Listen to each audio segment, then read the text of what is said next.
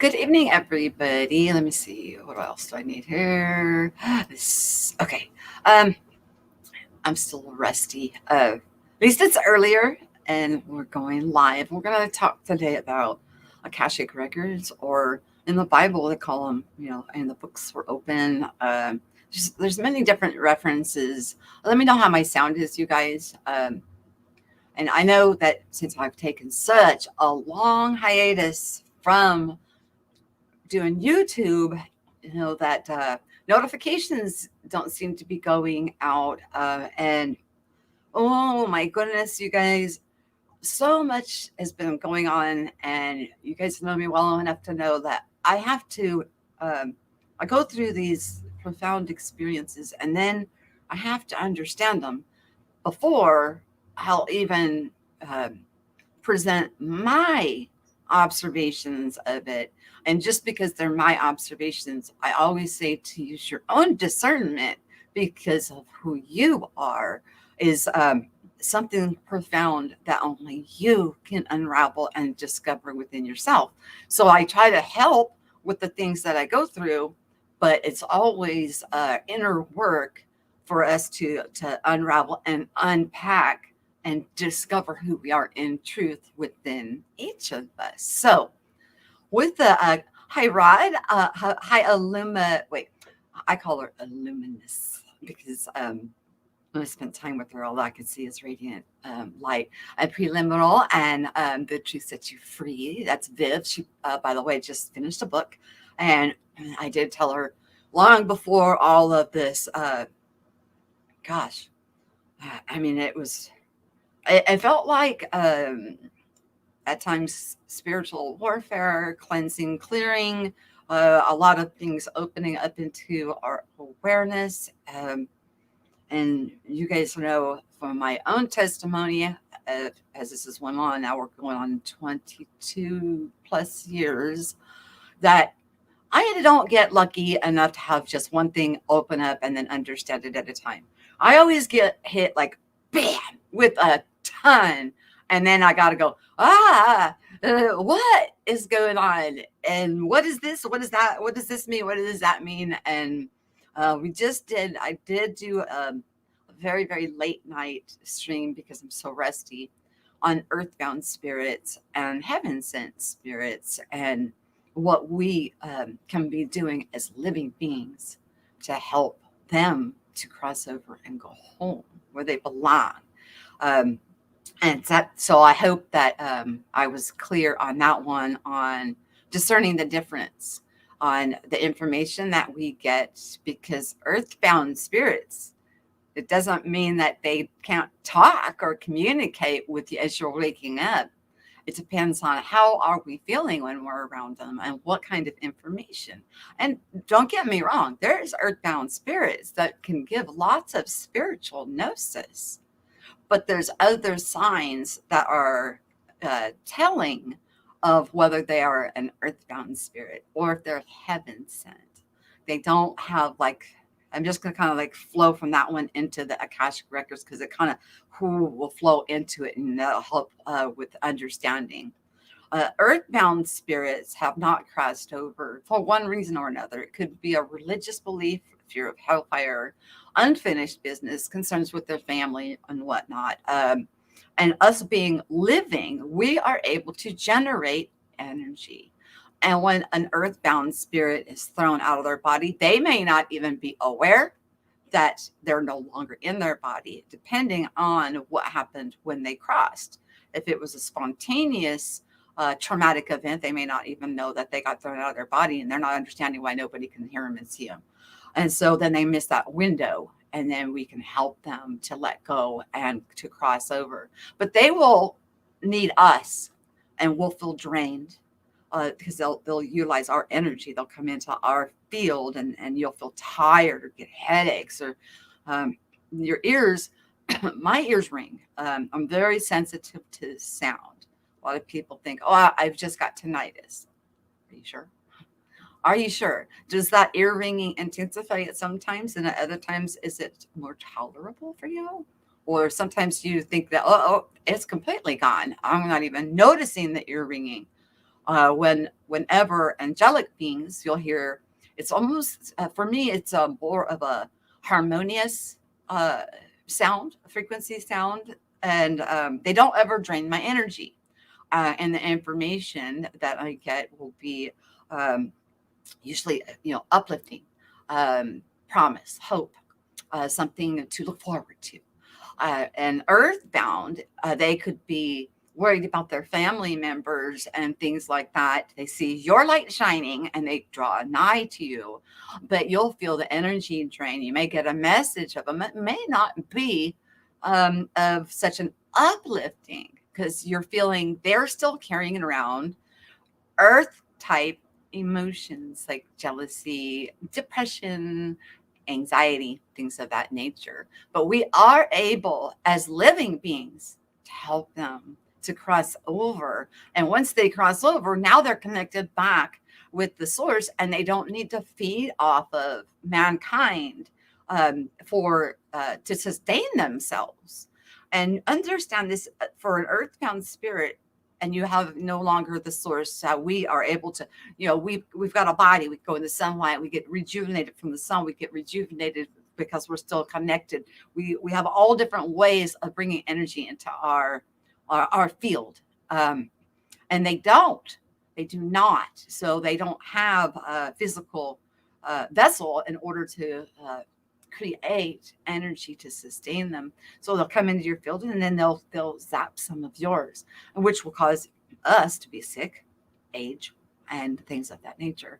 But they don't mean us harm, and it's nothing to fear.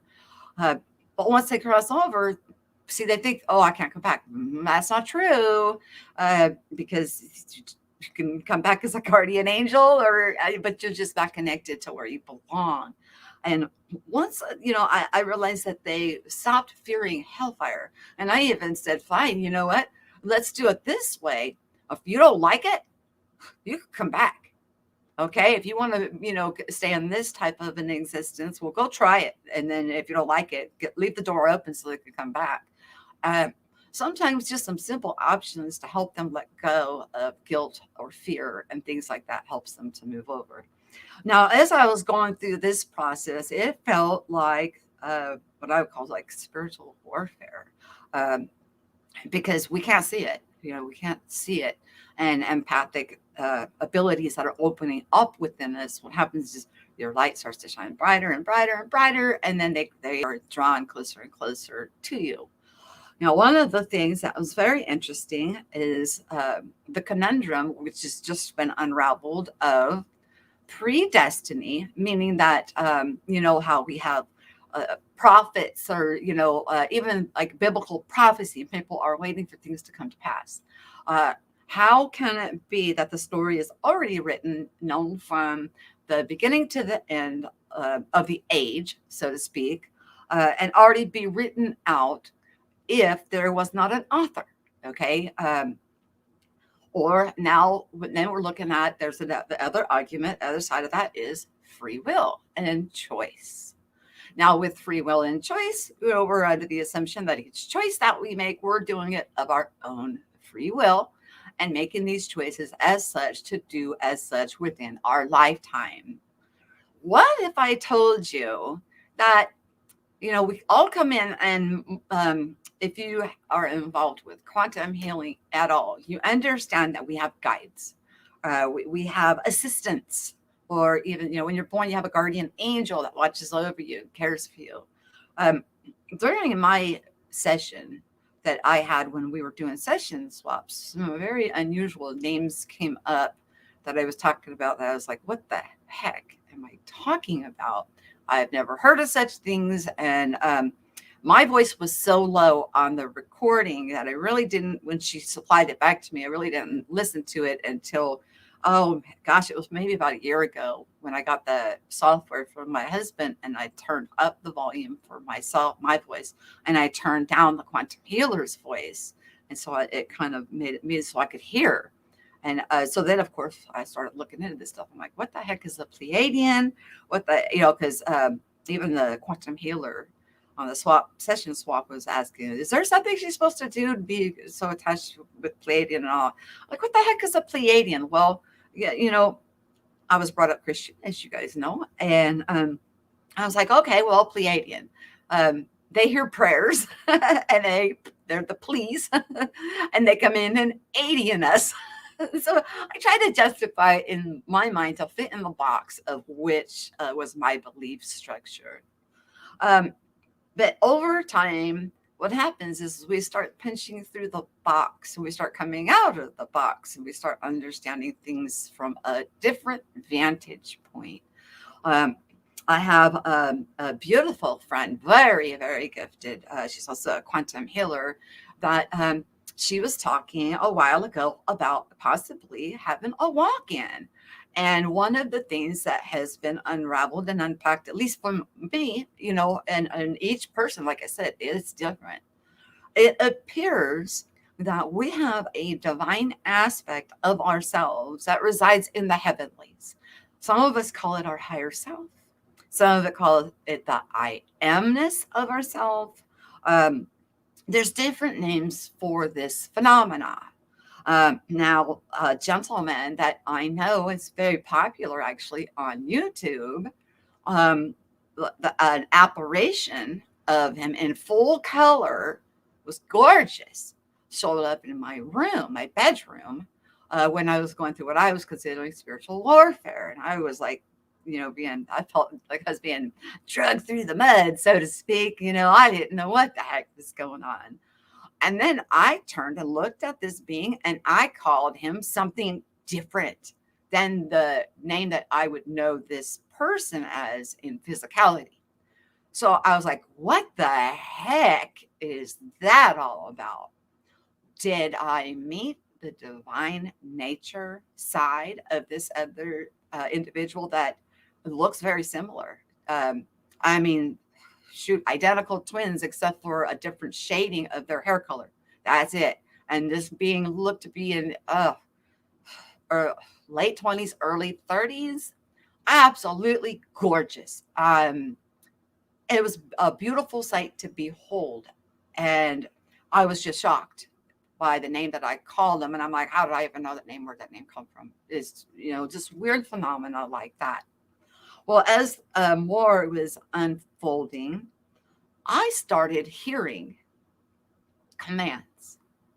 This is weird. I did not know what to think. Now, what was it? A few weeks back, I came on live and I was testing because I had to get a new computer, all my electronics, everything fried, which when we're dealing with earthbound and ether stuff, they will look for energy sources. So our phone batteries die, our computers act up, because they're looking for energy anywhere they can get it. And I didn't understand. I'm like, quit breaking my stuff, knock it off. But everything went down.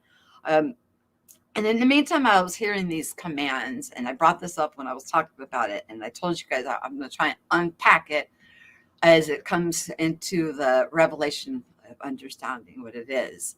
And these commands, I even heard commands for my dogs by their name, Puddles go eat, Puddles go get a drink, Puddles go and use the restroom, Puddles. And I'm like, what the heck?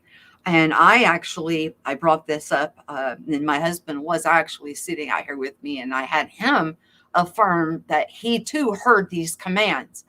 Because after hearing them for a while, I heard them for myself and felt the urge or the compulsion to do what it was that I heard. And if it was first like I was hearing it simultaneously as I was doing it, then I was hearing it, and then like my body was just urged to go and do it, even up to going to the restroom. You guys, it's crazy. To the point where it started happening that I was doing the action and then I was hearing it. So, of course, I started questioning. I'm like, what the heck is this? Do we have what came up in my quantum healing session was a Metatron. Metatron has got like 104 different types of positions that he holds. And one of them is a scribe. Is he writing my storyline for predestination to make sure I head in the right direction? We still have free will. Like, let's say I'm going to go to a restaurant. Well, maybe I'll get the choice of what I get to eat, but the compulsion is there. And how do we become the author of our own story? How does it come about where we're no longer listening to uh, a scribe or somebody writing our story of predestination? Because this is an argument that is um, very, very old. It's been debated among scholars and even of the biblical nature for eons. And as with everything that I share with you guys, these are revelations that have been revealed to me and to my awareness. I would always want you to introspect and have these also revealed within yourself, because it's not a this is a Michelle thing, and only she gets it. This was a everybody thing to reach the goal of understanding who we are in truth and what you are able to do here. So how do we get to from the argument of predestined to sovereignty and free will, where we are now acting and doing, and then it's being recorded? I even had a debate in the spiritual realm about how can thy judge against any living being if somebody else is the author of their actions? How can thy condemn to hellfire when earthbound spirits have such an influence and impact of a dynamic of I lost my daughter, I was heartbroken, I vibrated at a level when I would think on her that was attractive to those that would be of a depressive nature. When they draw nigh, it compounds the depression. Now, what's mine and what's theirs? And the reason I'm bringing this up is because a lot of us feel like, oh, we're either bipolar or these things are happening to us, but because we don't understand the unseen part of our essence and our being. We're not just flesh and blood. We are spiritual beings. We're soul. We have a soul. We have a heart. We have a mind. We have toroidal fields. We have our Merkaba. We are amazing. We are amazing beings. So as this has started to roll by, of course, I'm dealing with the aspects of these beings that are coming into my space, so to speak, and feeling as if it's some kind of a warfare of, but it was really more about setting them free and sending them home, which we talked about with the earthbound spirits. But along came the awakening of hearing those commands. And I I'm going to be honest, I got angry about it. I was like, what is this? And how can I judge, a being when another being, heaven sent being, is writing their script? And if they never become self-aware, you can't you cannot judge them on a script that was written and it was compulsionarily done and then influenced by possibility of other principalities that have not yet crossed over. And that was a big argument, which then threw hell out the flipping window and judgment out the freaking window. And then I had the revelation that there's no condemnation. There really isn't. Justification and condemnation is an earth physical type of a thing that we crave after if we're wronged. In the spiritual realm, we can be heavy laden with these type of things or thoughts and ideals if we do not get that window and go home. So it was really strange because I started hearing commands that not just for myself, but for, like I said, my dogs and for even Joe. And then I brought him out and I said, okay, I can hear this clearly right here. Can you have your ears opened and hear it too? And you guys heard, if you did watch the other one, he verified that he definitely could hear him too. Now, of course, he's so dismissive and tries to. I asked him the other day about it, and he's like, well, I know I heard something. I'm just not sure what it was. I was like, oh, you were sure of it at that moment. But sometimes when we're not quite ready, we will dismiss things, especially when they make you sound cuckoo for Cocoa Puffs. But there's something good that comes out of this. When the high self, the divine self, merges in with the earthen self, revelation comes profoundly. Now you may have a different name. Your divine self may have a completely different name than you have here on earth. So it's an amazing phenomenon. But then you become what I call sovereign. I don't know if you guys remember me talking about those dreams where I was underwater, and but it looked like a city. I didn't know I was underwater, and then I was wrapped with this like gold coil, almost like Wonder Woman's rope or whatever. But it wrapped around me and it tried to lift me up and said that I was ready to rule and reign. And you know me, as soon as you say something like that, boom, I bounce, even if it's in traveling, out of body type of an experience dream or a lucid dream, because I understand the equality that we each hold, whether we wake up to it or not. So though that kind of stuff kind of all tied into this. And when we become a being that is able to apply what we have bestowed in us out into the world in a way that doesn't oppress another being, because once we understand how powerful we are by word, deed, and speech, then we start to be more cautious as to not speak things that would be harmful to another divine sovereign, which is all of our brothers and sisters. And then we get released then from, um, I called him Metatron the Scribe, who is one of my guides. Metatron's still beside me, but no longer is he writing anymore.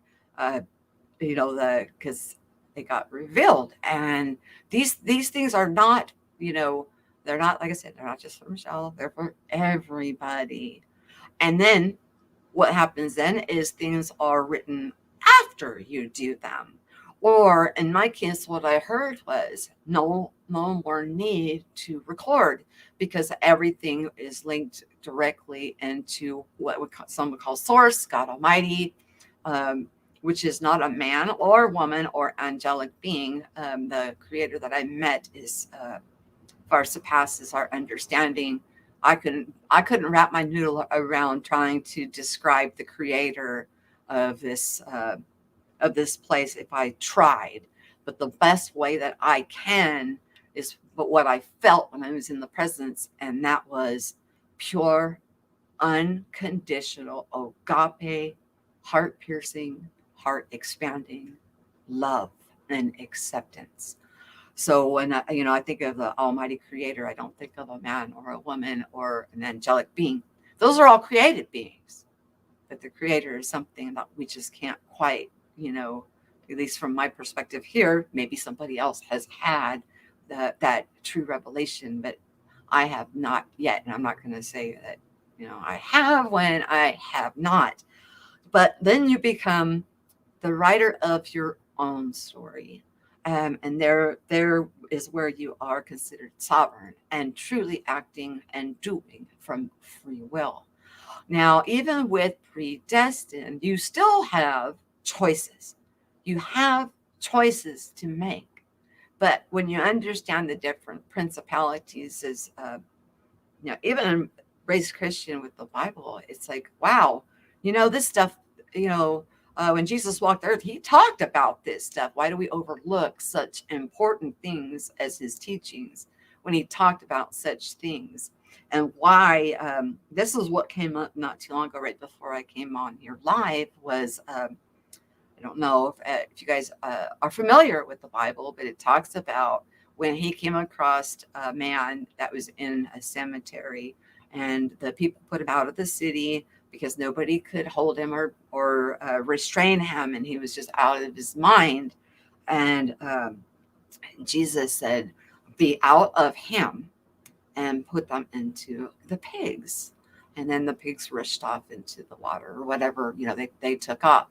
And I was, this was a couple months back, I was questioning, why would he put them into the pigs? Why didn't he, if they were considered demons, right? Why wouldn't he just dissolve them immediately?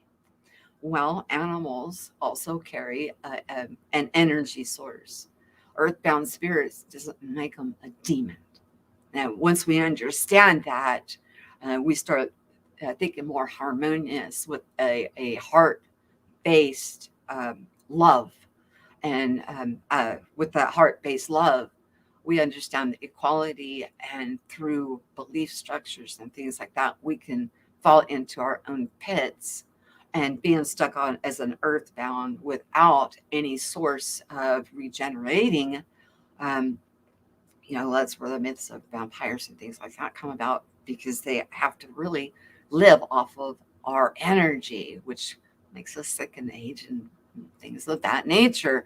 When they have to do is have that window opened, and you're capable of doing that for them. And I'll do another video about that kind of thing, but right now I want to stick on the Akashic records, because throughout my travels, I had zipped through the Akashic records, but we go through like really super fast, and it's like I just drop off and come back, because it's so fast. And I asked her, well, I want to go through there slower. I want to see, because it's so beautiful, but I didn't get a good view of it. And no, you guys, this background that's behind me does not do it justice at all, at all, at all. It is in a realm of its own. Access is very limited on who can actually go inside to the Akashic records. Most of us just sit to the outside and drop information, and then it's just added in there. So I know that there is what you call a library, an etheric library. And it talks about that, even in scripture, and the books were open, da da da da. But how do we come out of and acknowledge whether we're walking in sovereignty and in free will, or if we're still under predestination? Is there a better one? No, there isn't.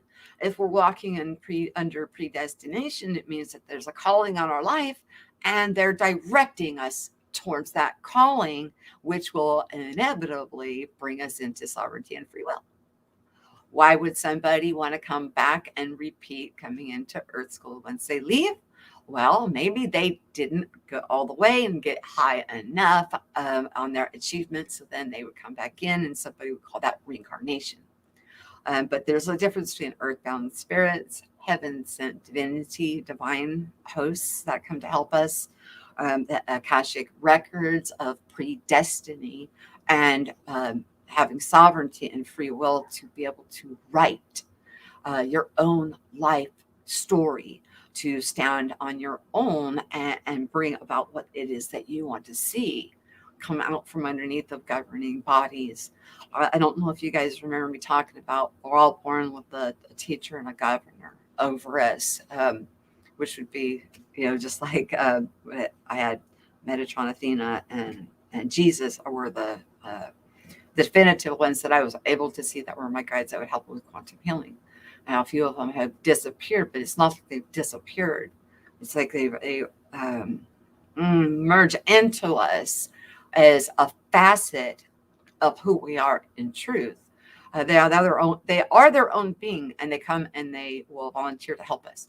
But they will also, that facet of us will merge into us as we become that one being and become sovereign and start to write our own story that goes straight up into source and creates a dynamic of change. Now, we look at prophecies and things like that. How can prophecies even be spoken, or how can I have a dream and then it come to pass later? Well, that means I was still there was somebody writing, and it was revealed, and then that's how we can have such prophetic things shown to us, and then they come to pass later. Um, and think about that also with there's several different, even Nostradamus prophecies, and all different things that you're able to see outside of time, because time, after all, is an illusion. It, inevitably, all of the power that we have is within us.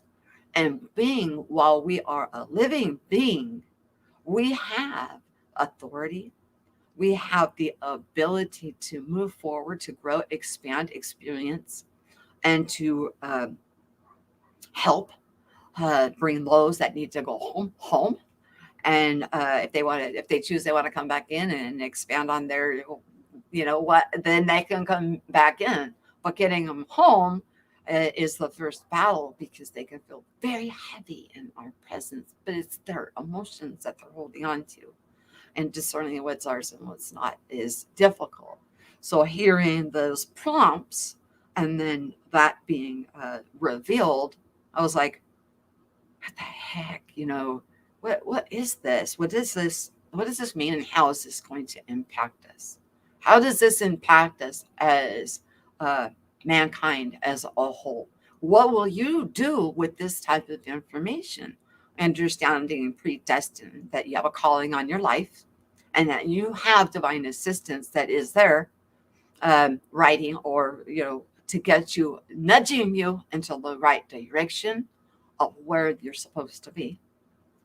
Then coming into free will and sovereignty, and being set free, because you are trusted, and you have the ability to make sovereign decisions without oppressing your brothers and sisters. It's really quite beautiful. And it also relieves anybody that would think that they're under any kind of judgment after they die. The only thing that I meditated on, because I was questioning this, and that would be the second death. And that would be the one that was, again, being raised Christian, that we're to worry about.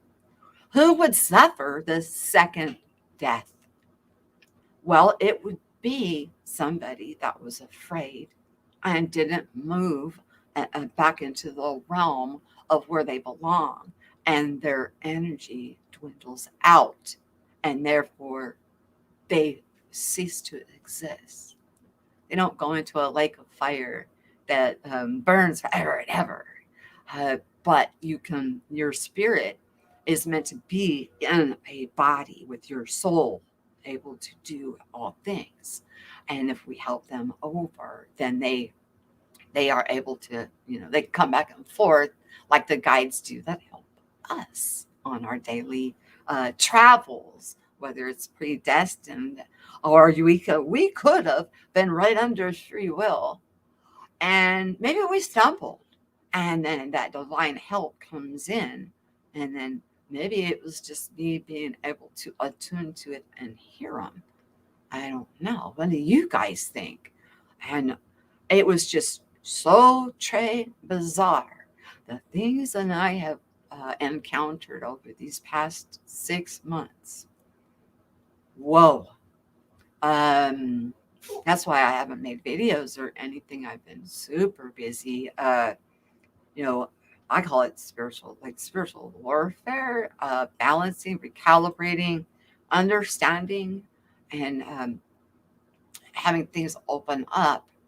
And also, like I said, I won't share experiences I have until I get an unraveling. And the Akashic records, though, I brought forth the petition into what I call the heavenly court, where there is um, I don't know if you guys understand that there's levels of beings. Like the first level, when you first cross over, we're all angels. We're considered angels, and then from there, we got below that earth realm is like principalities and dominions and stuff like that, and then you cross over in your angels, and then you go to archangels, and then even let me look it up. I'll look it up so that way I'm not telling you guys the wrong thing. I should have wrote it down when it was revealed to me, but somebody else had, let me see, angel categories. Uh, that's how I've looked at it, but it's really more than that. And um, okay, angels, archangels, principality powers, virtues, dominions, and dominations, thrones, cherubim, and seraphim. Now, I I heard 12 that there was I got 12 in my revelation. There's only 9 there. And those aren't in order. Principalities is in the airwaves and in the lower earth atmosphere type thing, and that's where we can get some people like earthbound spirits get stuck because they are afraid, or they are worried about loved ones and they go check on them, and then that window shuts, and because and then they get heavy hearted trying to take care of their loved one. So each of these different levels are different levels of awareness and understanding, and we grow into this. And as we move along this path, I have come to the awareness that Earth is very dense and very heavy. And to come here, we get the broadest expansion of growth within us. And with that, it's like it's mind blowing where you may have been in one realm, and then you say, "Oh, I want to have an Earth experience." You come in, and you may jump 6 levels up from your expansion here, from what from duality, and then overcoming duality, and resting in peace with your brothers and sisters. So let me see. I did want to. Okay, we don't have that many, so I will put the invite in here because you guys always. Let's see. Did you paste it? You guys always have more to expand on these things. And like I said, I'm unpacking and unraveling so much, and I still don't know how I'm going to articulate the the event that happened in my backyard after I went swimming, where it's understandable. Um, the only thing that I know that I can say about it is I know I don't want to do it again. I, whenever I go and I travel or have visions, or it's usually in sleep and dream time, never usually in waking time. I mean, we can have visions and meditation and things like that, but I've never left my body like that during waking time like I did. And then that stirred into a whole lot of stuff that, like, I guess, pummeled me all at once. And like I said, I talked to a girlfriend of mine, and she kind of explained, she goes, "Do you think maybe they followed you back, and that might have been why you felt pummeled?" I was like, "Oh, well, it could be. But in the meantime, who are we to judge one another? And who are we to say anything if there is an author that is helping us reach our calling?" And it can be very confusing to judge somebody on their actions when a lot of times these compulsionary reactions to something else in the divine realm helping us move along, and then to judge them for something somebody else authored for them, um, that kind of throws judgment out the window, don't you think? So we can get rid of that thought. Another thing that came up, and this is while I was showering and I'm thinking about these Akashic records, was there was some realms I visited back in like the early 2000s, and I'm like, what are these people doing in here? And then they seem to leave whenever I went in there, and I was like, oh, this is weird. Where am I? I don't understand it, and what the heck is this place? Well, I was thinking along the lines of, how they say that there are like the old pharaohs and things like that would have servants and stuff that would be entombed with them inside of these sarcophaguses, these megalithic buildings, so to speak, that they would make. Um, do they take, because at one point Pharaoh declared themselves to be God on earth, and we're pretty aware of that. And then even if you're, like if you read the Bible, Joseph went into Egypt and he was at the right hand of Pharaoh. It's supposed to be like a parable of Jesus at the right hand of the Father. Da da da da da. So Pharaoh had put himself as God on earth instead of letting everybody know that the divinity is in everybody. Then he would have a hierarchy. Was I going into places and taking taking his servants away from them and setting them at liberty and letting them go home? I don't know. I don't know. Maybe I made them mad because I took away their servants. I don't know, but we hear about things like that. That these volunteers, and then they'll put like all kinds of jars and basins and different things inside of these places, and then a bunch of their wives and even servants and stuff would be like sacrificed in there. I'm like, what? What? Would you want to be held in that kind of captivity, or would you want to know the truth about yourself? And grow to be all that you are. But that was in the early 2000s when the dreams, the out of body and prophetic dreams, everything all unlocked, like I said, simultaneously. And I was like, and I went to the doctor and they're like, oh, here, take this pill. You're having night terrors. Really? Night terrors? Well, they weren't all terrible dreams. Let me tell you, they were not. A lot of them were very pleasant. They were very good surprises yet to come. But some of the places I went to, I was like, what the heck? Shoot, if I was an artist, if I could, articulate some of these places I've seen, they're mind blowing. I don't have that good of an imagination.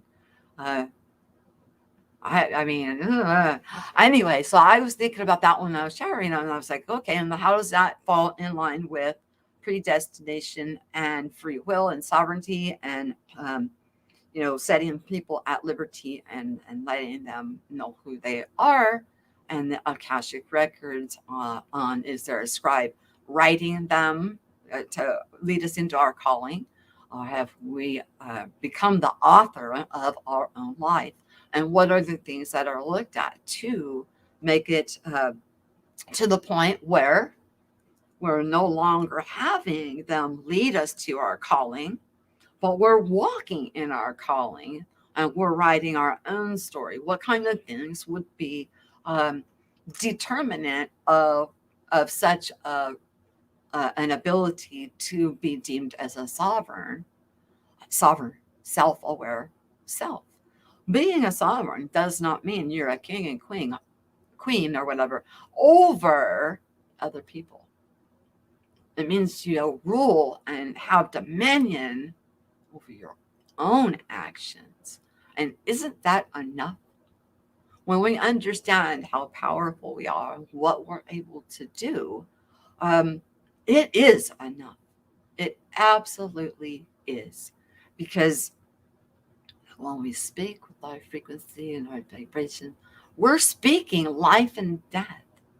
What are we putting out? Even through our heart, which is a toroidal field, which is a magnet, which when my heart was broken, okay, that toroidal field, I had already had the expansion happen, so it was bigger. Well, what was being drawn in when I had a broken heart? Well, earthbound that may have a similar thing going on would be attracted to a light that is vibing at that level that they could draw close.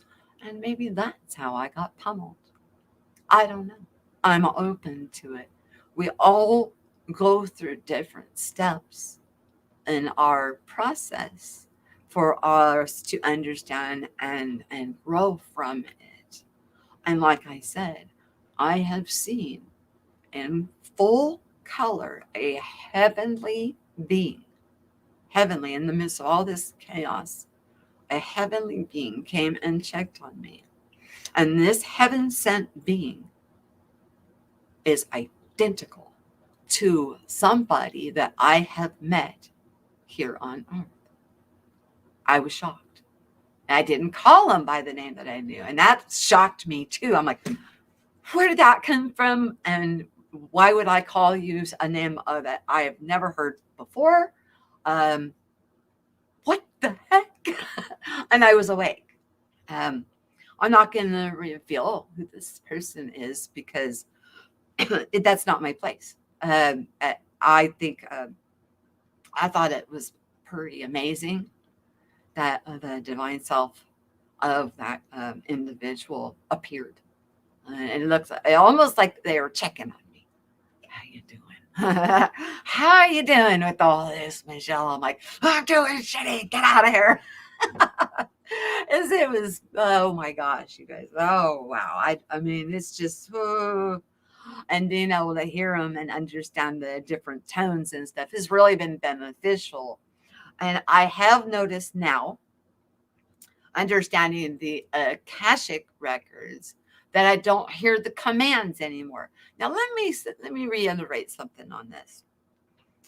I didn't hear commands or anything when I would consider myself asleep, or even before I was aware that there would be a scribe. And I would figure if there's a scribe or somebody writing our book, that they would write it after our actions, not before. So imagine my surprise when I started to hear and then felt the urgings within my physical being to do what was said. And I was hearing it before it happened. And then it was a couple months later, then I started hearing it after. And then, of course, that opened up that whole can of worms about judging or condemning spirits or souls with condemnation. Why aren't you condemning the author of that book? The author that's writing out, that should be the one that it would be under condemnation, when you think. And this is why I'm bringing up Akashic records, because it's important that we understand the difference between predestined. We all have a calling on our life, and sovereignty and free will. And even though, like it sounds like I'm repeating myself, but even under predestined, we may have the gumption to go and do something. But I'm telling you, when I was hearing these orders, they were like, comb your hair, brush your teeth, take a shower. And you know me, I'm like rebelling. No. I was fighting against it. I'm like, I heard that in my head and I'm feeling the urge to do it. And I'm like, no, I don't want to do that. But it was like, what the heck is this? You know, what do you guys, I mean, how many of you guys have been through this type of a similar situation where you are getting the gnosis, that wow, how amazing we are, and that there would be somebody to help you reach your destination or your calling assigned to you. Not only that, with a guardian angel, and then also one of wisdom and a teacher. And then as time is going on, you eventually will be able to lose all of those, and you'll be a sovereign free will being, and jump leaps and bounds. Wow. Were you reading my book, Michelle? No, I haven't read your book. No. Yeah, so you are aware of all this, Viv. Yeah, that's the truth sets you free. She did just write a book, but no, I have not read your book, sweetheart. Hi, Tim. I'm not liking the process right now. I'm going to tell you, Tim, when I was going through this, I hated it. I was confused. I didn't know what the heck was going on. And like I said, I thought it was spiritual. I would relate it to what someone calls spiritual warfare. I there is there was such a thickness and heaviness about the energy that was around. We vibe out of that, but that doesn't mean that they're not still here. And so sometimes that's going to take a dip down because they need to go home. They need to go home because if we're still having sickness, aging, disease, discomfort, disharmony, and all of these things, death, well, it was explained and I was, shown on my own physical self about how they're able to drain energy and what they need to survive. They don't want to disappear either. They just are afraid to go home. They're just afraid. Hi, Brenda. How are you? Yeah. Can she put the link in there on where can you get your book, sweetheart? Is it just hardback? I don't even have the link. I've been, you guys, that's why I have not been online. Um, so much has gone on. And Timo, I am completely with you, and I understand. There's a lot going on simultaneously, but and also help me understand how can I see in a dream something that's going to happen in the future? Duh, it's predestined. Well, how do I get out of that and start to write my own? How do we break free? And like I said, I let go of judgment, all of that stuff. There's no reason for it. But there is a level of that is called the throne area where you reach a certain level and you're throned, not the way that we would think here on earth, but you're throned and given more leeway. I guess is a way of putting it. You're given more free will because you've shown that you're able to wield your power responsibly, and so they let loose of you and allow you. Don't think they're not still watching, and don't think that there's not help when we fall, because there is.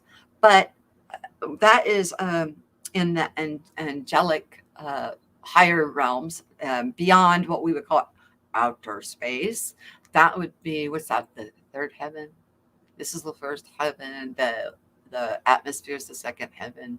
Third heaven would be what we call like the stars and the luminaries. And then there's the fourth heaven. And there's different realms. And what I found out too, and this, you guys, this kind of shocked me a little bit, because in the Bible it says, Jesus said, no, there won't be any marriage you're given in marriage, because you will be like the angels, right? Well, when we first leave and we're in the spirit, we do. That's the first, when you go into the light, you're considered angel.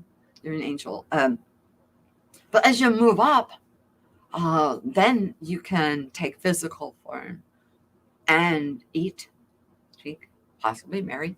I don't know. This is just a revelation that is just blown my mind, and move about into different realms of creation, which we do while we're here in our, like I call them OBE, in the spirit, or out of body travel, astral travel. A lot of people astral travel, things like that nature. But there is a certain level of maturity, I guess is a way of looking at it, of our development, that we will be able to take physical form and also move about with our being in that astral way also, almost like be quantumly, like we're kind of, I guess we would be quantumly um, engaged at this point if we have our divine self, higher self, that is, and our physical self, and they're merging together at this time. The I amness of us is coming into each of our our being, kicking up our awareness, and also helping us understand what the books of life are, or the Akashic records. What does the second death mean? Um, and would that second death only have to do with the earth experiences of expansion, since there is an I amness of us, a higher self on the other side? Something to wrap your noodle around. I don't know where that just came from. Thank you. Um, because I just get information. It's like, because there's nothing wasted. You're not a waste of space or anything of that nature. But to have your earth experience and then to not merge it up with your I amness would be kind of a bummer.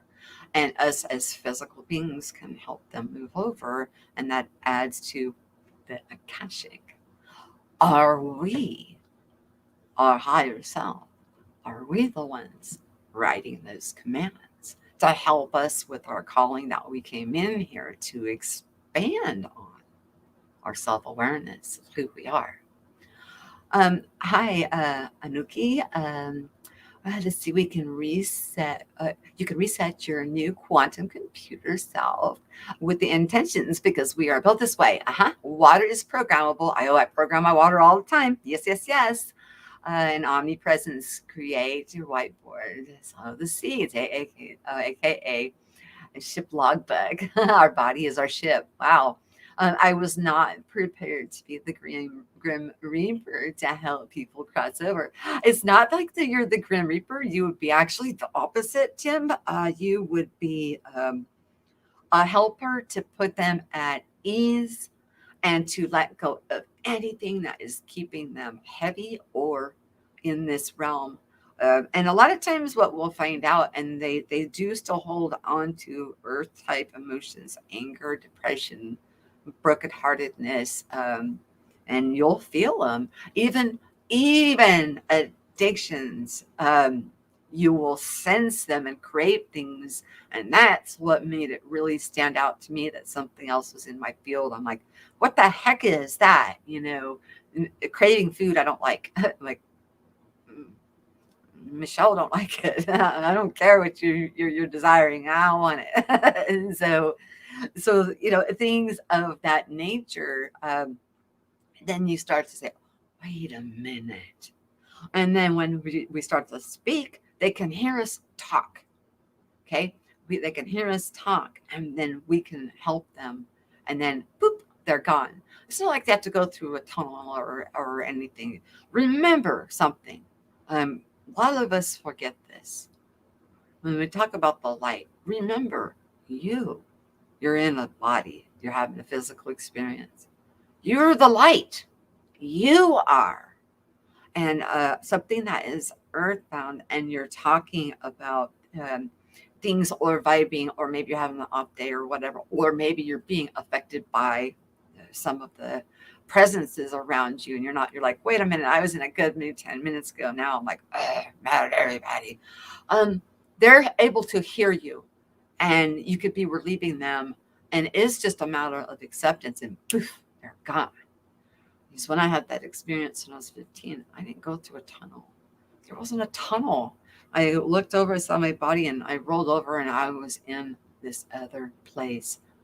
Wow, that place was awesome. Oh my gosh, all I felt was, I felt like I was home. I felt unconditional love, and I was like, this is cool. I didn't even care what was going on, in the world. And then that other being came up and talked to me, and it intensified that love. And I was like, and the first thing he says, you don't have to go back. And I was like, cool, because I was like, I don't want to go back, man. And he just amplified the resonance of that place.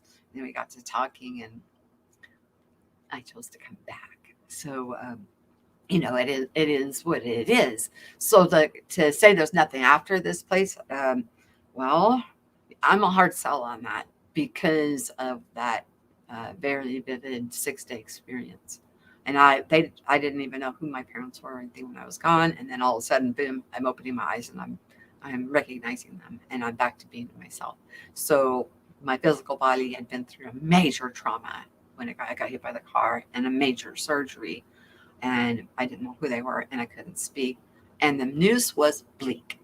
But we had, me and this other being had quite the conversation, even about my recovery. And so that I wouldn't be a burden to them later in life. And, just remember this: we're always good to our promises, and we're a limitation. We need to become the authors of our lives. We need to take the reins and understand. And when you become aware, or if you tune in and start to listen and you're able to hear even animal commands, your discernment is kicked up, and that has been opened up into your awareness. Don't fear it, and just try to understand it. It sure helped me. Well, I had already let go of condemnation and judgment, but I was still having some problems with some of the places I went to in the 2000s that seemed kind of grim and bleak. When I, was having those dreams, I'm like, well, how could these places exist? What are these people doing here? And why did all the doors blow open? And how come they all followed me out? Well, like I said, when I was taking a shower, it brought up like pharaohs and kings that would make those big tombs, and all these people would love their king, or love him as a god, and volunteer to go with them. Where are they volunteering to go? Maybe I made some of them mad when all of their people left. Maybe that's why I went into spiritual warfare. I don't know. What do you guys think? How did I cause them to get so? I felt like I got pummeled. That's why I haven't been online, because so much happened simultaneously. Yeah, it's let's see. Yeah, we were born in the light of the world. It is difficult to see sometimes. Yeah, yeah, Tim. It is, especially when you're right in the midst, or you've got these beings around you. They call them principalities and dominions and things like that. And it's just they're holding such a heavy weight on them, and being in the way that we are built, and they're feeding off of us because they have no energy source of their own. We pick up on it, and it makes it seem dark and bleak. And we're like, how do we get out of here? How do we figure our way back out of this dark and bleak tunnel? Well, help them go home. Help them go home, because the divine self wants them to go home. And being here on the earth, we can help them to move and go home. So then our higher self doesn't lose our earth experience, because that's what I would think would be lost.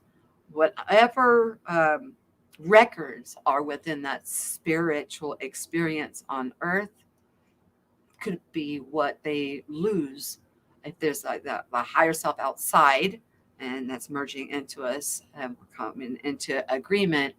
Then if they don't go home, do they just lose all of that experience? How does that work? What's your thoughts? um Michelle, are you doing? Come on, I put the link in there to come on. Do you want to come on? I'll put it in there again. Let's see. All you have to do is click this, click this link, and it'll take you straight into uh, here, and then you can elaborate on this. Like I said, so much has happened. It felt like spiritual battle, but battle of freedom, battle to get them to go home, and to put down these heavy burdens, and then we'll start to feel better. Uh, and then also, when we start to understand that nothing works in this place unless we think it does, that's a huge revelation in itself. Because when I was told I needed to lose weight, I changed my perception on food. Of course, we always have help. We always have help. My helpers, of course, helped me change my perception on food. And when I changed my perception on food, then it changed. The weight came off me, just came off. Hey, Viv, how you doing, doll? I'm painting. I'm painting Santa. Oh, I'm in the process of making. Um, bags. They say you have to put them in a gallon bag with like a washcloth and a little soap and shampoo, conditioner, toiletries, and drop them off at the mission. Oh, That's that's what I'm really doing. nice. I've Yeah. done kits like that before, where you just Ziploc bags full of things for women to wash with, and brought them to the And San razors. Antonio Women's Shelter. Yeah. I put razors and stuff in it too, but I'm doing for men and women. And I decided that to put some candy canes in there for them. And I got the special bags with the little snowflakes, and so it looks Christmassy. So this has been such a wonderful topic, and oh my gosh, I was like, has she been reading my book? No, I have not had time to. Oh, You you're know, good. it got to the point where I couldn't even focus so much what was going on. All I could concentrate on was dealing with what was going on in the ether realm. It was Michelle, like, oh, your voice turned into a robot, and your picture disappeared. I just turned my camera off. No, because it's not working without your camera. Your voice is gone. Put your camera back on. Here's my camera, but my voice is not going to change. Oh no. Can you not hear me? Can you guys hear me still? Yeah, but it's coming in very like robotic. That's weird. Like real fizzy. Like tap on your microphone, maybe. Tap on it. Hold on.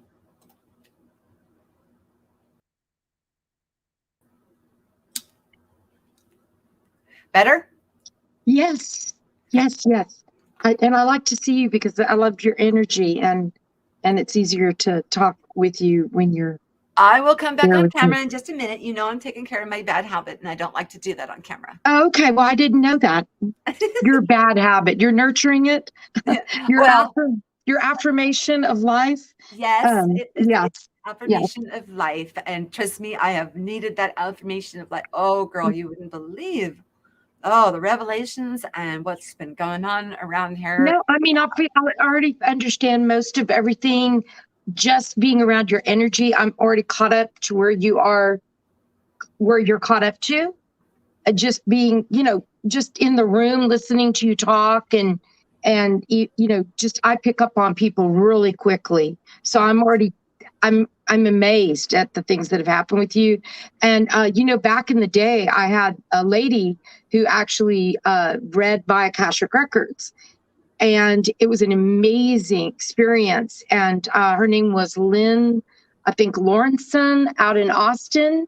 Mm-hmm. And she's just a real sweet woman. Well, I learned that opening up the Akashic Records is not hard at all, especially if you're somebody who can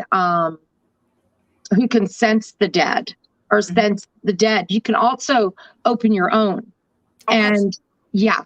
And hear them. Yeah, I think I already got it. I was like, oh, she's been reading my book. I don't really talk about the Akashic Records as much in the book as I talk about the book is called Here to Be the Light. If anybody's interested, I just have to give some information of what I'm going through right now with it. Okay. I've had some people who have just went and read just the first paragraph or so. Not everybody has written reviews on the book yet. It's a 663-page book, but I've had some people who they're Christian, and I don't think they're meaning to do it, but this one person went in and said I was a Satanist and, put bad reviews. So I'm trying to have those removed. But the interesting thing about that is there was no way I could be one because I don't follow that. So I was like, well, I can't be a Satanist because I don't believe in Satan. And so, but the book is still selling, but not as rapidly because I did allow it to suppress me and not get out and advertise it the way that I want to while I'm in the process of having Amazon take down the personal attack, which goes against guidelines. So the thing for me is people may put bad reviews if they want, but you don't attack the author on Amazon. So you'll get blocked. You'll eventually get banned off there if you do. But I didn't know that. But yeah, I use scripture in the book a lot. But I thought I would share with y'all what it is because it's really online what Michelle is talking about tonight. And really, it's realizing the judgment leaves. It really does leave. I was going to let you do your bad habit and rattle for a minute. Go. Did you want to read like a little bit of it, and Yeah, then? let me go grab it, okay? Okay. Let me go grab it, and I'm just gonna read like a little paragraph. That's my favorite one. But give Okay. me 1 second. Give me 1 second. Hold on. Are you guys cool with hearing a little bit of Vivian's book, and then she can tell you guys where to get it? Now, I'm not familiar with her book. It's just like I said, I have been in the thick of it. I experience things for myself. Being, like you guys know my history. A lot of you do, but I've been kind of out of pocket lately. I'm very left brain, accounting, logic, mind. Everything had to, 1 + 1 had to equal 2. So all of this has really thrown me for a loop and has really flipped me on my head on stop being so darn logical and thinking everything needs to make sense, because we're about to blow your mind and put you through some experiences that are going to be so phenomenally unexplainable. It's going to blow your little logical earth-based mind out the window. So that now she's back. I'm going to let her go ahead and No, I was listening. I was loving it. well, that's kind of what it is, almost like, God saying, okay, well, you got to experience doing that. Now let me show you this. Ha! And by the way, you're going to do it while you're trying to raise 2 kids as a single mom, work not just 1 job, but 3 jobs. And we're going to throw dreams and visions and out of body experiences all on you at the same time. There, put that in your logical mind and smoke it. I'm smoking. I can barely breathe. That's okay. But see, that is also something that is in when we get our renewing of our mind, we won't have judgment on any of that stuff, because nothing can hurt us here unless we think it is. That's right. I've trekked through it all. I did stay 8 days in the hospital, and I realized what I was doing. I was pumping ozone into my lungs without knowing it through a SoClean machine. So I'm not using it anymore, and it was to clean my CPAP. And next thing you know, I wasn't breathing, so I thought I was dying, but I'm doing all right. So let me show you all the book. This is the book. Can you see it, Michelle? Yes, I can. So this is the book. Hang on a minute. I'm going to put you on. Let me see. There. I can see it better. Okay, so that's the book, and then the side. And I'll show you all the back. And that's me when I was like pre-COVID. Pre-COVID.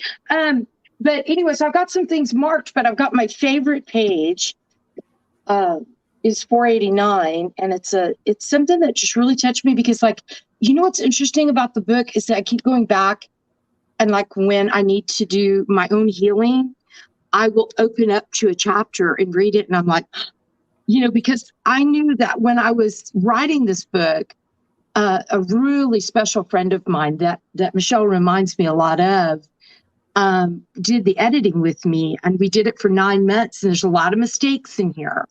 And there's a couple of places, like if you read the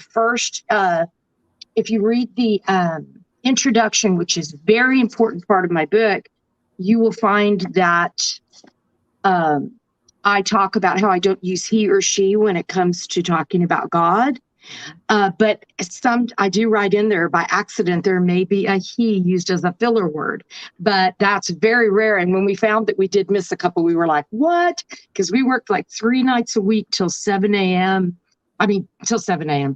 for 7 hours to almost 3 a.m. At night after she would get off work. Then we would just get online, just like I'm doing here, but reading the book and correcting it.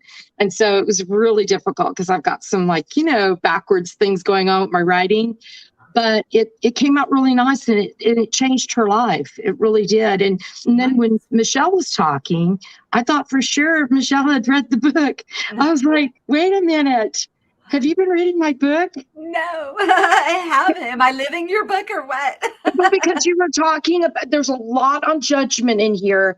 And my sister is a very devout Christian, so she really felt like I was attacking her when she didn't realize I never really used the word church in here. I use religious leaders and try to explain how religious leaders led us to these more faulty beliefs versus allowing us to see that we were these portions of light that were connected directly to the source. So, so let me just do this one right here. But this one is in, let me see what chapter. It's in chapter 16. And I'm trying to see what the name of chapter 16 is, Truths and Gifts Revealed. Oh, and I do have somebody that was talking about water. I don't know who it was because I was painting. That's why I've got paint all over my hands. Anuki was talking about water. Okay. Programming your water. And I have a chapter in here that does go over a lot of Dr. Emoto's work on water, who I studied with a co-study person of Dr. Emoto during the years of my work, because I don't know if anybody really knows what I do. A lot of people think I just do massage therapy, but I'm actually a personal life coach, and I can be reached at heretobethelight.com. Has my number. That's my website. You can catch me at heretobethelight.com. And I also started some videos on TikTok at Here to Be the Light. So, but I was going to tell you the name of the chapter really quick. I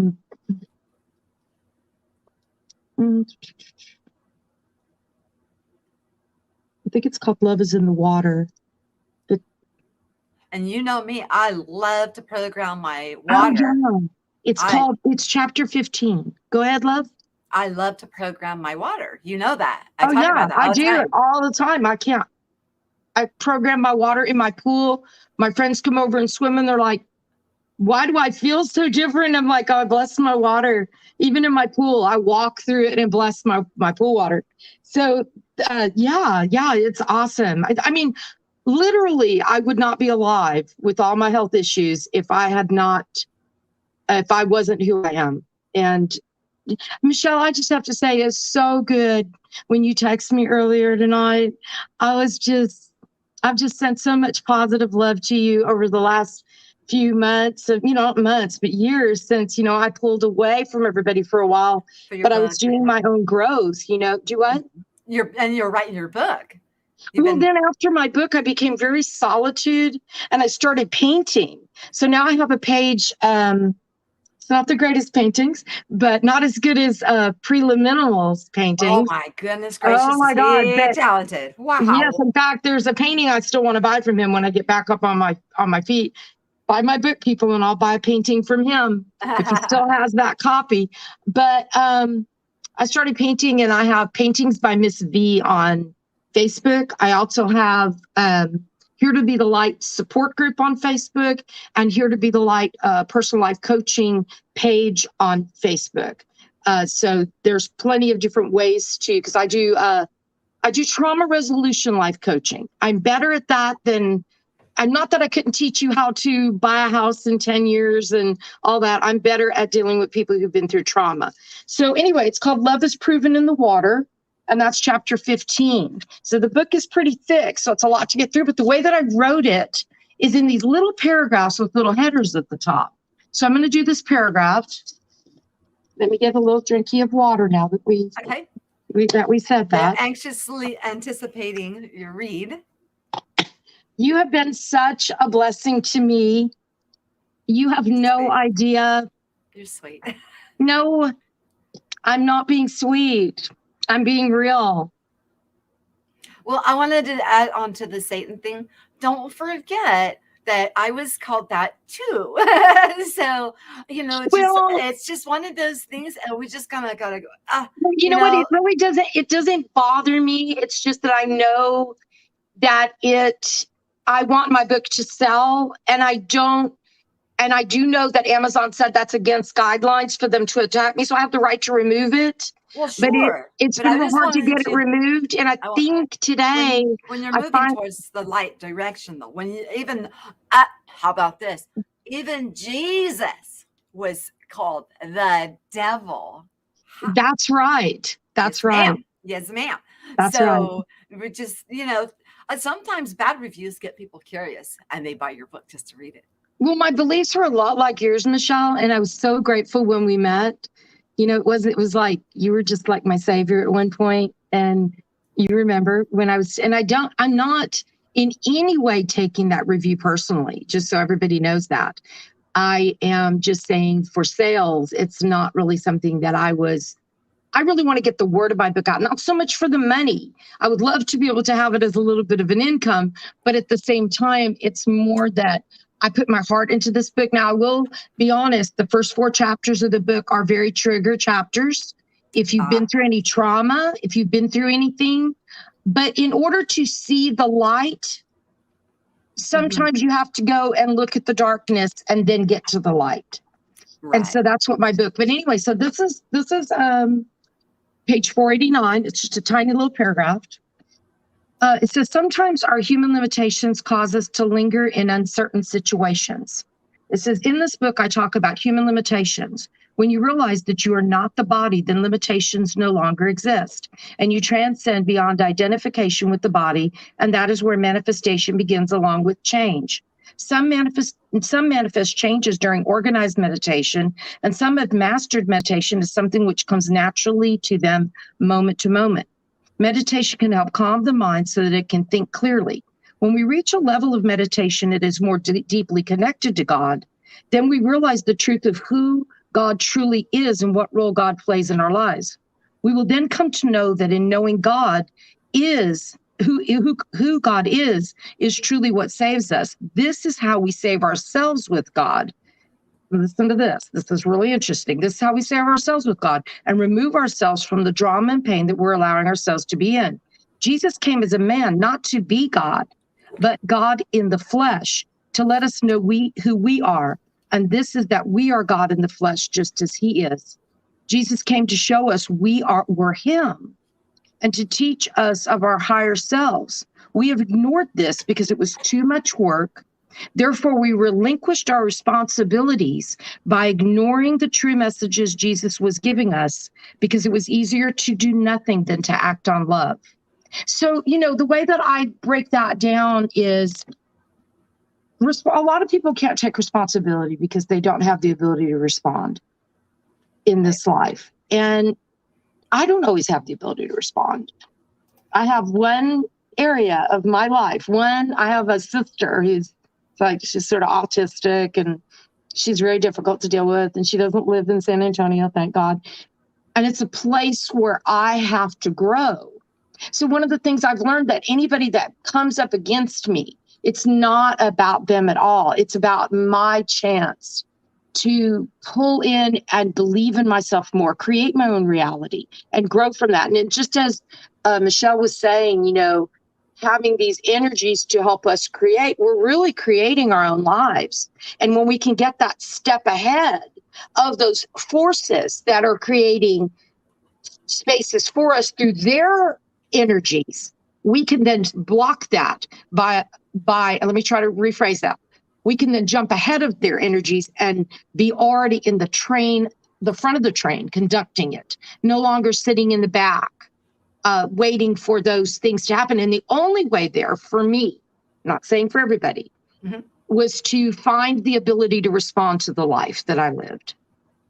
Because responsibility cannot be had by people who are struggling with not knowing how to, they don't have that ability to respond. So then it's just like, taken aback and then sitting in the 10th or 12th cart of the train instead of moving up to the front. And when you do, there really is no judgment. I mean, judgment might jump in a situation, but it doesn't stay there for long. It really doesn't. Because there's no way, people say, well, you can't love somebody unless you love yourself. No, you can't love because love is respect. It's the act of respect. And so when you're respecting somebody else, you are therefore loving them. These are my opinions. Okay. So the act of respect becomes the act of love. It's the action of love is respect. And so when you're doing that, it's just, there's no way that you can disrespect another when you're not disrespecting yourself. And when you get to that place where hey, wait a minute, I'm the one that created, like have you ever loved anybody so much and then they broke up with you and broke your heart and you just feel like, oh, my heart is broken. There's no bigger heartbreak than what I dealt with the loss of my daughter. When you talk about the purest love that I've experienced here in this realm, it is between, of course, me and a child. And yeah, I've had heartbreaks in relationships, of course, but breaking that tether was devastating to my Yes, heart. and I am so sorry, Michelle. My Oh girlfriend, no, my best friend, she lost her she's son. fine. He was 24, and she lost her son. And you and her are so much growing. Y'all are always in. Y'all are really more into having those spirit guides. I've not tapped in. I tap into it, but not as much at this point, because I'm too much in my own head. But I was talking more on a romantic love. Mm-hmm. And this is the way to teach yourself who you are. This is so cool. I'm gonna give you a little exercise, everybody. So picture that. Exercise, you guys. Okay, here we go. Oh, I need to. Oh my God. I'm not even talking about weight gain. Um, COVID weight. That's what I call it. So it's a little joke. Um, so picture yourself, the person that you really thought you loved with all your heart, and they just, you felt like they just broke your heart, they left or whatever.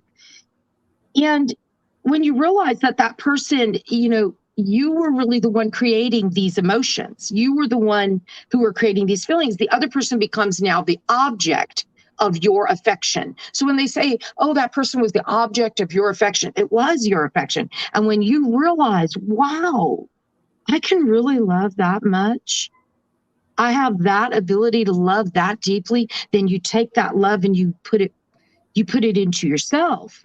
You put it back to yourself when you realize you've created that. And I'm not saying that you'll never feel heartbreak again, but in my case, I've gotten to the point where Oh my, I yeah, of I course. don't really do outside relationship love no more. Romantic love. I don't. That's not part of my vocabulary anymore. But If I we're mean, I'm not not saying. experiencing a plethora of different types of love, which would include heartbreak, in that in itself is a showing a vocation of love, or you wouldn't have heartbreak. Heartbreak doesn't come about without the action of being able to love. So, so that is a continual growth space in which we are constantly expanding in our hearts. And as for judgment, a lot of times when things come out of somebody's mouth, it's usually from lack of understanding of self. And I just try not to take it personally because um, just because they don't understand or haven't been through or experienced the same life identical path that I have, I'm not going to judge them. I don't feel I have the right because I haven't walked their walk in their shoes. And I'm going to take what is said with the grain of salt, and I'm going to apply it to better myself and to be a better communicator of what I'm trying to articulate. So that way I don't trodden over others. But at the same Absolutely. time, I'm not going to take somebody else's mirror reflection and apply it to myself. Like you said, I'm going to repel out around me what it is that I'm wanting to What you create. are, and that's what I'm trying to say is when you realize Write your own story. right, when you realize you're the one creating the love, and you're putting it onto that other person, then you can realize that you can also place that love onto yourself, and you don't need to judge that other person when they want to move on, or they want to, it doesn't, maybe it's not the right path, and You they're realize going one way and you're going the other. Then with it's just, love, you're actually, when you're applying it onto another being, you are blanketing them with life. well, Love I'm giving you a promotes blanket, Michelle. love promotes life and healing, and it brings about flowers bloom and different things and aspects happen, where the polar opposite of a negative polarity brings about decay or sickness or infirmities. So when you're throwing blankets of love over no matter what the condition or whatever the Mhm. situation from the outside is coming, you're pushing that out. You're writing your book and you are applying, and now you have become the author of this. Is just sometimes it's just like it just comes in Where I spontaneously. need some for my own, is the part. There's an area of everybody's life where they're still working on things, and Always. where I'm still working on areas for myself is I have a lot of physical things that I now can connect to, past traumas that would have injected these illnesses into me in the physical realm as an adult. Now, I'm not saying I've snapped my finger and they're gone, but I see them differently. I don't deny, I'm not in denial, but because of course I can't be, because sometimes I'm in so much pain I can barely move. But so it's going to let me know it exists in this physical space. But it doesn't mean that every day. I mean, there are times when I can have a moment. Like I spent 7 days in a very abusive hospital for my lungs in November, and not a soul I heard from. But in that hospital stay, I fired a doctor. I stood up for myself. I set boundaries. In the midst of breathing at 30% air at that time, I actually realized more about myself. And you can, I guess I'm trying to say is any situation, no matter what it is, you can derive strength from that situation by finding out who you are.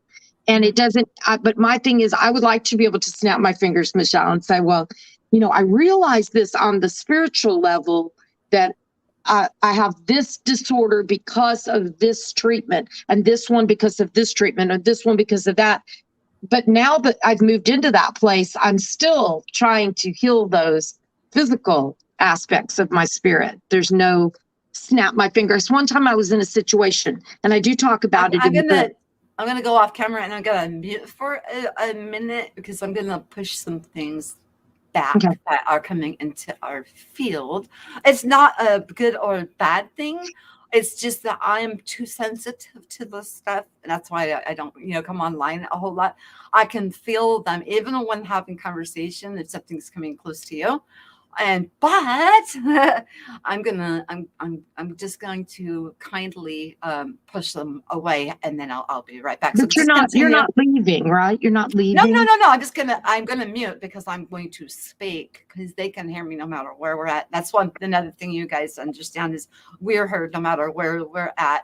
But something is I am, ever since, like I said, all this is going on, I am super sensitive. Yes, I understand. I'm a total empath. I'm a total empath. I get you. Empath. Oh yeah. Let's go back to. I want to go back to being just an empath. But then I've got friends, that are very empathic, and they didn't understand. They've been pummeling around in this type of a situation, and they just don't get it. But they've been pushing this thing back, and they aren't aware. But now that my eyes are opened up to see it, I'm like, aha, I know what you've been doing. You just don't realize you're actually doing it. So anyways, so what you're basically saying, Michelle, is that we're very much alike. So much, it's amazing. And sometimes I have to move my energy, because I can see what's going on in another situation. So while you're off there, I'll just continue with your conversation. I'm just going to push some things back. It'll only take a second. It does not take long at all. So. Okay. So basically, I was in a situation a long time ago where, and I do talk about it in the book, where I was in a hospital because I do have incurable cancer, but I don't run around the world thinking about it. And I've had it for years. I go for another dotatate scan next year. On February, actually, I think it's February 7th, I'm set up for the scans again. But so I don't sit around thinking about it. But when I first started going through this back in 2004, I was taken into a hospital, and there was a man in there who came and sat by me and told me that I must be sick because I didn't believe in Jesus. And I remember just sitting in the hall of the waiting area, because they had injected me with a bunch of this stuff, and thinking, why doesn't he leave me alone? How dare him, come over and put his input into my life as to what I was experiencing. And, to assume that it was almost like saying, well, Jesus must not love you because you're not healed, or you don't know who Jesus is because you're not healed. It was very judgmental. And so the man that was giving me the octreotide scan, came out to get me, and he heard what was going on. And he was just the sweetest thing. And I believe that was more God than anything, because he apologized. He said that guy worked there and he was going to report him. And I remember laying on the table and crying because I was so young.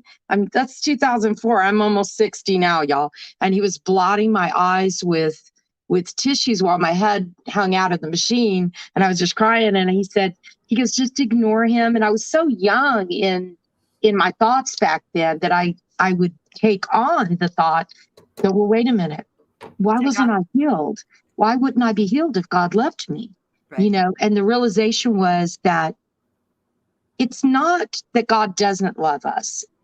It's that God's not Santa Claus, and that we are in control of what's going on in our lives. We are in that physical realm. And once we believe in love and that we are portions of a bigger energy of love, then this is like what? This is 2000 and it's going to be 2022. And that started in 2004 for me. That's 18 years ago.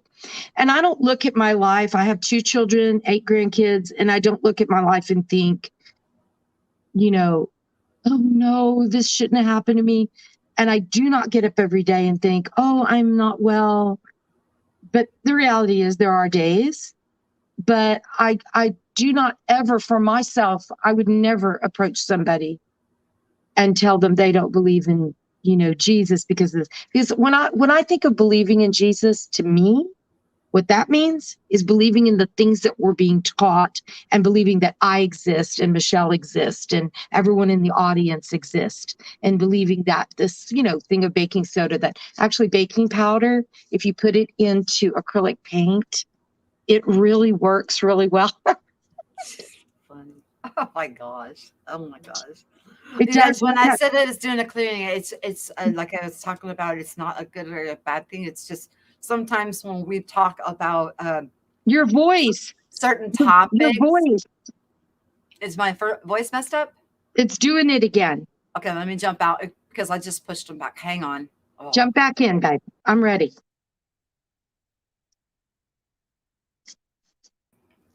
Okay, is that better? Okay. Try one more time. Hold on, sweetheart. Hold on. I'm not going nowhere.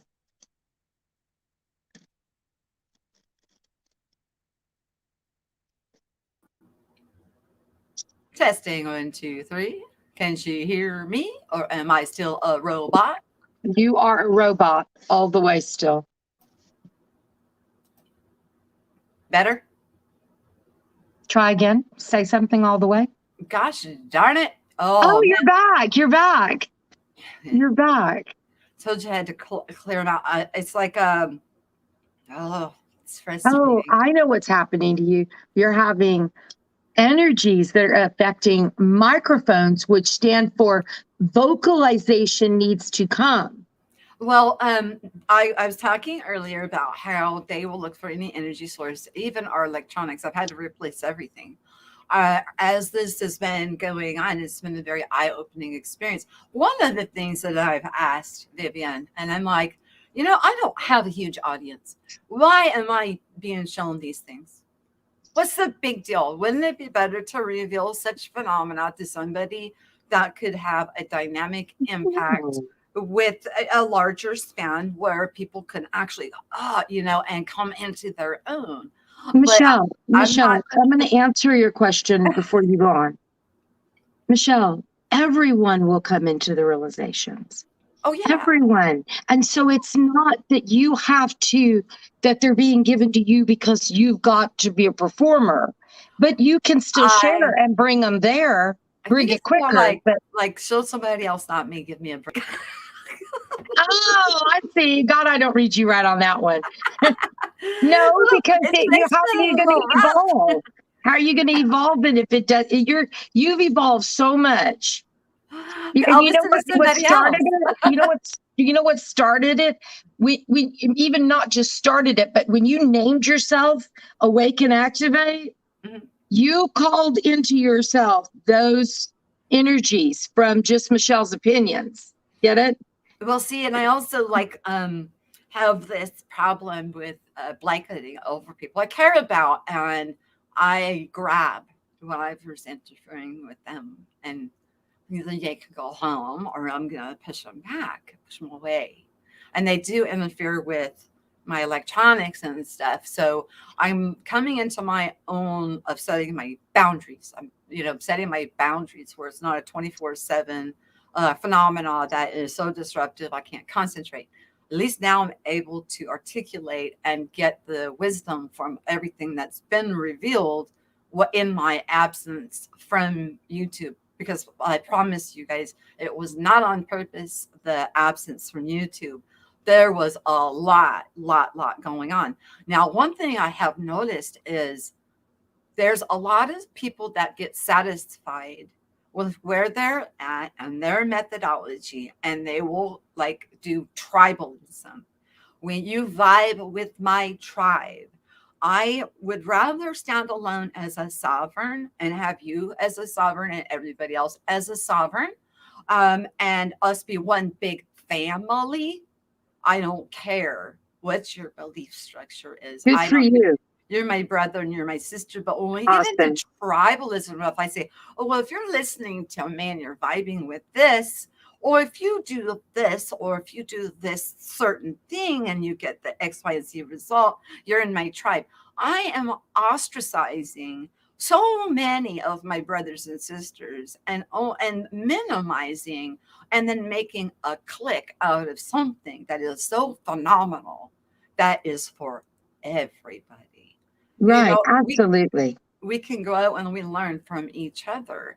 And it is just like you said, it is an individual walk. Yeah, I don't have a large audience, and I was kind of trying to, like, hey, save some of this for somebody else because I'm being freaking pummeled, okay, too freaking much, too freaking fast. And what can I do with this? Well, I'll tell you what to do with it. Do you want to Well, know what to do with it? you can tell me, but they're already told Well, me. okay, for me, what I chose to do with that, I called it a gift. At first I called it a curse. Oh, But I was able to, during my work, I would have actual relatives of my clients appear in the room that had passed on, and I would help them heal it by speaking to their dead loved one. So, and I wasn't trying to do it. In fact, one man, he kept calling me, what else do you got? I said, look, dude, I don't even know how I got that. And this was in the beginning. It was just like, I don't know how I even got that. Don't be calling me and asking me. I'm coloring issues and his belt black and stuff. So I got black on my hands, y'all. But seriously, no. I believe what you were saying earlier is that you feel like you, in your life with your electronics and everything messing up, you just felt like you're just been bombarded with this new well, and energy. Rod said something very interesting. And you know what? You're correct, Rod.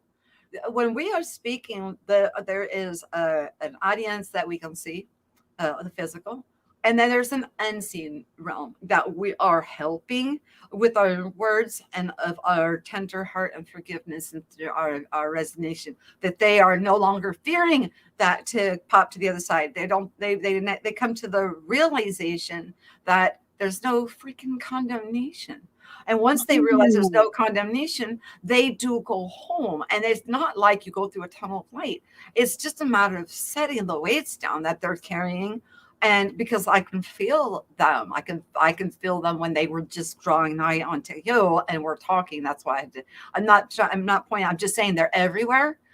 We just have no idea how many think are about it. truly out there. Think about what you're saying, Michelle. Think about the world and what we were conditioned to believe. I was told that if I spoke to the dead, I was of the devil. So imagine what the people who've crossed over felt, being surrounded by people who had all these beliefs that were more, and when I say religious, I mean any form of tribe or group, versus an open-minded individual who's going to allow us to see where we see truth and we see love and light and forgiveness. We're going to allow that energy to feel safe and secure. And now I've had experiences. I've learned hard way where I've had a spirit show up, and I know how to get them to go back quickly because I don't want them hanging around with me. I had one, back where? Back where? Well, wherever they need to go. It's not my place to tell them where they're going. Okay.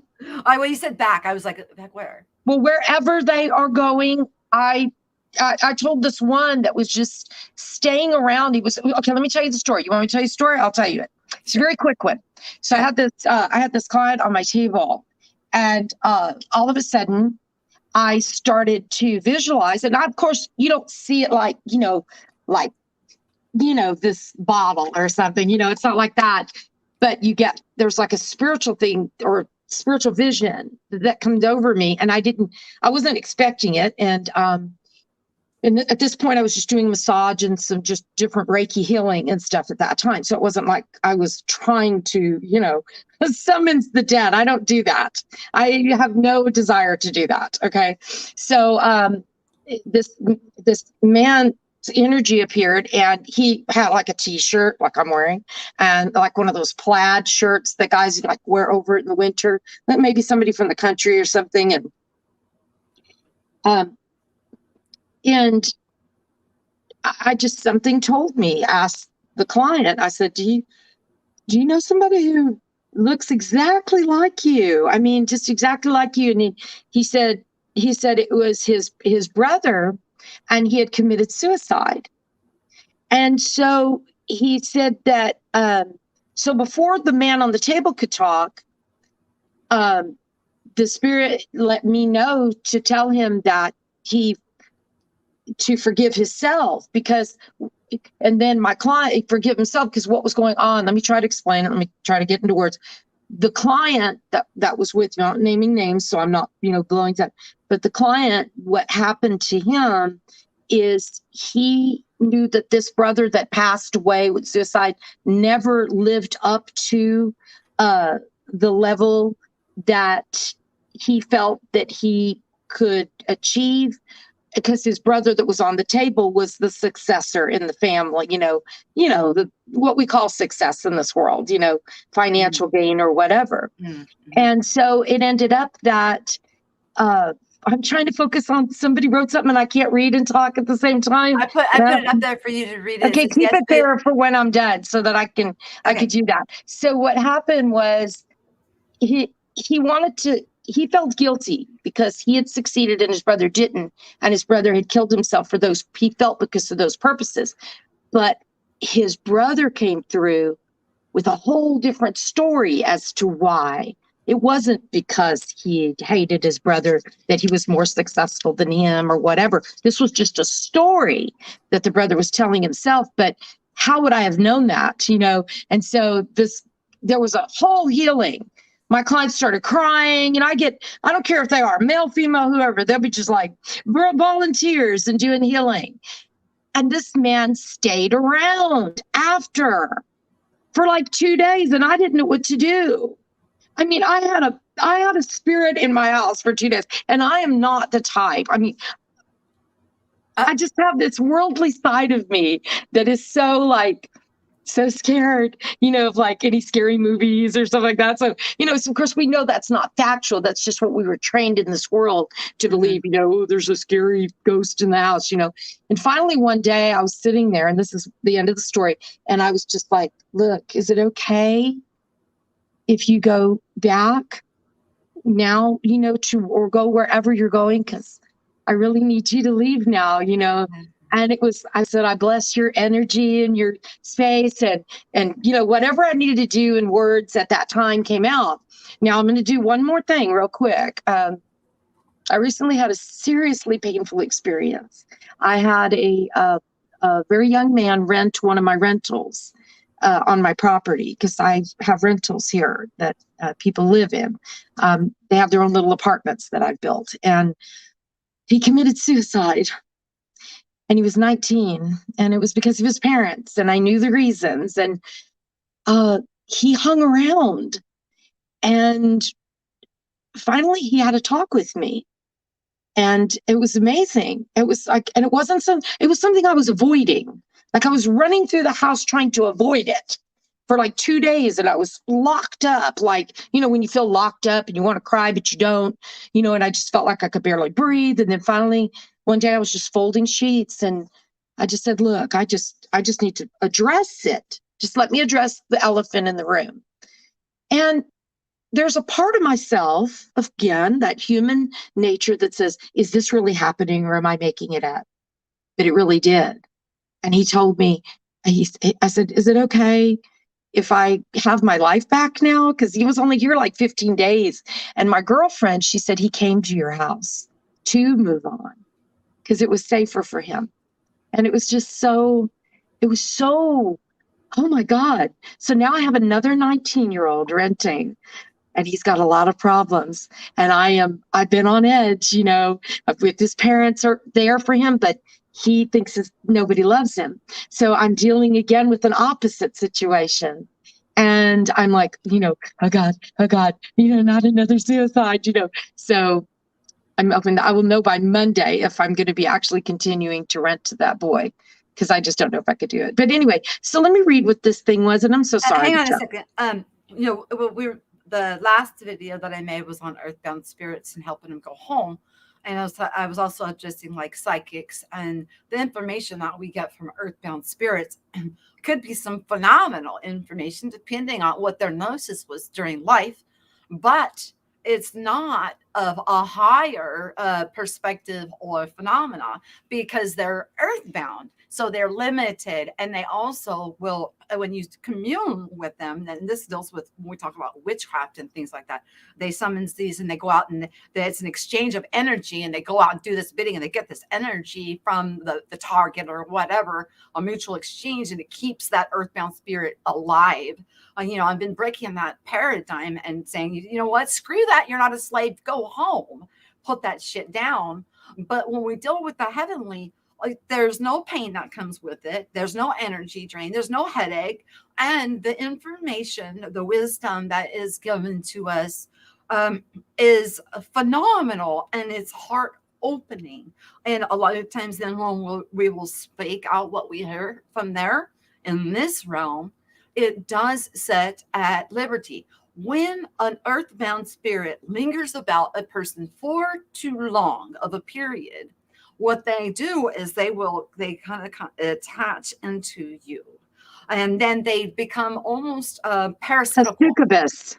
Yeah, they become a succubus. But they're not doing it intentionally. They're just so attracted to you, but they can't survive without you. In the meantime, they're killing you. You'll have back pain, you'll have neck pain, you'll have headaches, you will feel energy drain. So if you're sad, something may happen in your life. Let's touch back on heartbreak.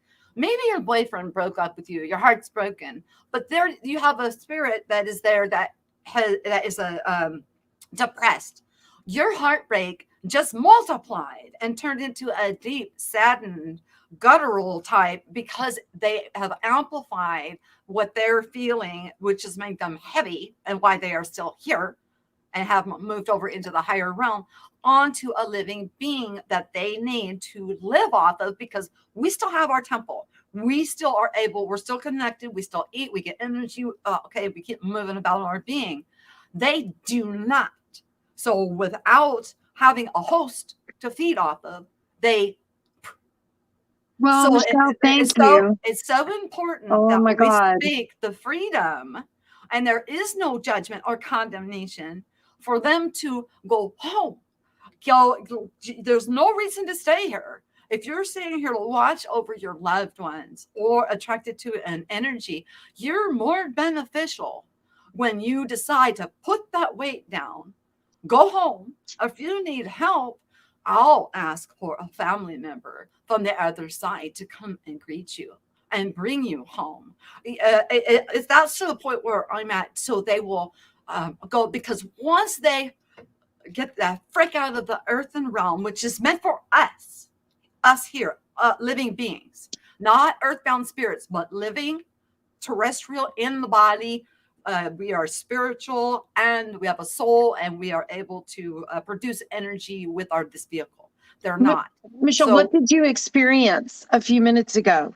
Whenever I know you experienced something that you sensed was in my realm. Yeah, Um, I pulled it over. I, And then but was it, it messed with my, there is no, let me explain something here. uh-huh. There's no evil. I'm going to, let's just No, dispel the no, I'm thought. not saying that there is, but I know who it was. And Okay. I want to know if you knew I never what ask them their names. I don't want to get that involved because then they get attached to me and they hang around too long. was it, male or female energy? Male. I know who it is and why. And when you said what you said, you just released so much energy from me because it's my father. And he He, has never left me. And I've he's, stayed sick he's going physically. to do better now from the other side and come back and watch over you with the power to enhance your life experience without draining you. And see, that's a lot of what I've had to understand. And even with the Akashic records and predestined, which is the topic for tonight, is predestined. When I heard the orders and felt compulsionary, wanting to act them out. If we fall off the path so far, is there somebody else writing it? And then that would dispel right there of any type of judgment, because it would be the author of that script that we're compelled to do that should be the one standing up there in judgment, not the physical vessel that acted out on these actions. And we'll also see some of these things that when we say them out loud, as we get them from above and get them into our understanding, that in itself, boom, they just let go of anything, guilt or whatever type of bondage that they felt or subservience. I was working, like I said, with witchcraft the other day, and it was put on my heart. I said, why? And it, again, with the when I was talking earlier about the tombs for the pharaohs, and they killed all those people, and then they went into these realms with them to be servants because they loved these pharaohs and thought these pharaohs were God. Well, the same kind of type of scenario. These they cannot survive on their own. They realize that, and so they need to grab energy, and they're going to try and harvest it from plentiful energy sources off guard. When you are unaware, that's when they're going to come in. And then what we do with our rational mind is we'll say, oh, I have a headache because I was staring at the computer too long. Oh, well, I'm tired because I did it. Oh, my back hurts because I moved the wrong way. And we'll justify them taking the energy from us.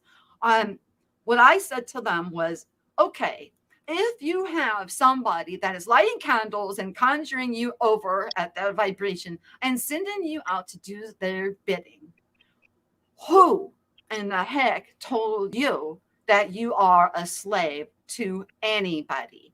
First of all, I'm going to tell you, fine, I'm your witch, okay? You come and listen to me. And this is what I'm telling you. You don't owe me nothing. And anything you think you owe anybody else, I want you to set it down right now. You need a loved one to help you cross over. What are you carrying? Why are you carrying that? And who put that on you? I didn't address anybody by name, but I felt a huge release off of like a huge clearing in my arena, my area of the world. It was quite phenomenal.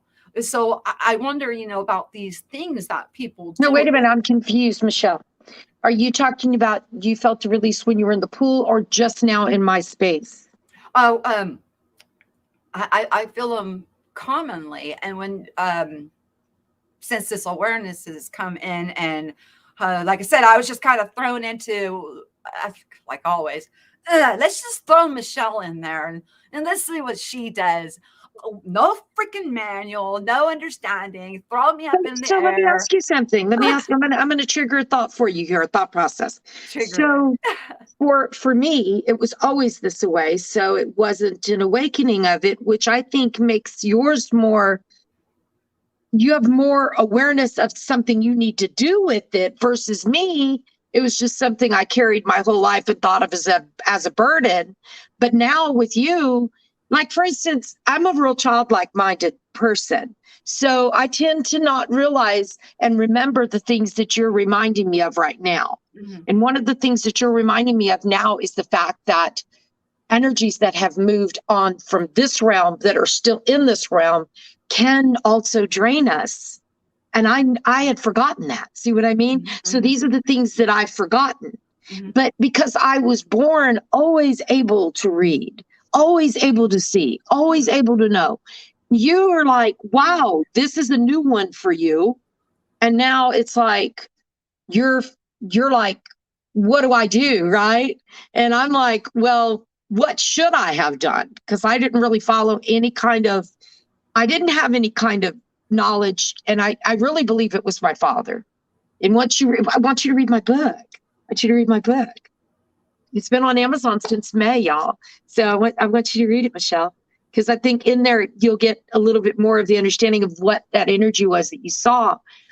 Am I robotic by chance? Am I still coming through 5 by 5? You're doing great. I'll let you know if you're a robot. Okay. Okay. Yeah. But yeah, wow. Thank you. Thank you. It's just a matter of the conceptualization of who we are in truth, of the equality, the non-tribalism. Like I said, I'm not going to say, oh, you guys, listen to me, and if you don't vibe with me, you're not of my tribe. You want to bet? You're my divine sister. You're my divine brother. We are all going through a phenomenal experience for something, like I said, from a very logic. I mean, come on, freaking accounting. I mean, that's where my degree and my education is, in business and accounting. To go from that to being like pretty much thrown on my head, like, okay, Miss Logic, let's do this.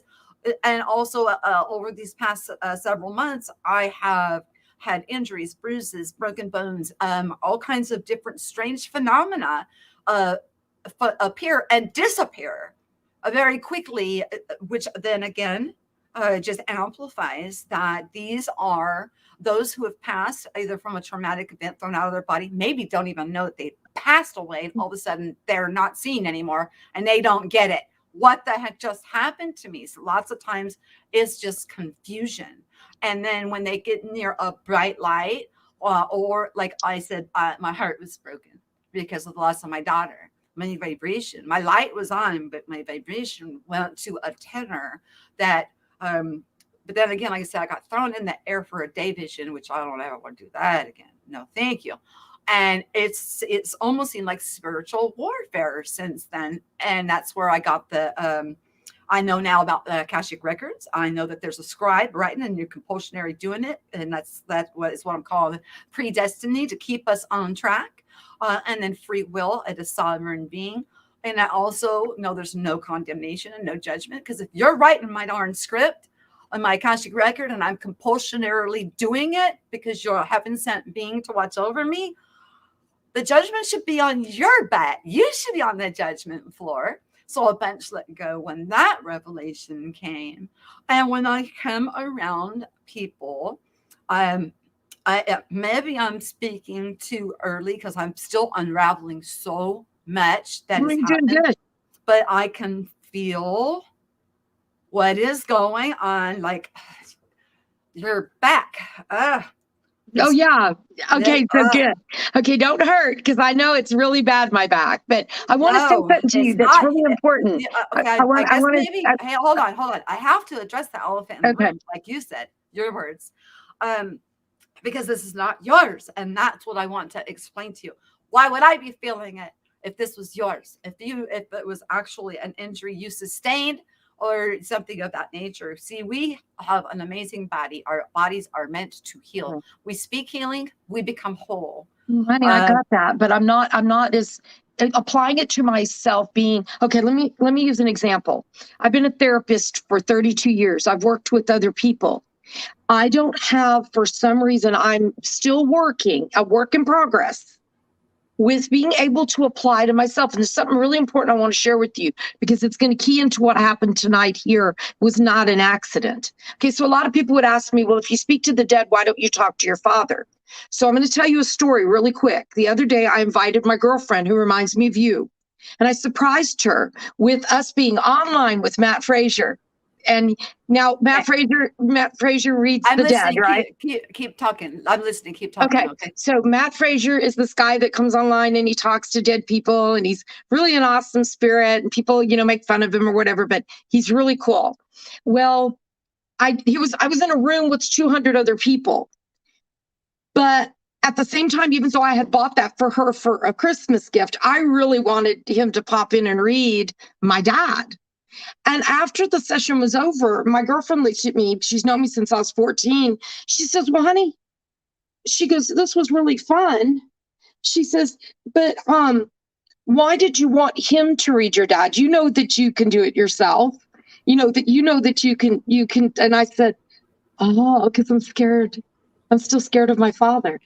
So it was like, so I booked another session with him for the 10th of February with her, and she loves it because she says she does me a favor coming over to eat my food. Because I told her, I said, I'll cook for us. She goes, oh, I'll have to do you a favor and eat your food because she loves my food. She goes, I do it all for you, Vivian. But I cook for her a lot. So here was coming up for February, and I said, okay, well, February's going to come. We'll do it again. I'll cook a little meal and we'll get online and it'll be fun. But the whole time I was disappointed because I wanted somebody to either recognize that my father was around me or to help me release that energy. And here you came in tonight, and I swear, when you wrote me today and said hi, I was like, oh my God, I missed you so much. And and so, the thing is that it wasn't an accident, because I believe that you brought something new to my attention, because I go into how do I explain this? It's like with you, if you're doing a session with somebody and you're doing work with people, but say like you're doing it all the time, the healing work. You have that time off, which my time's been real slow since COVID. But a week ago, I finally picked up with work again, but then it got slow again this week and only did one work today. But I go into a place where I just paint, and I just go into this place of just put out everything and just block out the world. But at the same time, I'm not practicing the things that I need to, but I knew it was my fear that had stopped me from having that direct conversation with that spirit. And he died in a fit of rage with me when he was, I was 13 and he was 46. And in my book, I do discuss this, but he died in a serious fit of rage. And I believe when they say, when a person dies in a fit of rage, a spirit is left behind. But even the thought that I would get off here with you and have some kind of interaction with my father, I would rather someone else have it for me. Does that make sense? It's not your father. It's not your father. Not your father. Well, then that one still needs to be addressed. Oh, yes, it does. Don't worry about it. Okay, it will be. We'll talk about it when we're not on. Okay. On air. So anyway, but other than that, I'm gonna grab it though. Permission to grab it. I want to grab it. I have the authority to grab it, but I'm not going to usurp your authority. Honey, whatever you want to do. Only because it's troubling me. And if it's troubling me, I have the authority to block it or scoop it. I want to scoop it because it's something. I'm going to scoop it real quick out of your, and you're not going to believe what that little said about your book. I'll tell you about it after because it's a liar. So hold on. Oh, the interesting thing is that the person who wrote the review on my book did not read my book as well.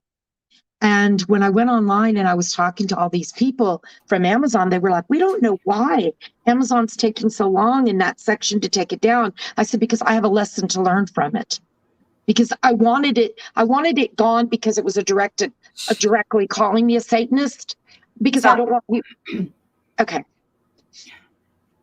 Okay, and I'm going to make a proclamation here. Because she's speaking doesn't give, she's not inviting you back. I'm blocking for Vivian. If you're going to go over there, I'm going to deal with you myself because she gave me permission. Okay, so you let her speak freely. Get the frick out of there. Okay, I'm sorry. It's wanting you to bring down, it's trying to bring you down into negative, lower vibrational things, and I'm saying see, there's different classifications. It's so weird, and it's still in the earth realm. It depends on how long it's been here. Remember, they don't really know that. I don't think that. Do you think all of them are unaware of their bad behavior, or do you think some are aware of it? This one, this one's been around for quite a while. It's my father. No, it's not your father. It has to be. No, it's not. Who else? Don't worry about it. Don't worry about it. I No. really want to know. I mean, my issue is that why she was right, my girlfriend Sky, when she said, "Why don't you address it?" Mm-hmm. And I was like, yes. "Oh hell no! I'm too scared." No. Like I could address anybody's dead loved one, no problem. I'm not addressing my own. Thank you. Oh no, no, no. Well, see, after they're here for a certain amount of time, like I was talking about witchcraft and like the living beings commanding these things around, they will become more like a principality or a dominion. They and then like somebody that passed away, they're trying to use judgment kind of things, condemnation, and put them subservient, keep them stuck here, and send them out on. And then they take a piece of whatever it is of their harvest, and then they become bigger than what, too big for their britches. And then think if you say something, that it's an invitation. And so I'm just saying to this thing is, and it's not a just you type of thing, Vivian. These are things that are in the earth realm that also too need to go home. They just need to go home. But And sometimes they need to have some power stripped from them to let them know that the living beings are in charge and we want them all to go home. But let me ask you this. Can you at least tell how many years approximately this thing has been around me? I'm going to tell you, I know it's a long time, but go ahead. What do you think? No, baby. 15 years? Okay. I think, but no, it's much older than that. It's not. That's just how long it's been lingering about a year. Yeah, no. I remember I moved into this house 23 years ago. So that would make it 15 years ago would be what year? Don't make me do math. I'm not logical anymore. I lost that. I got shook upside down. The analytical side of me went, you're broken. No more logic from Michelle. 15 years ago would be what, 2007? 2007. Yeah, 2007. Wow. Well, I was almost murdered that year. I was actually 2008 that I was like, yeah, I was cut open. Yeah. So. Okay. How weird. Okay. That's okay. And so do you feel when you say like you're talking about things differently than I do? So I want to ask a question. So you're saying that this energy is moved on, like it passed from this particular realm, but they're still in the realm. The ones you're talking about, they're like lingering here and have not found their transition. Right. Mm-hmm. Yeah. And my dad, that would be many years if it was my father. No, it's not your father. Okay. It's not your father. Damn, I really want to talk to him. Well, that's a possibility. No, I really want to talk to my dad, but I don't want to do it alone. He's on the other side, sweetheart. He's not on this side. I don't know what side he's on, but I will tell you that I don't want to talk to him alone. I've forgiven my father, but I still don't want to hang out alone with him. Well, I do not. I am not in. I don't even have an interest to commune with the deceased or have a psychic connection in that type of a. I do, but I don't want to hear it. I don't have a gumption to do that. Or even to address them or find out what your name is or anything. That was probably the most detail that I would ask, and I would ask because you wanted to know how long this energy has been around you. So I just asked, how long have you been there? You don't feel that when these energies come to you, you should at least find out who they are? No, I will talk to a heavenly source. I'm not going to talk to. Oh, you're saying that this did it. Okay, so what you're saying is what you felt was a negative source. not a negative source, an earthbound source. So it still carries heavy, dense energy with it. So like Okay. I Yeah, said, it's okay. I not a get good or that. bad I get thing. It's that. just it's I an get that. oppressive. And like I said, what comes along with those things are aches and pains. I felt just fine, and like my freaking back is killing me, and so I had to I'm address so sorry that. what the heck are you? What do you want? What are you doing? And and I checked the chat and I was like, oh, went through the chat, and yeah, there's everybody. This is not a one person phenomenon. This is like No. all over the world. This is something that we're doing. It's something that we're all working on. And you talked about Christ's teachings earlier, and that's why when I talked about the demoniac or whatever, the guy they put out in the cemetery because they couldn't hold him, and he cast them out of them into the pigs. Well, he put them in the pigs because there was still life force there because they didn't want that to dwindle out. You want them to cross over and go home, but they have to let go of any kind of judgment or condemnation or slavery or servitude that they feel like they're under here, principalities, and let go to lighten up. Or like I said, well, the most I will do is talk to the other side and see if I can get a loved one that's crossed over to come and help lift them if they're still heavy to let go and go onto the other side. Once they go onto the other side, they're connected back with the Creator Almighty, and then they can come back and watch over their loved ones all they want, and with some power and authority, but they'll never go against divine law, which is your sovereignty and your free will to choose. And that's where Oh, these okay. energies will cling and cleave to you, and they'll say, well, I've got permission because she's doing and I'm sitting there arguing here on the sidelines saying, Wait a minute. well, So I'm then feeling I have it, a question. I have a you don't question. have So that then right. because I've never thought about this, I've never asked anybody about it. But since I was really young and I had the always that ability to stay connected to, people who had moved on, then my question is, could it be somebody that could it be one of the spirits that just came to me that says not a family member at all, just could Sure, be? Okay, I never thought of that. because I mean, I don't they just, will it's like talk to the if light. you're born a certain way and you're just always this particular way, this means it's not saying what you're saying means nothing to me, but I don't get up every day and do any practicing with it because it was just kind of part of my life. Mm-hmm. Does that make sense to you? And Yeah. so it's just like, okay, it's like my son. My son is extremely gifted this way, but I'm going to tell you a funny story, real quick one. My son is so funny that he would tell me that he would physically see dead people. He would see them. And I would just be like, so one time we tried to scare him and we put some, fake skeletons on the sofa just for a little, prank. Mhm. And he said that was the stupidest thing he'd ever seen because that's not what he sees.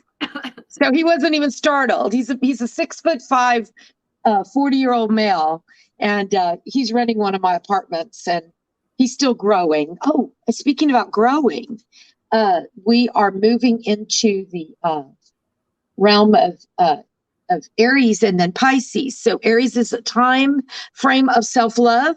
Mhm. And right now we are moving even stronger over the next 90 days into this realm of really connecting with self more.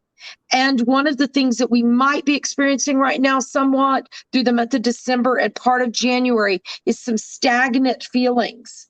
But that's going to pass. If anybody's experiencing that, that's going to start to lift. And trust me, I'm so ready for that to lift. I really am, because we've had a lot of stagnant, sticking things going on I want in this some world. stagnant. I do. I want some stagnant. I want some level of sanity. Well, Michelle, can I ask you a question? Sure. Okay, so what do you do? Do you do any painting, any writing, anything artsy crafty? Well, like I said, I'm working on doing the contributions to the mission, decorating for Christmas. Well, I that's stayed, good. stayed pretty Those are busy, good. but when this stuff came on, like I said, as soon as that weird phenomena after I got out of the swimming pool, then I found myself in a different freaking arena altogether. And then I got lifted again from that arena into another place where it's like I felt agape love there. I felt like That's awesome. to try to describe God. God to me is not man or woman or angelic being. It's energy, and you know how it's said here. We can't create or destroy energy. We can transmute it, but God Almighty obviously can create and destroy energy at will. That's, Right. I mean, that's the most simplistic way, but agape love doesn't even touch on this being that I met. But when I came back, it's been freaking crazy. It's taken me a while to understand what the heck is even going on. And that's what I felt like. I was like, oh my God, it's just a spiritual warfare. And then I came to the understanding, no, it's not warfare. It's confusion. They need to go home. I never wanted to destroy any of them. I want them all to go home. Don't get locked up here. Don't So stay in the earth realm. when you're doing stuff though, that, you know, that's how I release, is doing art. Mm.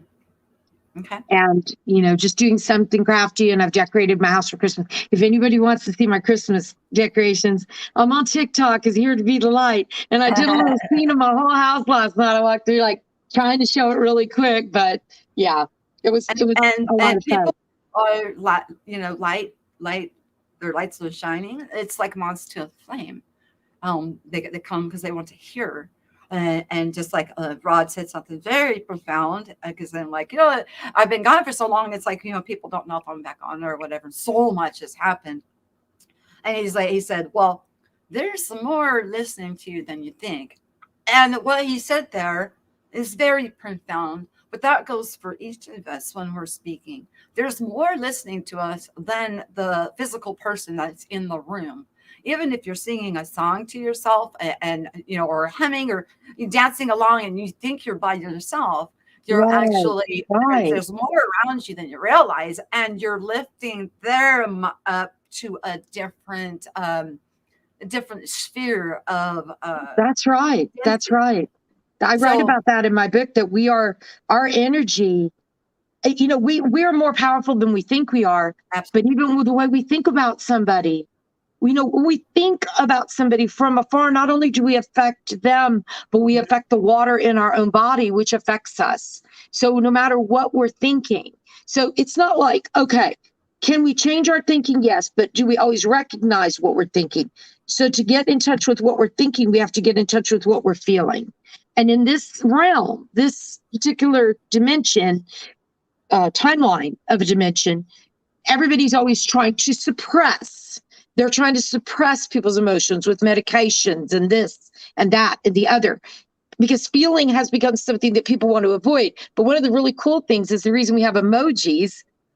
You know, we have emojis to prove that there is still emotions and that we need to have them and feel all of them so that we can allow ourselves to heal and to feel and try to put ourselves in another person's shoes before we judge.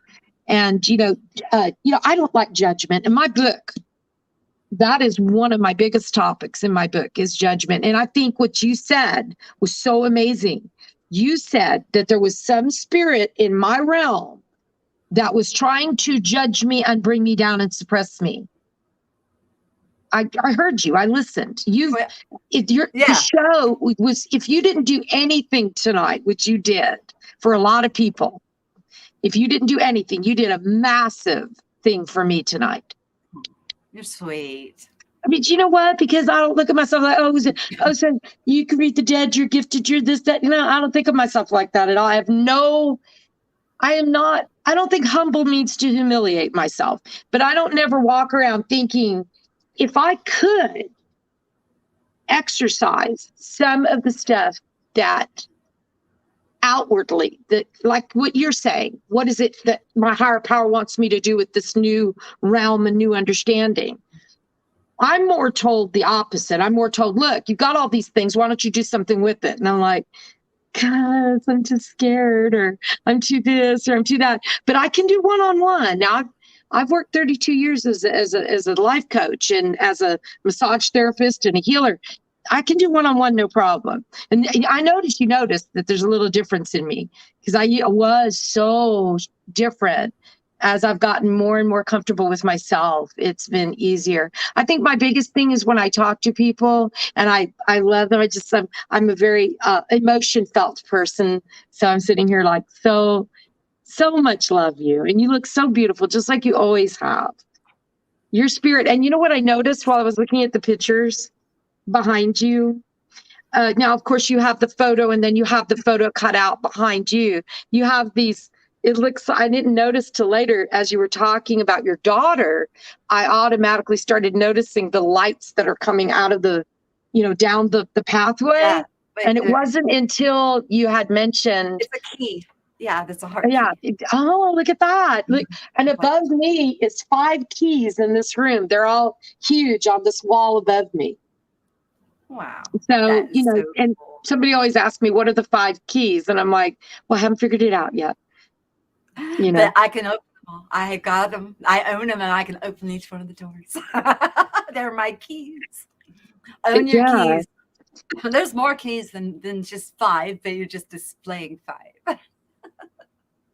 I haven't been around for a while at all myself. I just kind of disappeared from the whole scene. I did go for just a second. I listened on Dan's show the other night, just for a brief second, just to get to be in part of the world for a minute. But I don't know. I'm an extreme hermit. Look, I think I finished him. You ready? Look, isn't he cute? I just painted him for hours. He's so cute. He's cute. And I used that mixture of the acrylics with the baking powder. And that's an awesome texture. That just gave it a real matte type finish. Yeah. Let's see something. She's wanting the Nakia is asking about the picture of me that was taken in the garage by my son. Oh shoot, I don't have it on this. I will have to download. I had to get all new computer and everything. And so that picture is on my YouTube page where that light is going into my heart. And there's like a wall right here and the light source is on the other side. It's very odd.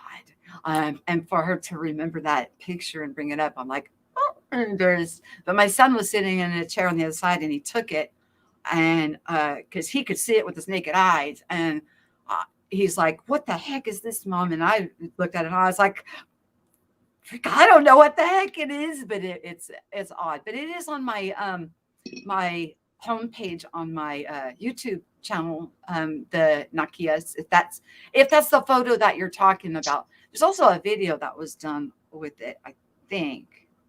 I'm not. No, that was up in Isetti. Those pictures that we took, but yeah, it was a weird picture because the light source is the sunshine. Because I was sitting in the garage door was on this side, and there was shelves with movies on it right here. So the sun's out there. This is right here, and like I'm sitting here at my computer, and the light went straight in here and straight in here, and there was pillars on the shelf.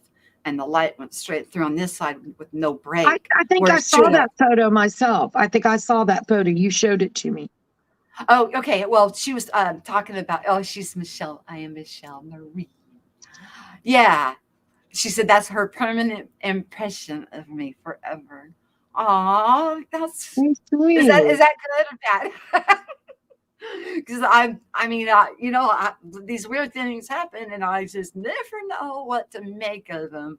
Just like injuries. And you were talking about, you think about somebody and we're sending love and stuff. Sometimes I'll think about somebody and I will feel like something that's bothering them physically. And I'm like, what the heck is that? How is that happening? And then I'll just say, well, that's not mine. I don't want to feel it in my physical body, and then it'll go away.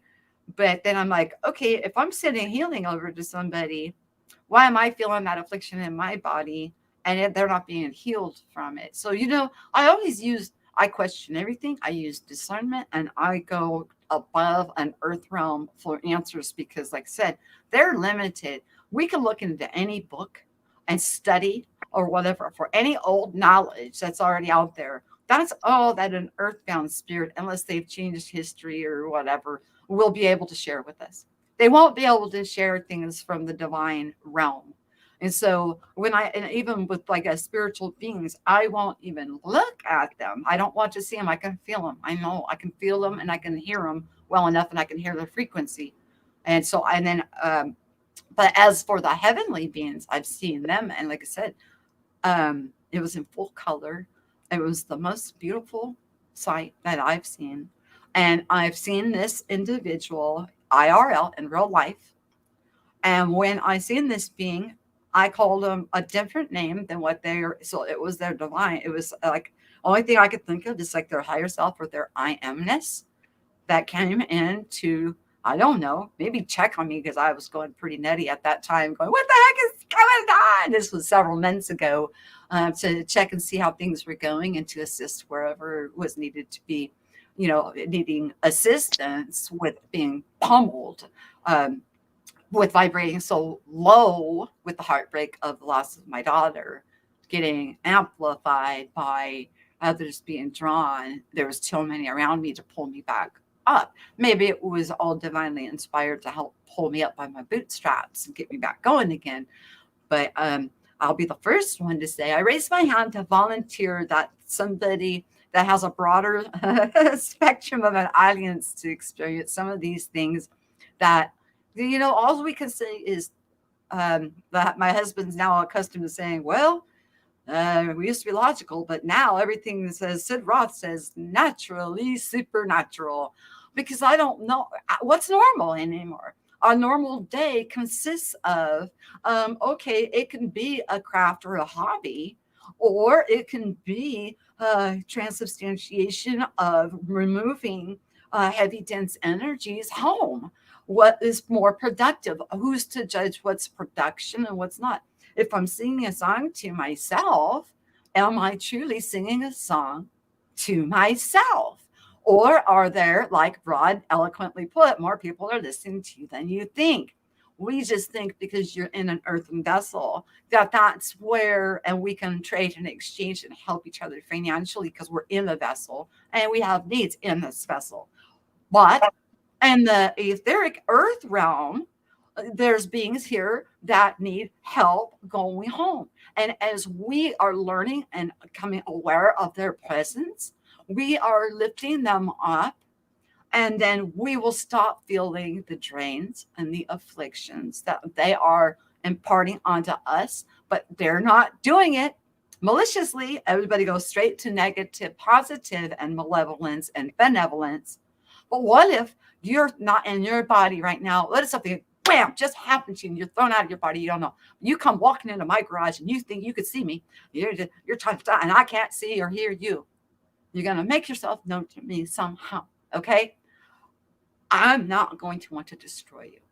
I'm going to want to find out what's going on with you. I'll bring in a divine helper or a family member to assist you, to help you understand, or talk to you in a way, or sing to you, to lighten you up so that you'll roll into that next level and you won't be having to feed off of people. We always go straight to, oh, that's evil and that's good. That's afflicting me and that is positive. But it's really not. If you have no other choice but to feed off of some of my energy, which I'm connected, so I have that connection, plus then I eat or whatever, we start to understand with the renewing of our mind. And that's the only way you can get sustenance, or you're going to, as the Bible says, the second death.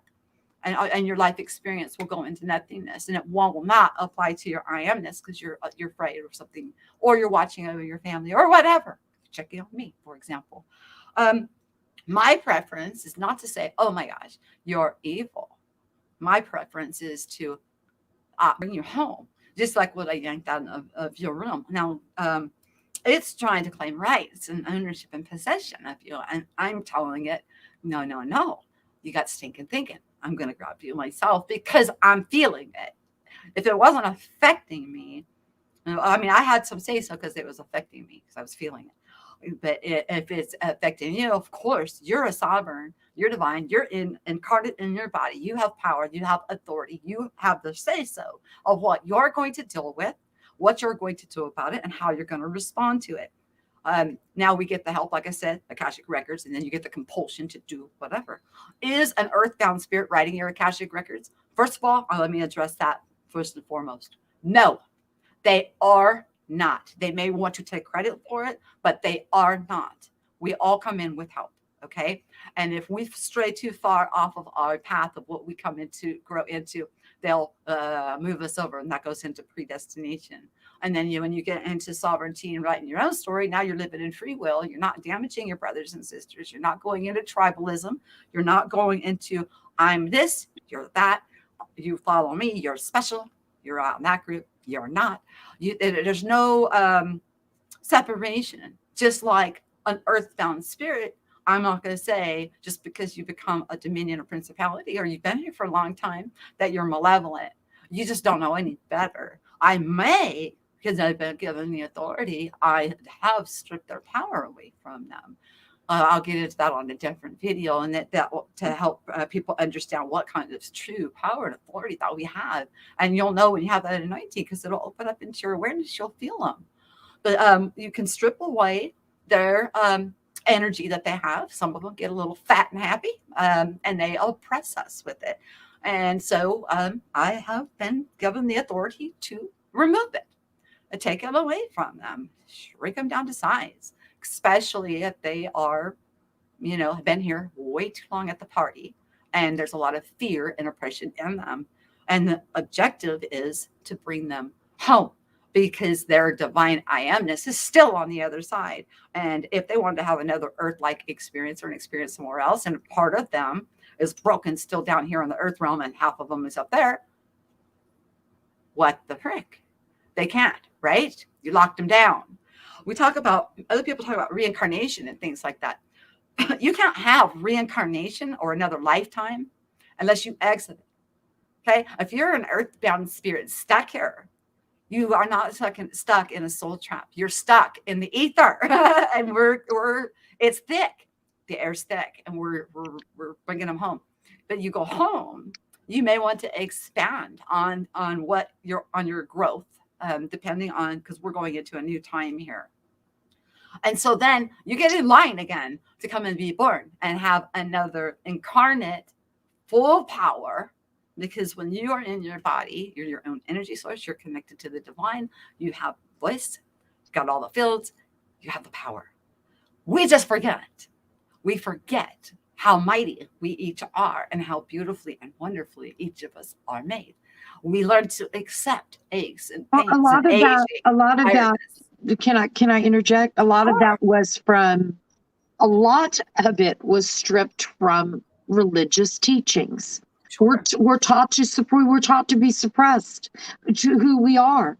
We were taught to not look. I was pulling up something while you were talking, and in chapter 7, which is prayers, forgiveness, love, and lack of judgment are the keys to happiness. That's the name of the chapter. And in that chapter, I'm not going to read it, but I have broke down Luke 16:19 through 31 and explained some really interesting things that prove that what Michelle was talking about there being no hell was actually true. Because in Luke 16, 19 through 31, it doesn't matter if it's KJV. I do have KJV in the book, though. I do have some NIV in there as well. But in this particular scripture breakdown, because this is like a 3 or 4 page article part of the book that I wrote, I do use KJV for that. But one of the things is that everything was considered a metaphor that Christ talked about, except to 2 religions only, which was Christianity and Judaism. Those were the only 2 belief systems that stated that everything that Jesus talked about was a metaphor. Well, the most interesting thing about that is, since Christ was not a confusion, there was no confusion that Christ was trying to teach, although here in the state of Texas back in the 90s, it's all part of kind of the realm of my book. I'm not going to give you the whole thing on it. But back in the 90s, there was some women who got very confused. And there was a scripture that said, if your right eye offends thee, pluck it out. Well, they were extremely confused because not only did they do that, they plucked their sister's eyes out in reality. Now, so that there was no way that that's not what Christ was telling us to do. So as far as the scriptures on hell, they said that the only reason the Christianity believed, when I did my research, that that everything else was a metaphor except the scriptures on hell, was because Jesus used names in that parable. Well, when he used the names Lazarus and the rich man's. Well, what was he supposed to say? And there was this guy and this guy laying by the gate and this guy. No, it was just easier to say there was Lazarus and the rich man. But a lot of people don't realize Lazarus was actually the brother of the rich man that he stepped over by the gate. But the reality is there was no possible way that Abraham's bosom was considered a place where you went to. It was a place of like a waiting place that you were supposed to go to, sort of like what the Catholic Church used to call limbo. But they actually proved, the Catholic Church said they made that up. Well, yeah. How do you get released from purgatory when the coins hit the freaking the box? Right. You want to get your relative out of purgatory? That'll be $50. Oh, thank you. They're out. What? So the reality was when the Catholic Church recently, about 15 years ago, came out and said there was no such thing as limbo. So when Abraham's bosom was supposed to be a place such as purgatory or limbo, it was never supposed to be a person. But when the rich man was in hell, his own hell within him, not a place where he was burning, but in his hell, and you have to read the book to get the whole gist of this, but I'm going to tell you part of it because I think it's awesome. When the rich man was in hell, the rich man spoke to Abraham's bosom, where Lazarus was considered in heaven. Now, or in that waiting place to go to heaven. First off, I know I've talked to people in Texas, but I've never spoke to Texas. And Abraham's bosom responds verbally to the rich man. It says, well, you once had, and now it's Lazarus's turn. So sometimes I picture those old time movies where, the jail cell was kind of looking out onto the street and the guy was looking out the bars, and perhaps the rich man was in jail for some bad doings that he did. And he even asked him to send Lazarus that he may dip his finger in water because he's burning in his place of hell. See, when I say, people say, well, you call the Holy Spirit within you. No, you don't call it in you. You call it from within you. So you're either a Holy Spirit or an evil spirit every day by your actions toward others, whichever you choose to be. So it's not, and people are like, well, wait a minute, I don't get it. No, it's very simple. You are a spirit. You are a portion of light, which is God. So there's lights behind me. There's a bunch of different ones, but there's sections of that light that goes off. And that's exactly what we are. We are just portions of light. And this is just a physical body. This is a physical body that's carrying that light. And if we were to reveal that light to each other, hang on, let me address some things. We would be blinded. Let me reveal address some things in the chat. Being in a physical body this is our dominion. The earth realm is for the physical. When Tim asked a good question. So where is home? Home is wherever you're at. If you're in your physical body, you're home. Okay. Do we have a divine side of us? Heck yes. Yes, we do. But right now we're having this experience of we're in our body. When I leave my physical body, if my physical body ceases to exist, earth is not my home. I don't belong in this realm. This is for the physical. This is where we are, speaking. We have dominion. Da, da, da, da, da, da. Now, what's happened is in confusion, out of man's confusion and things like that, principalities, dominions, and earth, what I call earthbound spirits. It's, like I said, not a good or bad thing, and even not even an evil or a good or evil. It's not like that. When we stop thinking of malevolent and benevolent and we take those labels away, we just look at what is it creating? What's the dynamic? Is it creating is it taking energy away, making you feel down and depressed? Is it causing pain and affliction? Well, it's time for it to go home. It means that it is displaced energy that has not yet let go of whatever to go back into the proper realm of where it belongs. Right. And why the Akashic records, or why while we are in a physical body, we come in with this mighty wipey, okay, so we can have an authentic experience. Because if we all came in here and bing, the moment we opened our eyes, we knew exactly who we are, how authentic would this experience be, and how much would we actually grow from it? Not much. In the meantime, some things have crept in: dogmatic, good, evil, righteous, Satan, God.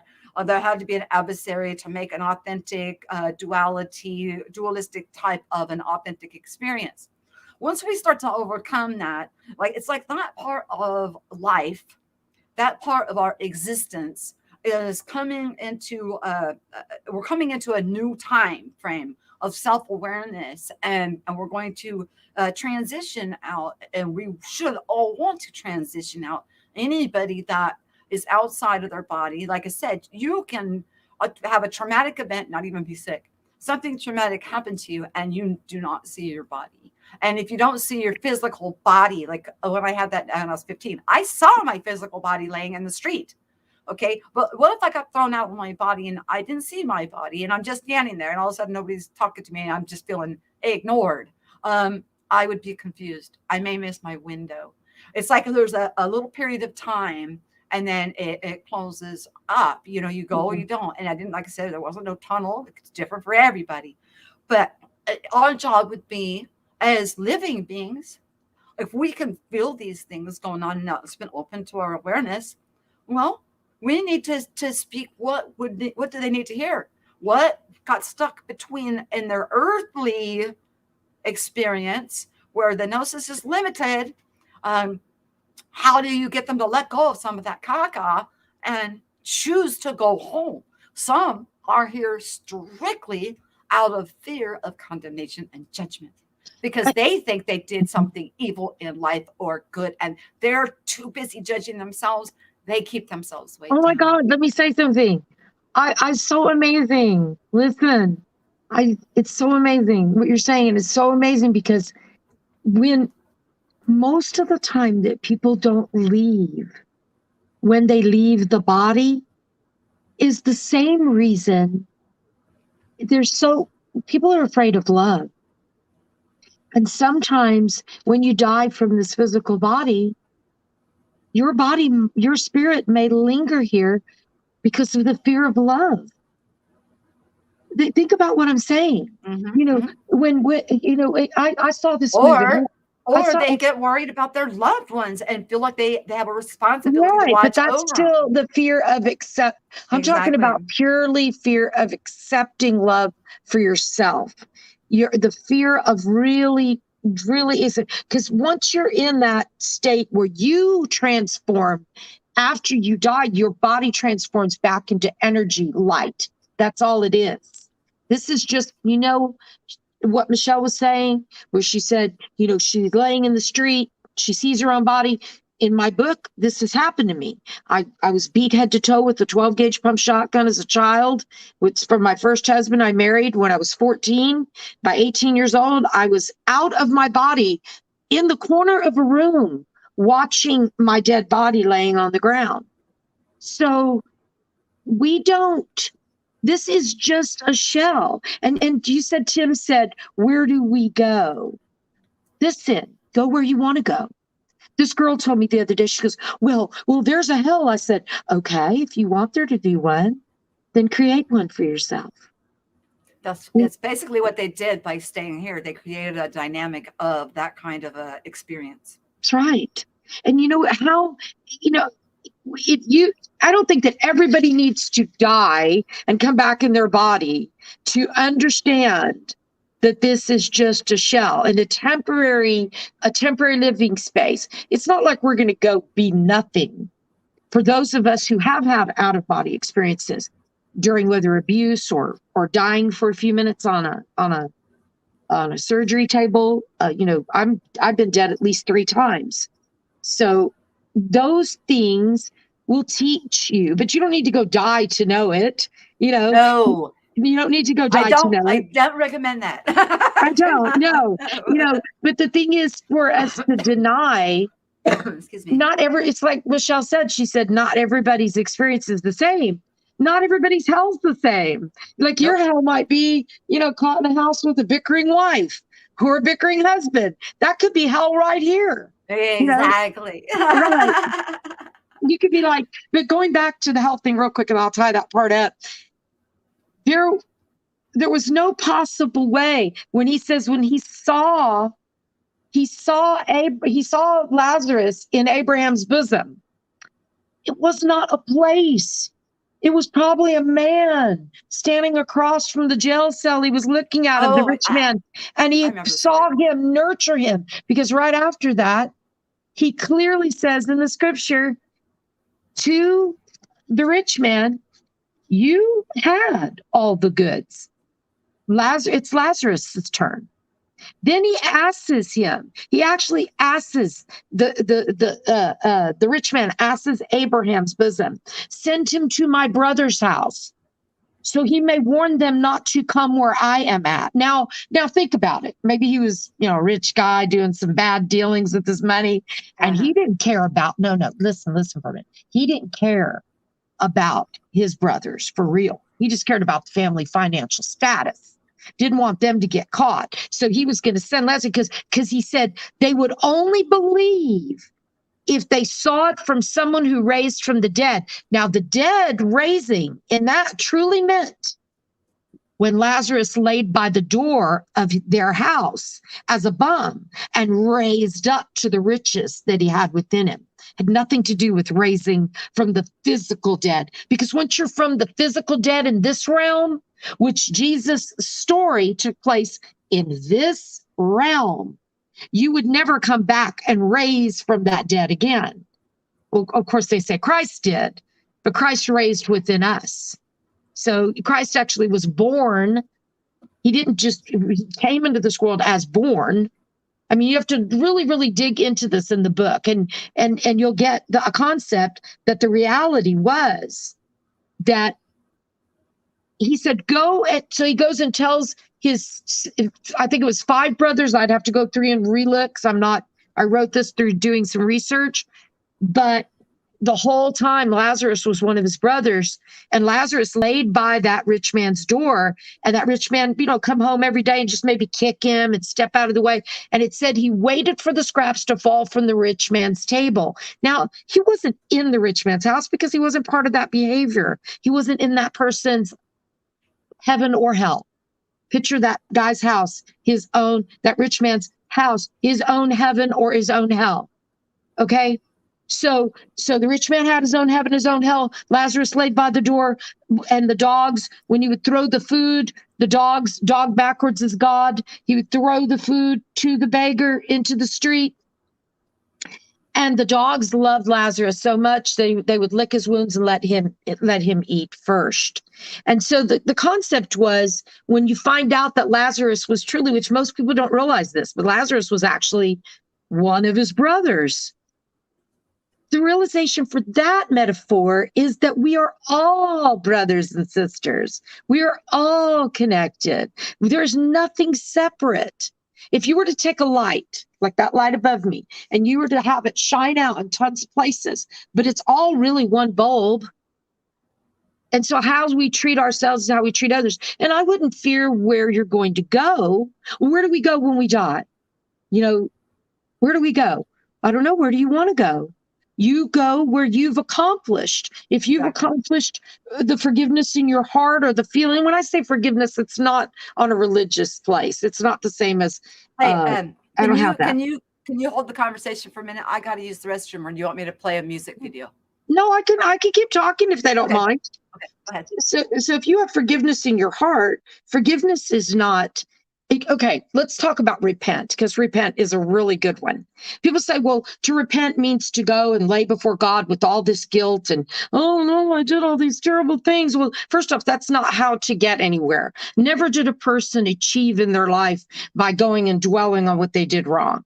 I believe that repent means to means to return.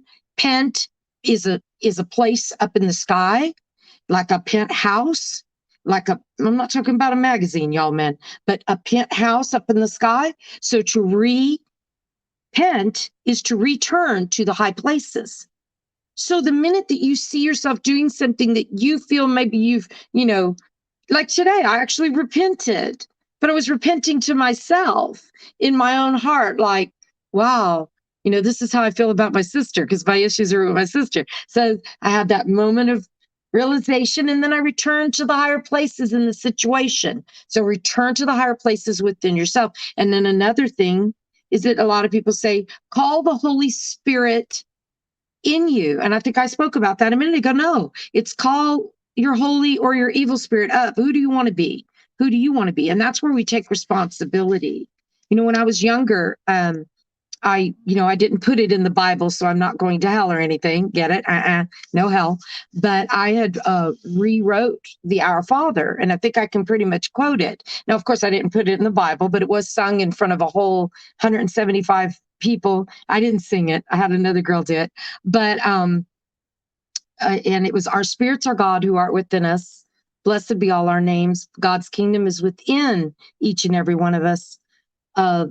Let us share this day our daily bread and live our lives in love as we allow others to live. Let us release those who we have allowed lesser energy from upon us and take responsibility for our own transgressions. For love unites the kingdom and the power within us forever and ever. Amen. So love is still God. It's still going to be love unites it. It's only God that unites it. I'm not saying that. People say, well, are you saying you're God? Yes and no. Yes and no. It's a fine line. I'm not disconnected from God. Another thing is God can't be a man, because God was made we were made in the image of God. Well, I have different body parts than a man. So God would have to be just a pure energy. Unless you really wanted to believe God as a physical being, then God would be a hermaphrodite, both parts. So, I would probably think of it more as just this light. And when a person passes, which I've done, out of their body, that out of body experience, which Michelle has been talking about, is an extreme experience where you realize, now you might not always, it took me 3 or 4 times of going through extreme situations like that for me to realize, wait a second.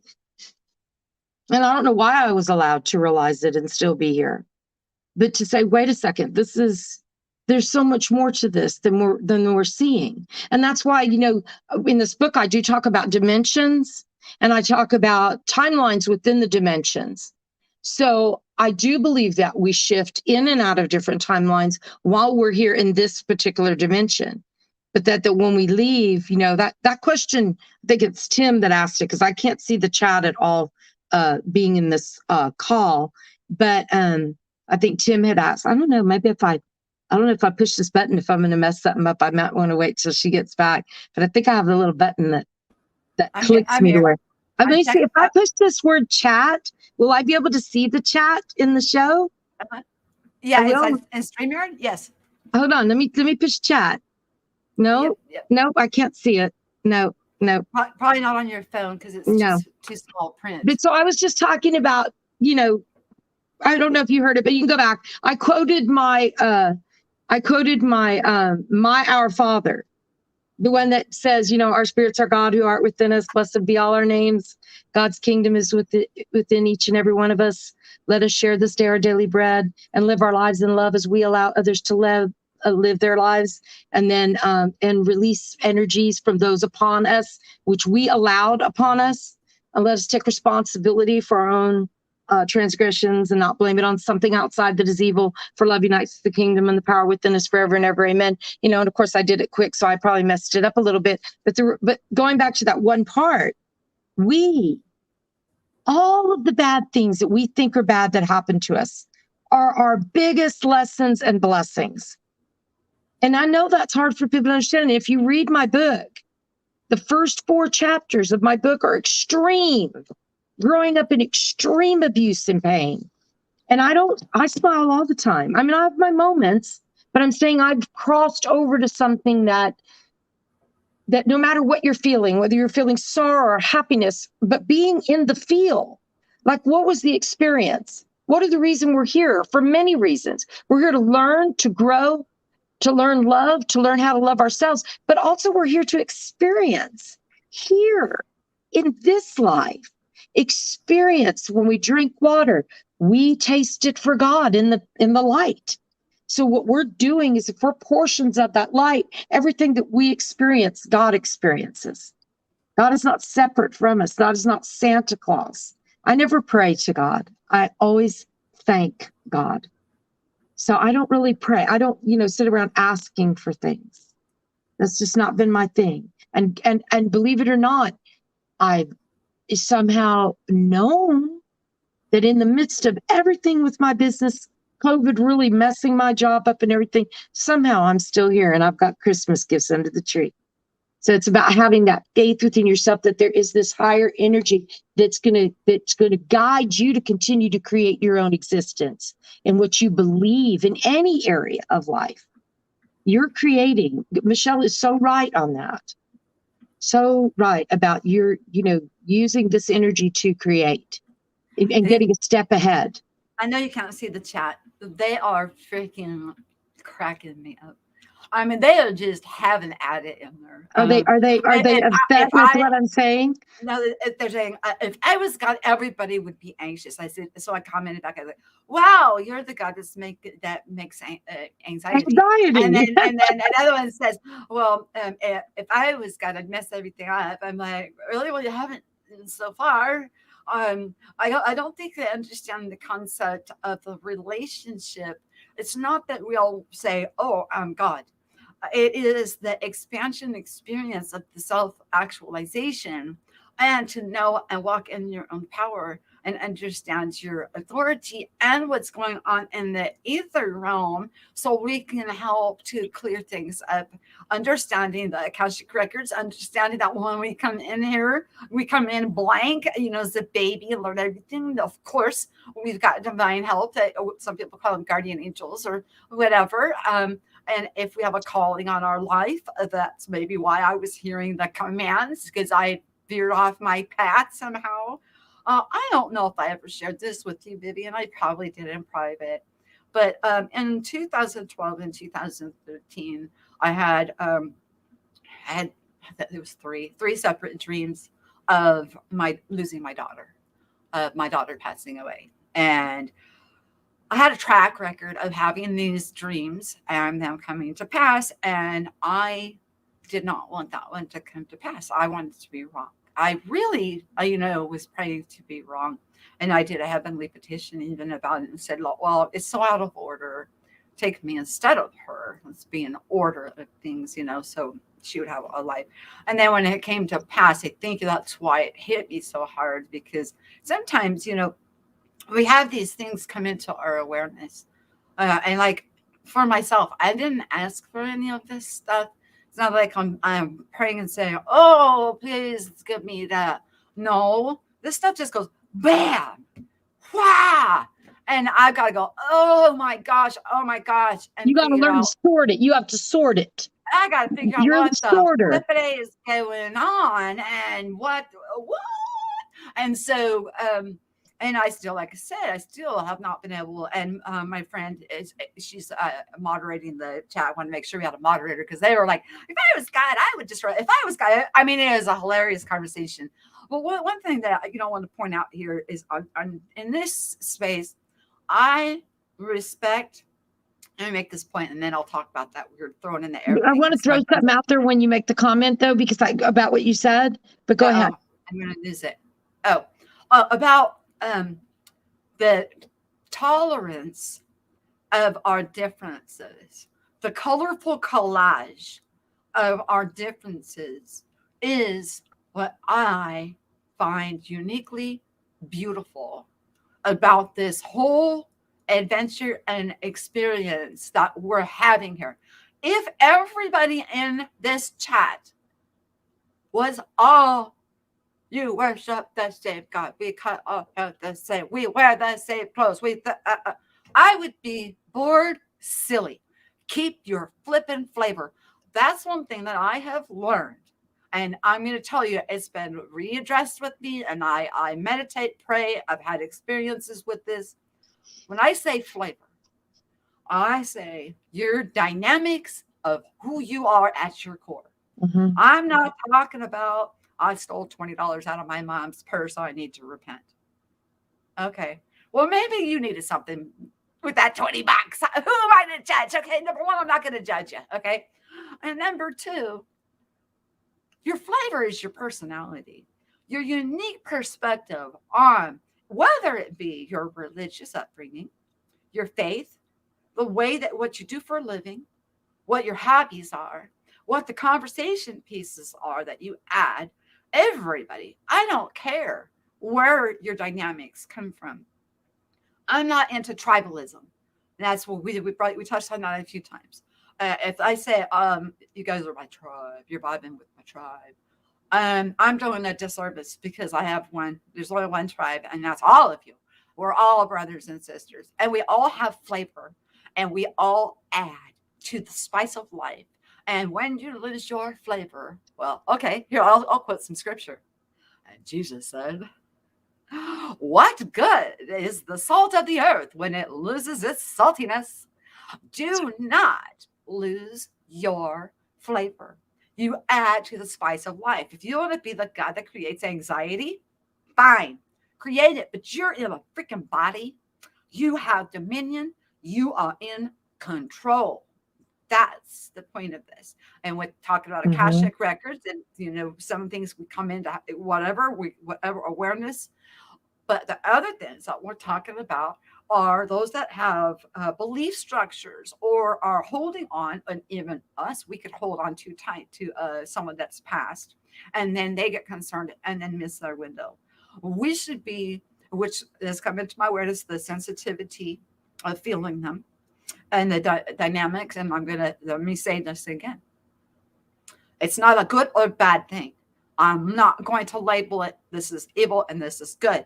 Right. What I'm saying is when they stay in the lower realm, why would I want to psychically or whatever get a hold of a loved one that is in the earth realm that can give us no divine inspiration when we need to reach higher? We need to be moving them home, transition them out. I don't want to. I was talking earlier about I can take energy away from them because some of them have been here so long that they have gotten very fat and happy. And when they come on me, it feels like dunamis power. It is coming, bearing down. And I was going, and I'll take it. But I've been told that I have the authority to. Am I destroying that being? Heck no, I'm not. That being needs to go flipping home. They're in the physical realm. We're here, we're spiritual beings, but we still have a flipping body. We can have they attach to us, like we were talking about earlier. They get so familiar with us that they leech on us, and it feels like a heavy backpack, and they're sucking on. And then we may have chronic pains or issues or asthma or different afflictions come up, aging, whatever. They don't even realize that they are sucking the energy or the life force out of us. Because humans don't. Because even in human beings, when people make mistakes in our lives, not everybody is there trying to make these mistakes. Even in families where there's fights in couples, nobody's trying to do it. They're just doing it without subconsciously. It's like people want to judge. The worst thing in a relationship is when somebody turns and says, well, they tell you how they feel, and then you turn and say, no, believe what people tell you. Believe them. Believe somebody, because everybody's writing their own dream. Their own dream is their journey, and everybody's coming from their own story. And so when you put people together, there's going to be problems. So it's the same things with these spirits that Michelle is talking about, these spirits that haven't Be moved on. careful, Nuki, on that electrical. Oh my gosh, that electrical universe. And also, one thing that I wanted to reiterate on before I forget, you know how y'all were in the chat that I couldn't see and talking about, well, what if I was God? What if I was? It all defines what not what God we believe in. That's not what I'm talking about. But hear what I am saying. It all defines on what we see God as. If in my book I say God doesn't have love, God is love. So let's think on that for a minute, everybody. Come on. God does not have love. God is love. So if I am coming from a place of love, then that is what I am. I am the image of God. So are you. But do you know why we abuse each other so much in this world? Because we don't see that love. We don't realize we are the creation of love. Oh my God, it can almost bring tears to my eyes, because the realization is when you realize, give me a second, that you are that love and loved, then you can love that's all I everybody. felt was that it's like It's unconditional, amazing. agape, There's no soul-piercing more love. the judgment. That's why Jesus said, do not judge. Do not judge. Because you're judging, because you're not judging. And I'm not preaching here, but I used to preach in a Baptist church, believe it or not. Hellfire and damnation, did it really well. But what I'm saying is, when you don't, when you're judging each other, you're judging God, because you're judging love. And if we didn't feel so badly about ourselves, I explained repent when you were in the bathroom. That repent means just to return to the high places within, to and then turn to the pent, which is the high place. So it doesn't mean, oh, I did all these wrong things. It's to recognize and then to return. So when we know that we are loved, it's an amazing freedom. It's like, I had this one back in the day, when I was doing the preaching, I had this man say to me one time, he said, let me take your Bible away from you because you're abusing yourself with it. And it was true, that we abuse ourselves and others instead of seeing the words in a different light. One of the things that I learned, the biggest thing that I learned, was when the Catholic Church said that purgatory no longer existed or limbo no longer existed. I said, no, do I want other people deciding God for me?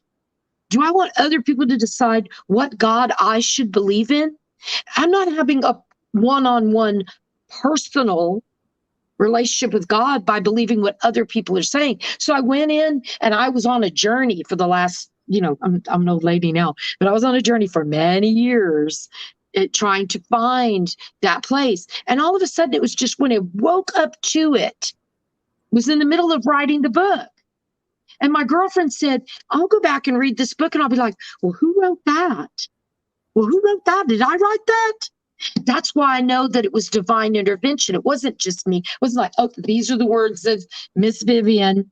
No, my girlfriend, she's older than me. She's in her 60s. She looked at it, she said, it changed who she was, helped her to accept herself. And what more can we do when we totally accept that we are God's love, the love of God, and God's love? When we see that, then the whole world would stop so much abuse. There's a song by Joan Osborne. She says, what if God was one of us?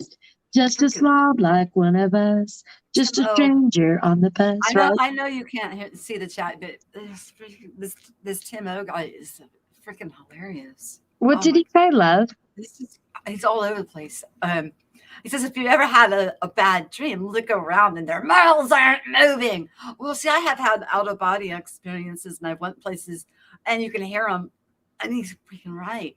They talk through mine, and their mouths don't freaking broke my own rule. That's just a word. Don't worry. They don't flip and move. So I think maybe like he's having his own. He's the guy that says, "Hey, direct the place." And Yeah, he's just hilarious. But I think he's got a lot going on within himself right now, and he's like processing it, and he's just like he's acting like he's ranting it out. But actually, the stuff that he's saying is so on point, and it's actually because I'm like, oh, dude, sorry, man. I think you've had some experiences that are pretty similar to mine, where their mouths aren't moving, because they're talking to you telepathically. What else are you gonna give up there, Timo? It's funny how he's saying it because it's almost facetious, but it's his flavor. And that's what I'm talking about with the if people lose their flavor and then you lose your laughter, and then you know what, laughter actually brings about a warm heart, and a warm heart brings about abundance of beauty, and it brings about life. So it's very healing. It's very and healing. and so, somebody brought up also in the chat about, the Bible talks about that we will judge. It says that the books will be open and we will judge the angels. Now, when we think of an angelic being, um, we need to understand that the first realm, when we leave from here, from the earthen realm, when somebody is stuck or whatever, that first is that would be called angel. We're angels.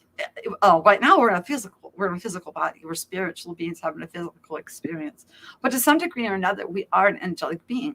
But what this might be, the dynamics that I'm kind of understanding this to be, because of having the authority to pull out the energy impact of whatever is on your back right now, because it's affecting my back. Since it's affecting me, I've got the authority to strip it down till I feel less impact from it. That to me sounds like that we're coming into a time where we are judging principalities and dominions that are in our sacred space of where the living should be, that are in a physical body, to help them lighten their load to go home, not to destroy them. Because if we destroy them, their higher self, divine self, is going to lose out on whatever the experience from the earthbound has to offer. Now, it's not going to destroy the other part of them. It's just like they're split in half, almost like we were talking about earlier. They've got half of themselves stuck on the earthbound, earthly level still. Almost like what we are, except with the exception that we're in a physical body able to create energy and still linked up, and we're able to interact with this realm and interact with the creator. Now, when we leave, and then somebody said, oh, well, what if I get stuck here? And I commented back in there, if any of you guys get stuck here after I leave from this place, I will be happy to come back and escort you and chaperone you to that other side, and get you the heck out of the lower realm to where you ought to be, where your existence is inevitable. So anyways, I just had to comment because he's the things that he's saying, I'm like, okay, this dude has had some experiences that he doesn't like talk openly about. Otherwise, how would he know that their mouths don't move? And a similar thing that I've seen that freaked me out is, okay, you're talking, but your mouth isn't moving. What the frick is going on here? I'm not sure what he meant by that, but well, out of body experiences in different realms. They talk about talking with his mouth not moving. When that's what I'm telling you. Like in dream time, I went to some places and I can hear them talk, like I can hear the beings talk, but their freaking mouths don't move. And it's, I don't know, but he's saying all this stuff in the chat, and I'm like, this just had some experiences that, it's funny. It's just funny to look. He's like, I don't ask questions anymore. He's just a funny guy, and that's what I mean. We're not here to be dismissive and judgmental of each other. You know what? That's the answer. That's what I wanted to say. Look, you know what judgment is? Judgment comes from a couple of places. Number one, it comes from fear. Mm-hmm. And the reason it comes from fear is because people believe that if you don't believe the way that I do, now listen closely, if you don't believe the way that I believe, then the way I believe isn't secure enough for me. But when you're secure in your own belief, then you don't need to judge anybody for what they believe. You might want them to see your beliefs, But if they don't get it, they're not ready yet. And so it's not a big deal. It's because I know there's no hell. I'm not worried about people just like going to hell. Okay. So I'm not pushed into that need to go out and save people. I have a chapter, it's called Being Saved by the Self. Of course, in there it talks about God. I use scripture throughout the whole book. Actually, you can legally, when writing a book, use 500 scriptures from one particular Bible and then another. But if you use more than that, then you have to label who it's from, because then it becomes a copyright infringement. Except with KJV, you can use as many scriptures with them as you want, with no copyright issues. Anyway, just in case somebody's writing a book. But judgment only comes because we are scared. See, you know how when a person like becomes a born again Christian, and they're indoctrinated by a group or a church, you feel really excited. You just want everybody to know what you're feeling. Mm-hmm. Well, that is really, and I'm going to step on toes here, when a person crosses over from that space to then pushing it on others, it loses its savor, because the reality is at that point is, I need you to believe the way I do so that I feel comfortable in my belief. That is not faith. Right. That no, is you're looking not for validation. That is not. It's sadness, because I could never go back. I can't drive down a road and reverse 100 miles backwards. And that's what the world would expect me to do. And when I came to this place, because I know Michelle knows me really well, and judgment used to bother me. Okay. But when I came to this particular crossing, that's where judgment didn't even exist anymore in the realm, because it no longer, I realized that I was creating this reality through every move I made, every thought I had, every breath I took. I was creating my reality, because God gave me free will. It wasn't like, no, you're going to go there and you're going to do everything, and you're here just to bring people to Jesus. Bringing people to Jesus for me is not the same as what the church used to teach or does teach. For me, bringing people to Jesus, preaching the gospel, would just mean loving one another. That's it. There's no forcing people to be and do and then teaching them that they're going to go to hell. How can God be duality of love and punishment and call it unconditional? So it'd be like if I said, well, Michelle, I unconditionally love you, but I know it. You have to accept me first. That's why I said, like, for my child, that is the most purest love that is earth-based, because it is truly unconditional. Even a relationship, even a relationship between man and woman can be conditional. But between myself and my children, I don't give a rat's butt what they have done. My love for them is so pure, and it cannot be cut or sectioned. Absolutely. And that's how God feels about us. Why would we want, I don't know how to put it, why would we want to make, that was done out of fear and control, is what I'm trying to say. That, you had to do this to do that. Why would we want to force people to accept Jesus? Think about that. Why wouldn't they automatically just want to know love and peace and accept that Jesus existed and I exist and Michelle exists and you exist? So people say, well, you have to believe in Jesus. It's so shallow, because the reality is it's got to go deeper than that. It's meaning accept yourself. Jesus didn't come for us to really, truly accept him. Jesus came to teach us who we were.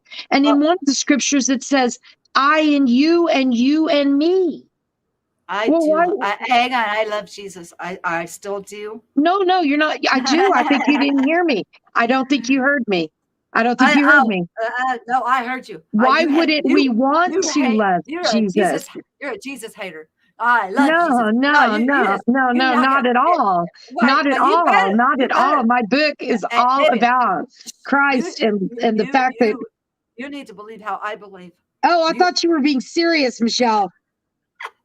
Dang it. Well, hold on. I was serious, though, because I do love Jesus. But No, but the other I part, I love was trying Jesus to be too. flavor. I love you too. I love you and I love Jesus. So because I believe we are all Jesus.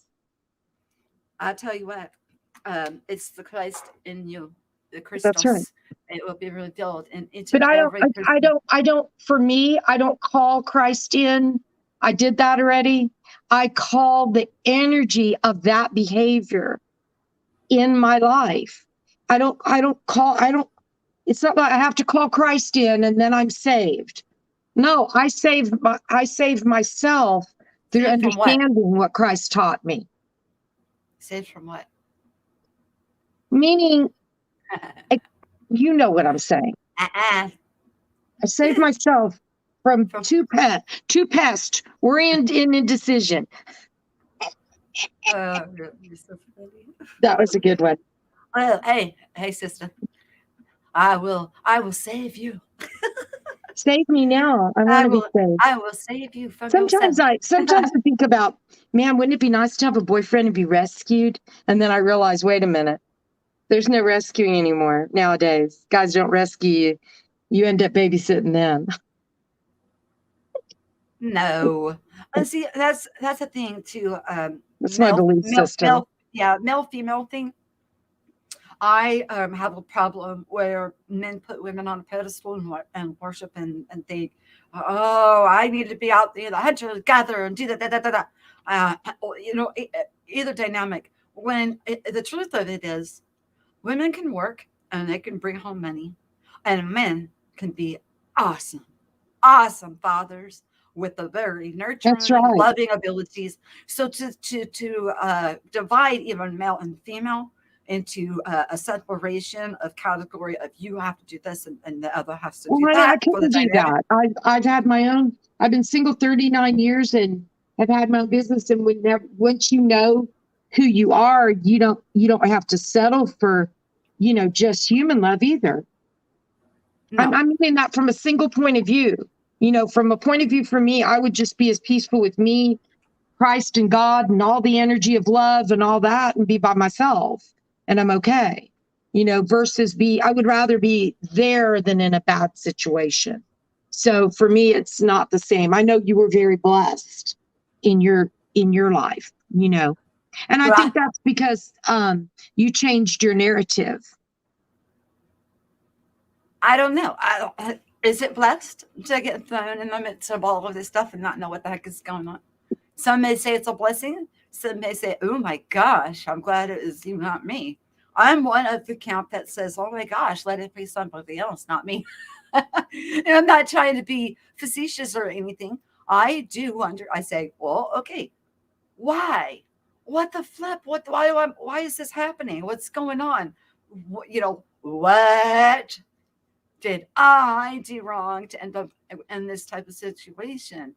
And then when you come out the other side, and it starts to unpack, it's like, holy moly, wow. How freeing and how liberating it is to start to understand who we are in truth as a being, and I shoot, my brother, and this is If kind of funny, if and it's I got if I it's a little off topic, but I was talking to my brother the other day, and my brother used to be very racial. He had some problems in upbringing, and where that he had some racial divide.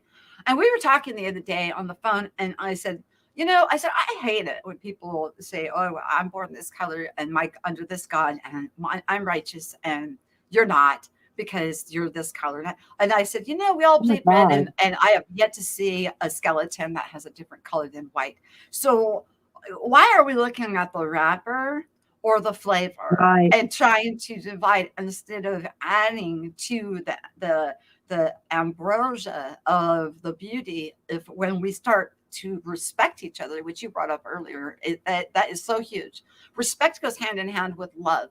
And I'm not saying love, like, because these past few months, it has not been about love and light at all. It's been about standing my ground, standing in my authority, and taking command of my own life, my own sovereignty, and telling That's what I these told you. earthbound That's what I told spirits. you. That's what I told you. The months that Hold we're on, in. Vivian. Don't cut me off because then I'll lose my flow. Sorry, sweetheart. But I've had to take command of myself, my property in which I dwell, and take, I actually take power away from these things that are not supposed to be here and help guide them home. Do I want to destroy them? Heck no. Do I want to sit there and have tea and talk to them? No, I don't. I don't need to get to know an earthbound spirit in that kind of a way. In the meantime, I've had, like Tim was talking about, I have had, while I was awake, I've seen some heavenly ones, and they come in full color, very vivid, very beautiful. And that those are ones that I can see. I can't see the ones that are earthbound. I can feel them and I can hear them, and I can tell what kind of dynamic they hold, that way. But I'm not going to sit here and say, "What's your name?" I'm not going to channel information from them. I actually had to put up walls, and this is in the Bible too. I mean, all this stuff is in the Bible if we would read it in the right context. Put on the whole armor of God. I put on my armor, as soon as I figured out that, oh my gosh, how much do we really need our spiritual armor? When they start encroaching on us, and we understand that all of this has been encroaching on us, throughout our duration of life, even babies, which that part made me kind of mad. But anyways, so it hasn't been all about love, love, love, light, these past few months.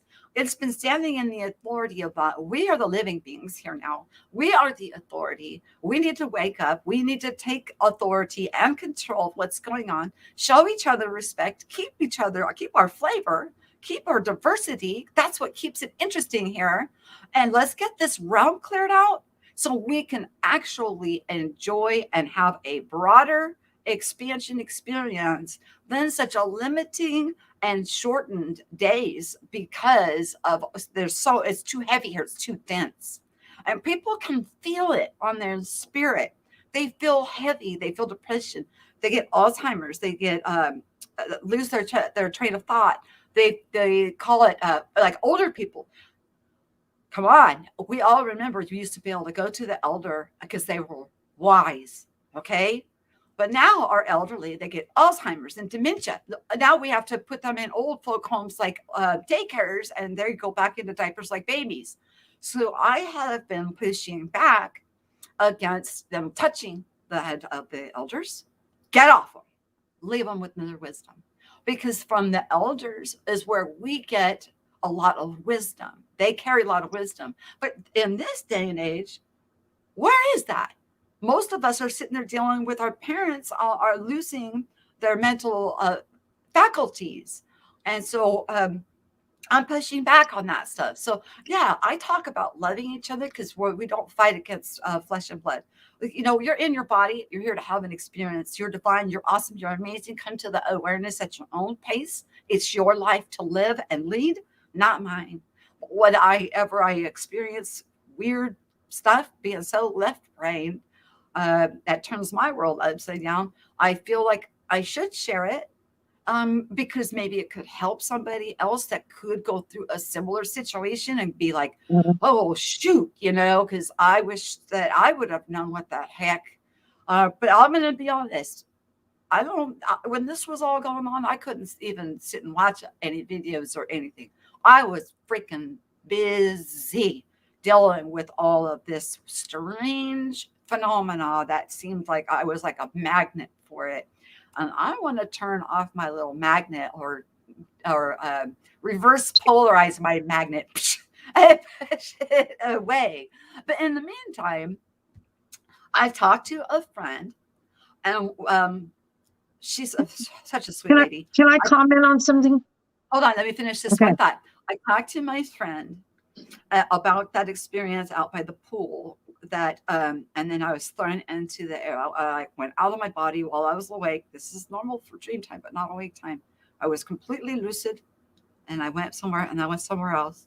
And she brought up something very interesting to me that really gave me food for thought to help me unpack a lot. And she said, when you came back, what do you think about the possibility that they saw you and followed you home? And since then, it's like, aha, it's just amazing how just talking to each other and sharing that we light up, ping, something that were so, I was so pummeled, I couldn't even see, my hand. And she just went, ping, and the light came on, and I started asking, for confirmation. Is that what happened? Well, then I want to know who threw me up there.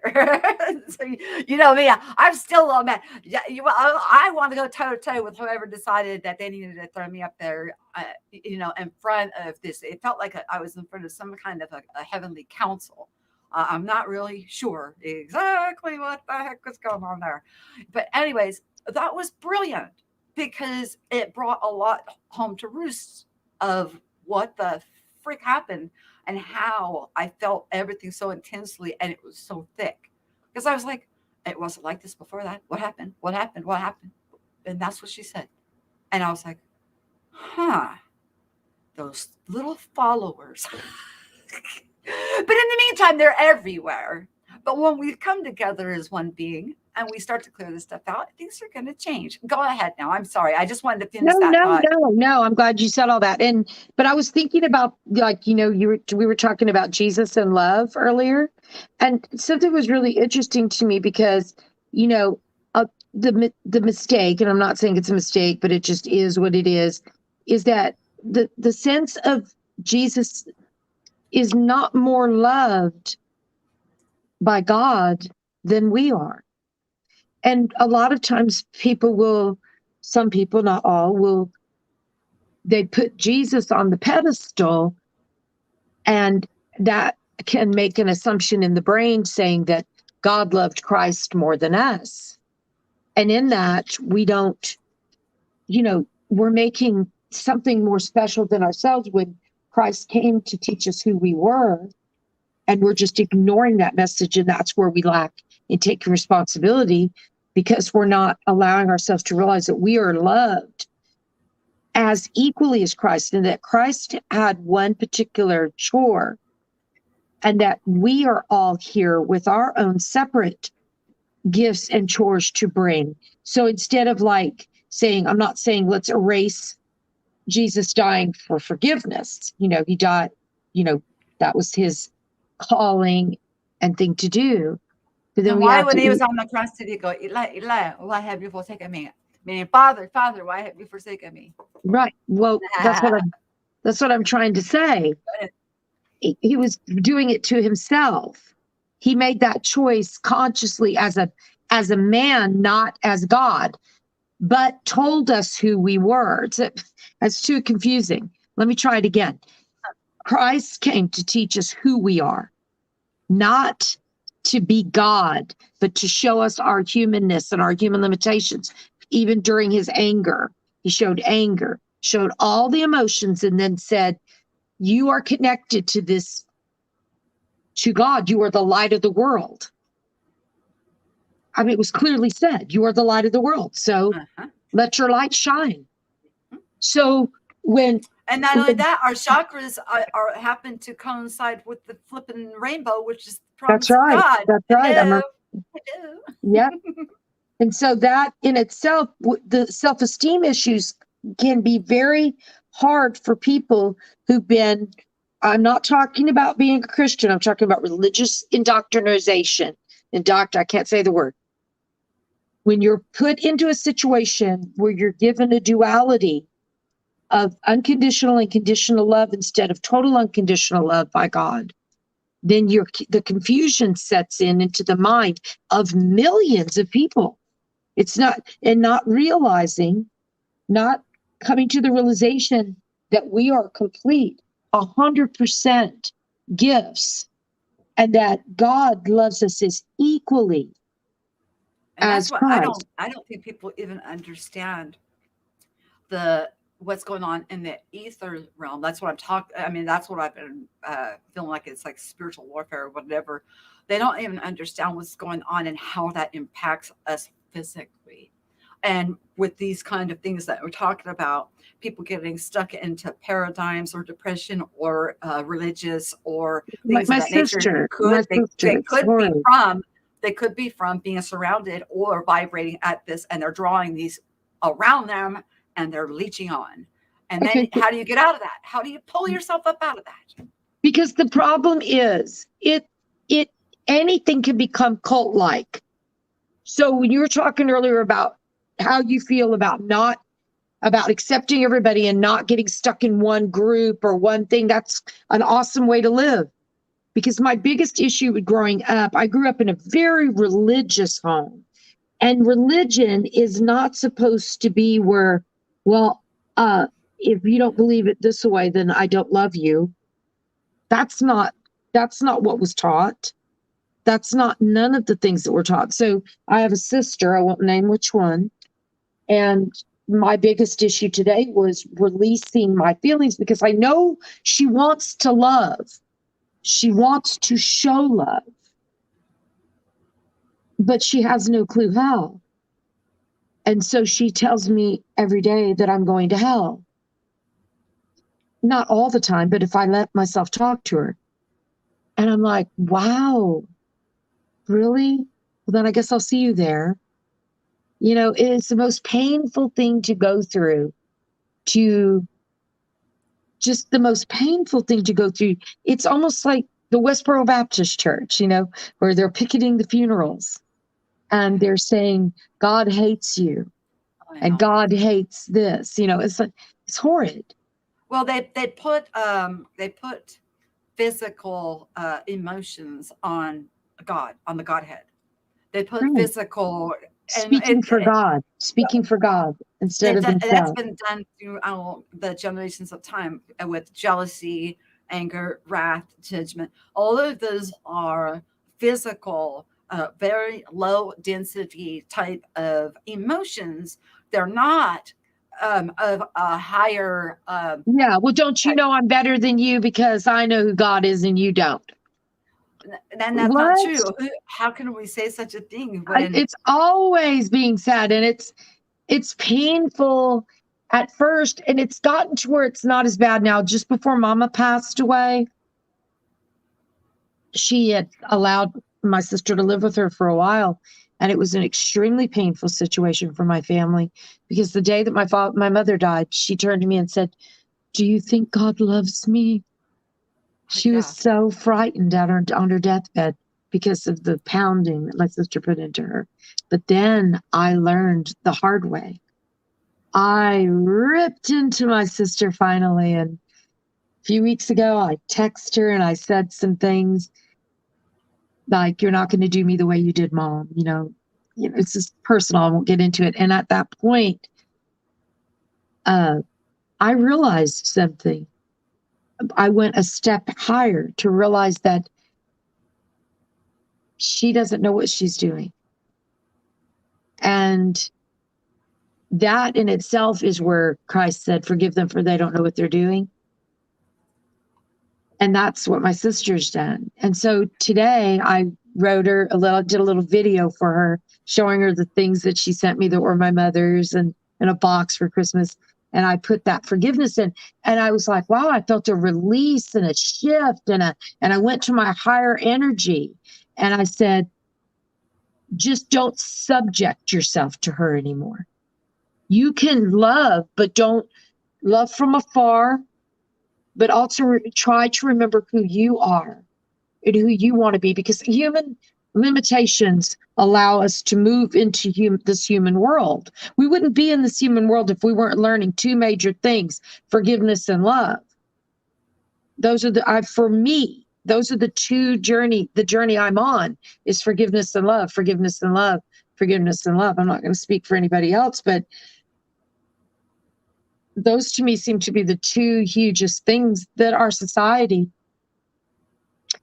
is struggling with a lot. There's so much judgment going on in our world today. There's so much higher judgment, and we need to bring that into the light and say, this isn't working. This isn't working. It isn't working. and let's make it work, because we're still here. Oh, We're here for that. all right. And let me ask you this. Is it worth it to try to pound something into another physical No, being who's I doing it? don't. Hold on, let me finish. Right. Let me finish because, or should we be understanding what's going on and being attuned to what's going on in the realm around us and get that shit cleared out? And then things, it'll be like the clouds will part and we'll be able to see clearly.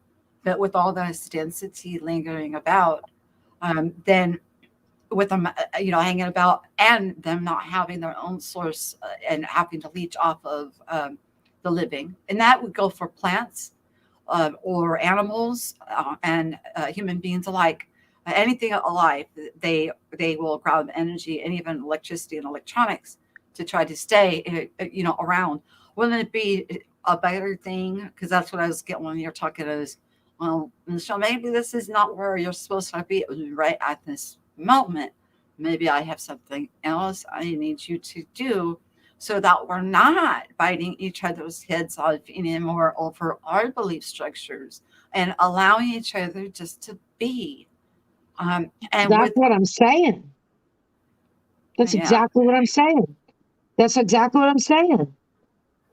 It's just I can't well, I I'm not going to fight with my brothers and sisters. I I can't like their flavor. I can't do it. I can't get around her because I won't allow myself to be dragged into, I'll just For be me, like, hi, how are you? And that next thing you situation. know, I'm going to hell. Now, listen, that situation there, okay? You're the dynamic with your mom, and let me just actually, I'm going to take it out of your hands. Let's just do a dynamic of a lady and her sister and her mom, not you, okay? Okay, go ahead. They have two different belief structures. The mom's not feeling so well, so she's obviously got something in her realm in her sphere that has weakened her, and she's scared. So what is she going to be cleaving to? She's going to cleave to something that will try to bring her some kind of inner peace. What brings her inner peace? Well, she's telling her, well, if you accept God, and you do this, it's something very simple. You're going to go to heaven. And it brings her inner peace, and then she passes on. And then actually, she doesn't get stuck in the earth realm. Or they both of these ladies start fighting, about no, this is my belief, this is my belief. Mama gets confused. Now she's stuck. She's confused, and she's weaker in the mind. So what would I do to try to, instead of having the sisters and bring this mother down, how would I approach it? Well, I would look around remotely. I would view what's going on in the realm around these precious beings that are having a physical experience. What's in the airwaves around them? And how is it impacting each of these sisters? And of course, the mother. We could call them brothers and father. I don't really care. I'm just using the three as an example. And then I would go after what is in the airwaves that needs to transition home, that is oppressing, making mom weak minded and ill, and also forcing into a dynamic of a religious spirit, maybe near the one sister, and a liberating spirit that was opposite of that or against that, or saw something catastrophic in their own life. Is against that around the other sister that is influencing them, but they don't realize it because they can't freaking see that it's in their realm. So it's like we're getting opened up to feel this stuff, this junk that's in the air.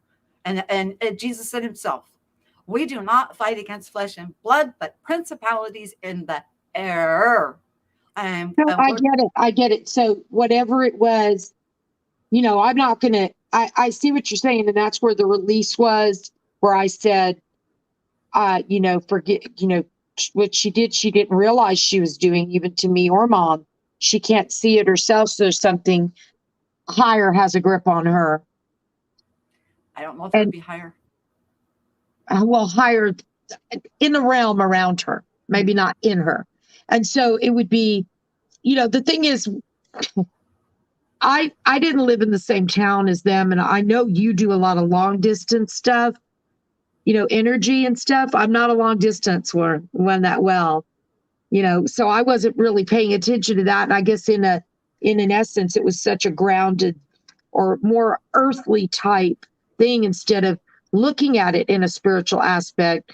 But the day that my mom died, I did at least, to me, I don't try to tell my sister anything that I shared on your show. I don't tell anybody it. I talked Oh, about it in my book, but I did. so I No, tell but my mom, I'm like, she listens to my stuff every once in a while. She's like, it's so fringe. I'm like, yeah, it's so opposite of how it is. I don't know where all this stuff's come from. Ah! yeah, I don't really share it because, it's not something I can open up about. And it's not that I don't care about my family, but I don't care what they believe in. They want to believe Christ, that's fine, but don't shove it down my throat 24/7, judging my relationship with Christ. Right. That is so wrong. How do you know my Well, relationship with Christ? Are you me? I mean, that's what I'm trying to say. Are we going at this backwards? Are we going at it physically after each other's necks and tearing each other down physically? Or are we looking at what's in the airways around that needs to be cleared and go home? And let's clean up that mess first before we even look cross-eyed at our brothers. So you're saying her attacking me could have been something higher attacking me? Not higher. Something higher, in the unseen realm. Something, okay, let me try to say it again better. Sort of like a succubus in the air. Yeah, okay. Like, you've got some in your room with you. I'm getting pretty mad at them, actually, because they're touching me. Because they probably just appeared right now. No, I set it down. I'm going to have to wall it up. But see, it's you're the authority there. That's your dominion, sister. See, that's the understanding is that. Did you claim your power? Why don't you claim your power, Vivian? Why don't you claim it? No, I'm not going to usurp your divinity. No, I was talking to me. I said, why don't you claim your power, Vivian? Oh, like you're talking to yourself in the mirror. Right, because I don't know how to do that. I don't know. I know how to do it with people now. I know how to set boundaries, but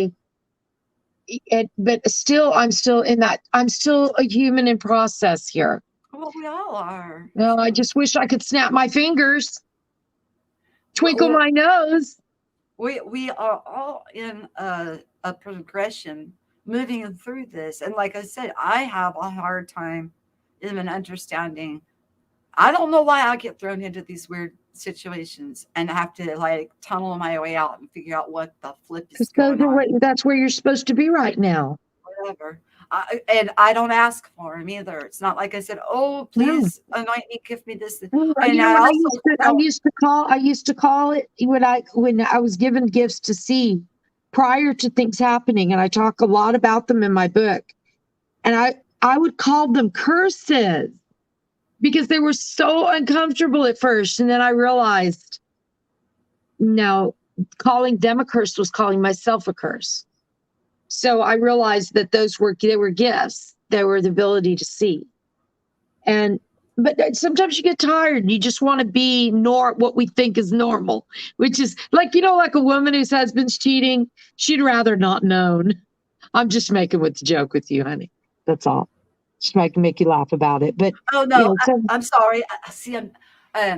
Sometimes this is exactly why I have not been on doing YouTube and stuff, because there's so much going on in the ether. And like I said, I've got clearing. I can concentrate and stuff and start sharing this stuff. But why would I go and attack my brother and my sister? And why would I try and do tribalism and divisiveness when I love all of us and we all have flavor? I don't want anybody to change their personality. Are you kidding? That's part of the beauty of this place. But the airwaves is what seems to be bogging us down. So it seems like we're going after things backwards. In the meantime, we do have, with the title of tonight's show, the Akashic Records, I verbally heard the flipping commands and felt the gumption in my body to do them. And I'm like, what the frick is that? And I threw judgment out. I took it up, there is a higher court and we can dissolve foolishness. such as, because as you think, so shall it be. You can think one way, and we're making laws unto ourselves while we're in physical body. And we have the right to undo those laws in physical body while we are still in physical body. You have that authority. So why are we not taking that authority and starting with the realm Oh, that is the unseen realm, cleaning that crap out? Because so I did. those things that we see, you're saying this. This is what you're saying to me. The things that we see that keep repeating themselves in each individual life, depending on what it is that seems to repeat itself, whether it be some kind of judgment that always comes up against somebody or some kind of something else, it's something in the spiritual realm that is, it's the suppression is in the spiritual realm on that. You know how that one thing that somebody will have that one thing that they keep coming up against. So it's in the spiritual And realm. they keep going in circles, circles. Like you're on a hamster wheel. And life just seems to just keep going around and around. Okay, so let me use And we're I'm going to use an going example. forward. I'm going to use an example. Earlier you said that the thing that was in my room was a spirit of judgment on me. You were right. But let me say why I know it. Because the day that I put my book out I didn't say that. on May 20, when you first saw it, you said something about I said there's something there. I said there's something you there said, with you. listen, I can go back and listen to the show again. You said whatever it is trying to make you feel judged or against yourself. No, You'll have to you go back. start talking about Satan and stuff like that. Right. So Yeah, that I remember saying that, but yeah, when I first put the book out in May, the day it got published, a bot came on my page and put real bad things on as a review. And there's no way that anybody could have bought the book. It was just published. So I was like, wow, why am I struggling with this? I really believe my book can help somebody who's been through trauma to be able to love themselves, to feel happy, to have a good relationship with whatever God they choose. I mean, I don't force a God in my book or anything, but I do talk about God's love or just love, God as love, not God's love, but God as love. So here I am, and then finally that review was removed and a couple of real good reviews were put on. And I was like, oh, that's nice. And then I thought, okay, anybody can put a bad review if they want. I don't care. But if it's something that's against guidelines, of course, I'm going to try to get it removed.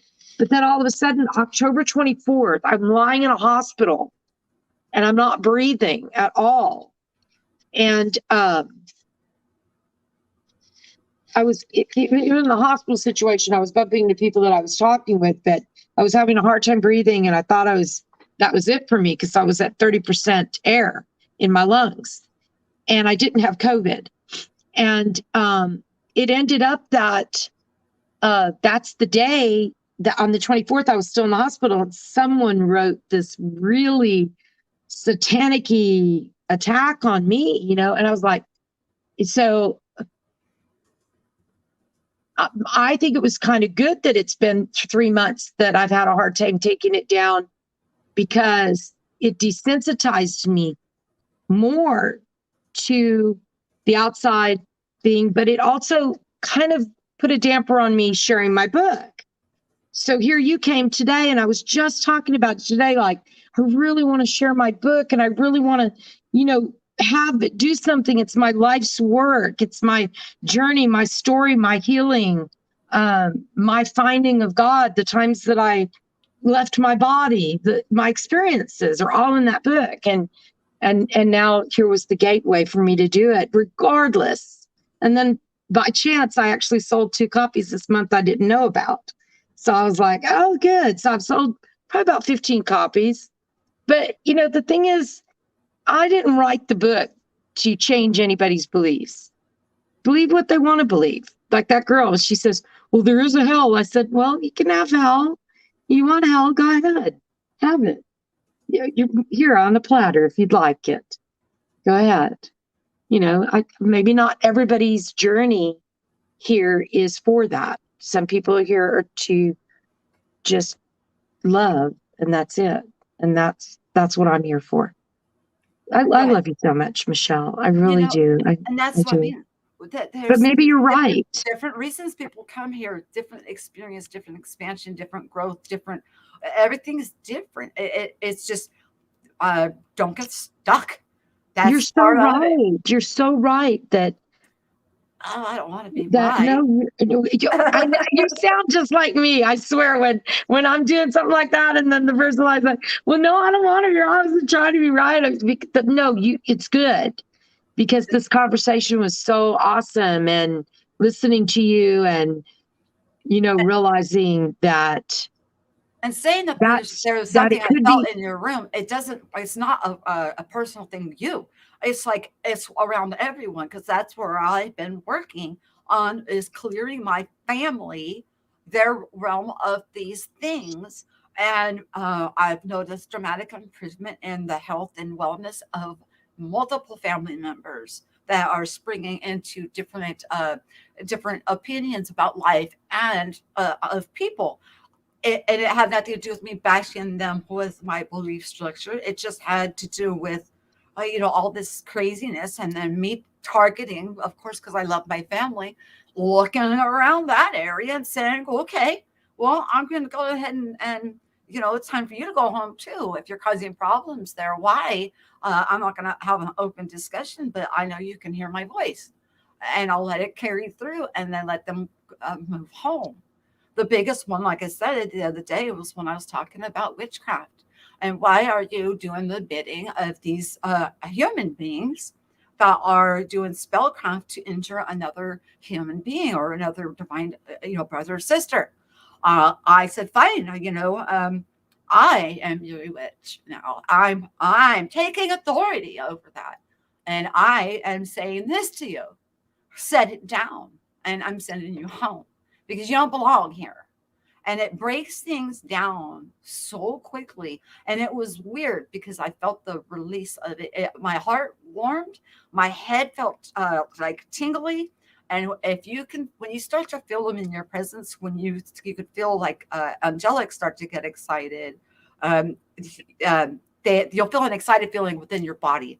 And then I even have to tell them to back away because I'm feeling you too intensely. Back up, back up. I'm feeling you No, guys. and I get that because whenever I am feeling someone's family member, I will still get the sensation on the body, whether there's no judgment in it. It's just the sensation of there's the spirit in the room, there's, something like that. But, you know, it's so funny how I am, though, when I really think about it. And it's very hard for me to explain this without sounding strange, but it's almost like I'm in disbelief of the things that I experience. I don't know how to explain that to you. I don't. That's the only way I can put it out there. It's like, I wish that I could claim insanity. you can what? I said, I wish I could claim insanity and say, oh, this is all just crazy. But No, I'm too that's what I'm lucid. trying to tell you. Like, I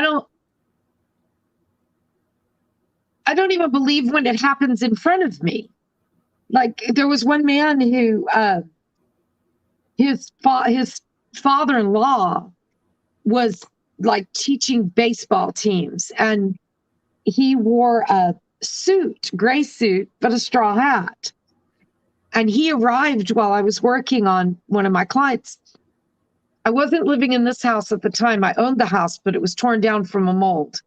So I was going through a really hard time. So I bought the house across the street. My daughter and her husband moved in it. So I moved my office over there and was working there. And all of a sudden, out of nowhere, I actually saw, this man. And what it was the guy on the table actually had a question, as if he thought he was spending too much money on his daughter's baseball. She was like in these baseball teams, and they were traveling all over doing all this stuff. And he told me, that man, the dead man told me, he said, things that would help that guy remember. So he said, do you remember like one time y'all were at the dugout and all of a sudden this magazine came flying and this bag came flying and all these different things were this man. And so his father-in-law showed up to me. And even to this day, I can look back and go, did that really happen? Did that really? No. So I guess that it's easier for me to just sometimes blot out the things that I know are real, just to not, because it's too much. Listen, you've said you've just started experiencing this now, what, for 7, 8 months now or more? Well, yeah, I mean, it's a culmination. It's been over what, 22, almost 23 years of things building. But when did it start to get to where you now could sense the spirits? How long have you been doing it? Oh, shoot. I was doing the BQH healings. I was already able to do that. I just had never been pummeled before, like completely. I felt like I was thrown straight in the middle of a battlefield. I mean, like a freaking battlefield. So that's why I probably am the way I am, because I am so extremely sensitive that if I do open myself up, I would just be everywhere. And I don't want to be that. I don't want to be that. I want to just. Okay. I wish I could Whatever. You think I said, hi, my name's Michelle, and I volunteer for this job Right. that doesn't pay anything. I just want to feel normal. It's time consuming. It wore me out. It about drove me crazy, and it doesn't pay very well. But take me. The interesting thing is so many people are experiencing this now, like you said earlier, and we were talking about. So many people are experiencing it more because spirits are starting to realize that there's more acceptance. Like if you knew that nobody accepted red hair, that if you dyed your hair red and you went into a ballroom right now and no one accepted you in there and you lived in this realm. Now imagine people who die that know that nobody wants to believe that they're passed over and are still here. You get what I'm saying? Yeah. It's the same thing. They're still here in this realm, even though they're not in a body. And so they're still experiencing the same judgment experiences that we're still experiencing. Yes, they're still in that lower vibrational density. They have not went home. Once they go home, whatever home. What back. Home though? What's their home? Is their home? It's not here. Their home, to me, heaven is another dimension. Yeah. So it just depends on where they're going. Like I think it's just dimensions, and I think heaven is a dimension. It is. Well, it talks about the 3 levels of heaven. It talks about the airwaves, earthly, then earth is a heavenly realm, the airways, and then like the stars that we see in the sky. Those are the lower realms of the heavenlies. I'm trying to unclip my phone. And it's not like they have to travel through outer space through a tunnel. No, I just turned and I was in a different place. I don't know how to explain it. And then we think there's no physicality. And then I find out, wait a minute, once we mature enough that we will actually have physicality and can materialize and dematerialize. I'm like, what the flip is that? I mean, the stuff that I find out, I don't expect it. I don't understand it. Just like finding out that when I was feeling that, it would be like godlike power, dunamis power, pressing down, then I had their permission to remove it from them, especially if they're using it against me. What? Why? Would I have chose this for myself to go through this? Would I go through this again? And do I wish this on anybody else? Heck no. But we hear about prophets and like way back when, and when they get touched or whatever, they walk around naked for a year like a crazy man. It makes me also think about people that walk around homeless that are talking to themselves, how dare we cast judgment? How do we know what the freak is going on with them? How do we know that they just didn't get touched and that they are sensing? Right. Okay. So that is true, because there's a lot of people who are given diagnoses of mental issues that are hearing voices or seeing things, and they're probably, some might have issues. I'm not saying they don't, but you never know. They could be like, hey, they tried to give me a pillow when I went in and said, excuse me, I'm trying to work 3 jobs here. I'm raising 2 children. I'm a single mom, and I'm having these flipping weird ass dreams that are in vivid color. I'm remembering them verbatim. And I'm walking through them. Plus, I'm having this gray phenomenal thing going. Feels like I'm outside of my body, like I'm dying. And I had, here, take this pill, Michelle. You're having night terrors. Did it stop them? Heck no, Vivian. All it did was make it harder for me to wake up from when I wanted to come back. I was like, oh, okay, thanks, Doc. Did wonders. Remind me that if we get a chance to personally talk, I've been having some really, really, really, really, really bad dreams. And they've been repetitive. Like I'll wake up, go back to sleep, they're there. 3 times in a row, like 2 nights ago, really, really strong. And I was like, no.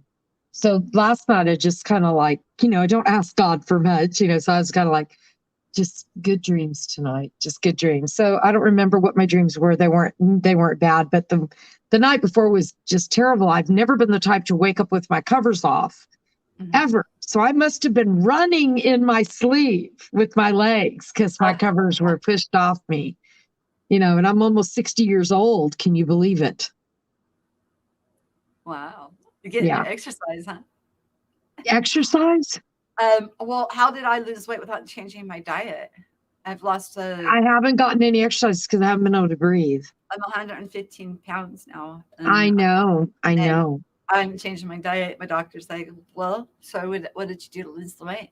I was like, I'm on the seafood diet. I want McDonald's. I eat McDonald's. I want In-N-Out. I eat In-N-Out. I drink my Dr. Pepper like there's no tomorrow. I'm not on a diet. I didn't change nothing. I didn't change nothing except for my perspective. I gained a lot of weight. My perspective of food. That was all that I changed. I got really a paradigm shift. And do I think that I got that on my own? No, I have help. We have help. I'm taking a lot of steroids for my lungs right now. So I've gained a little bit of weight, but I'm breathing better. When I got the back injury and neck surgery and all that, all the steroid shots. Yeah. Right now, what I'm doing is not just injections, where I just had surgery on my right arm now. Remember I had left shoulder surgery? Well, now I had right shoulder surgery, but that was like a start of it. And then the second part was the recent inhalation. I inhale steroids twice a day, but you're supposed to be 0.5 twice a day. I'm on 2 milligrams a day. 1 milligram twice a day of breathing medication till things balance back. I'm sure that they're coming back, because compared to what I was in August, September, October, and then I ended up in the hospital latter part of October. And it was just like really, really bad. And I thought, that's it. I must be getting ready to go. People say, well, when you're not breathing, they don't understand. They look at you, so it looks like you're breathing. Well, I'm just breathing at less percentage. Like I'm not blowing the feathers anymore, But I'm not a smoker, so I'm not sure exactly what's going on other than I am, and I've never had smoker's cough or any kind of tie to that ever. But then I don't accept that as reasoning. There's nothing here that can harm me unless I give it permission to. And also feeling what's going on in the ether, I'm pushing that stuff back and away from living beings. It's just important. Maybe I don't know. I just think that I'm being redirected to. I'm still going to share because there's so much information that I hope people can benefit from, to bring them into their own sovereignty and in standing in their own authority. And I don't claim to be a teacher. I just experience, and then I unravel and I share my experiences. And I don't care if people think my experiences are true or valid or not. Because that's up to each individual. They are their own. They are their own entity. They're their own sovereign. They make their own rules for what they're going to allow in and what they're going to allow out. And I am not going to be one to. But I know one thing: the way I thought I got turned on my head from, like I said, very left brain. Working in accounting. I was an office manager before that, and in restaurant management for about 15 years. So I was up into management and accounting and office managing. I worked for a law office for a little bit. And then, so I'm very left brain. And then I got flipped on my head is like when I feel like, oh yeah, Michelle, you think it's so freaking logical? 1 + 1 + 1 = 3. Really? Well, let us show you this. And spun me like a top, and it's like, what? So it's like I would not dismiss anybody's experiences. I would not want to be deeming anyone with a mental illness and prescribing drugs to them when a sarcoma that may appear as a sarcoma to somebody because of their logical mind is saying such things. If they have not looked into the spiritual side and don't quite have at least a basic understanding of that, I think that anybody before taking something that would be a mood altering or psychotropic type of a medication should maybe consult a professional spiritualist because they are available. There are people that can see into Mhm. these things that are much more proficient and have specialties in certain different phenomena. It's like I just been thrown into a blender, like a mixed mosh pot, dreams, visions, seeing, and then walking through them, and then hearing Akashic records, and then having the compulsion, and then even hearing my dogs getting the commands that I've written for my dogs and them acting them out, and then pulling my husband, asking for his ears to be open and for him just down there and be able to hear the same crap that I was hearing because I'm like, oh my gosh, oh, this is too much. I'm overwhelmed. I'm fighting here in the ether realm. Now I'm hearing this stuff too. And then I'm watching these commands get acted out. And then he heard it. His ears were open. And then he's like, maybe I didn't hear it. I don't know. I Yeah, don't know what I heard. he's trying to distance himself from it, but that's okay. I don't care. I don't care if he distanced No, himself. you know What it what? did And was it that got is rid of judgment. It completely got rid of judgment. that not caring in that aspect is gaining your own sovereignty.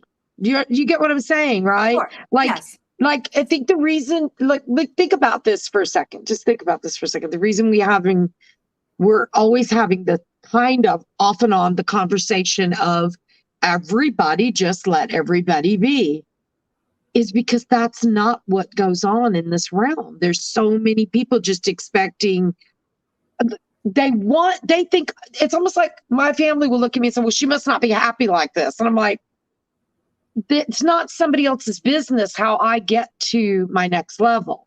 It's my personal journey. And I think a lot of us, when, like you're doing a show and you're online, and then, it's like at first And then when you poof, first I'm start gone. doing stuff, now I'm getting to the point with my TikTok videos. I'm like 3 weeks, I've got like 300 followers now. And I thought that's pretty cool.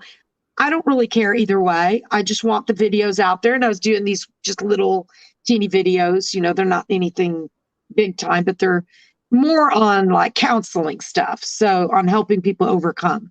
So like, if you're feeling down or you're feeling this or you're feeling anxiety, just quick little videos like that.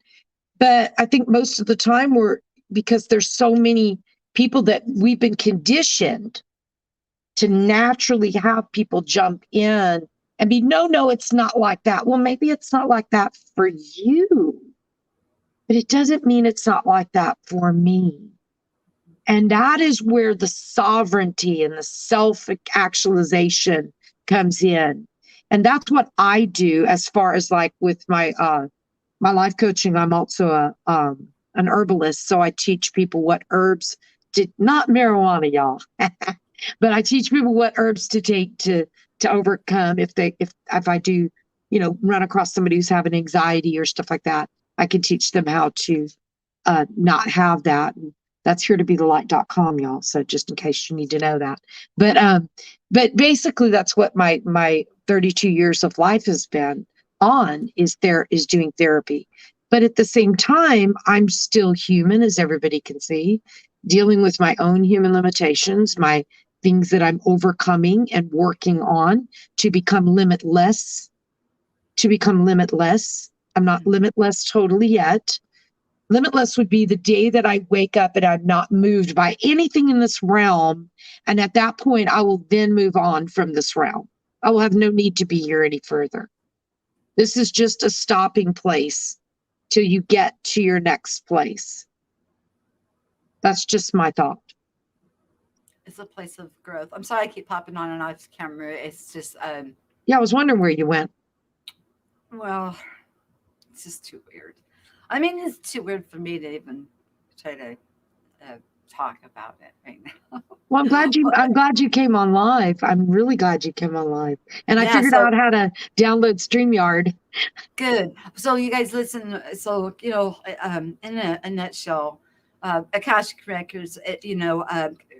We can look at predestined. If we start to straight off, we have help, and then there's a writer that's like a scribe, and then with the gumption to do it. So therefore, that would relieve us of any type of determination of judgment.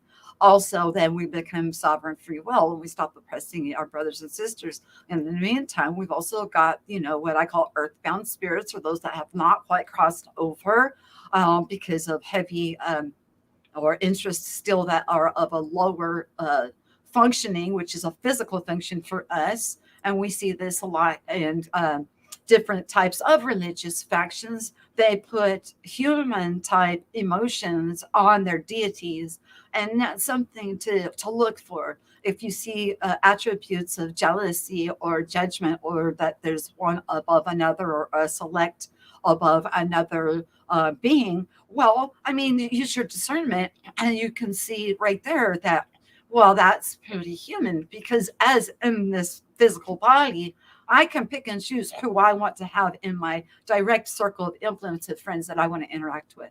That's my human condition of my experience here. But on the spiritual level of things, do I have the right to turn my friends into a religious sect and say they're a tribe and they're better than everybody else? I mean, if we start Right. to look at things in a more fundamental, basic way of understanding it, we'll start putting away some of these things that we need to separate each other from, and see that we want each other to be different and add flavor and add content and color to this place, but not in a way of judging and forcing conformity on one another. Now, of course, we don't want to go out and hurt our brothers and sisters.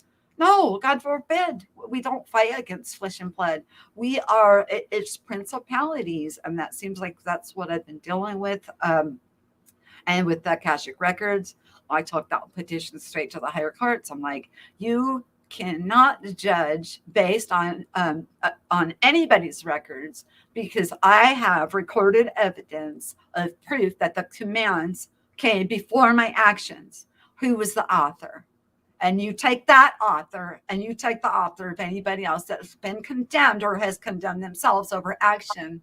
Let them see the author of their script when they were still under predestiny to head in a direction. And a lot of times, just hearing us say things like this out loud, they can hear us because we still have a voice.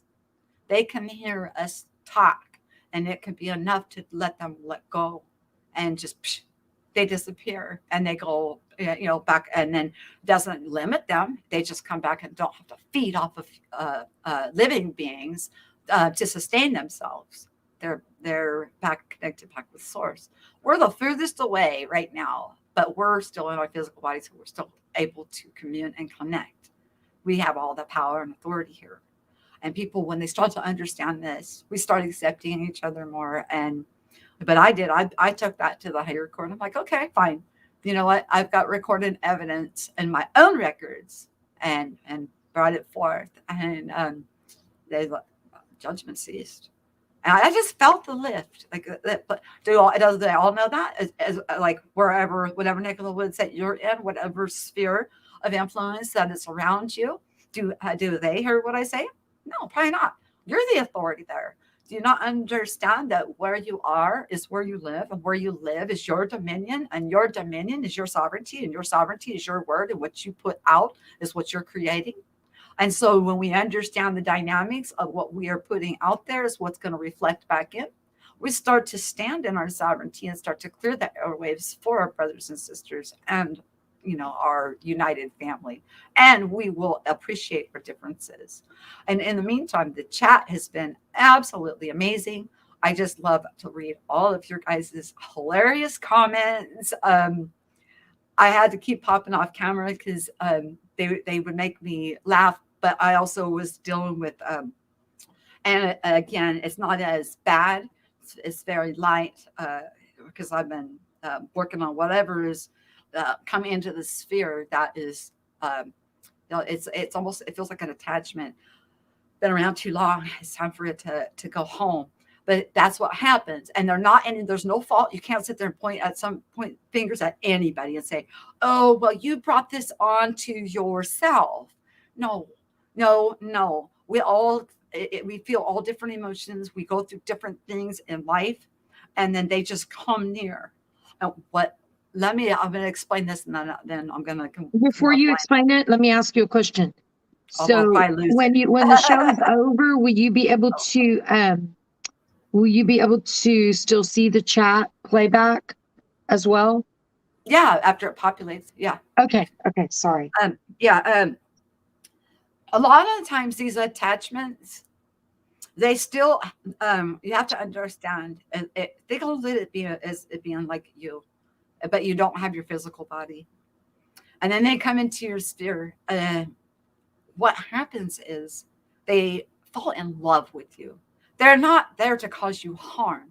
So when you understand that it is an attraction, a lot of the times what they will do when they get around a woman or a man that they, and maybe it's a female spirit or a male spirit, doesn't matter, that they fall in love with them, that they will become an attachment, and then they will cause them to reject other beings, and to isolate and to stay single because they're so in love with them.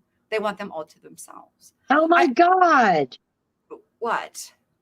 Well, because I was in this restaurant and this man came up to me and he said, listen, I do paranormal readings, and you have an energy that's in your house that has kept you single almost your whole life. I said, and that's true, 39 years by myself.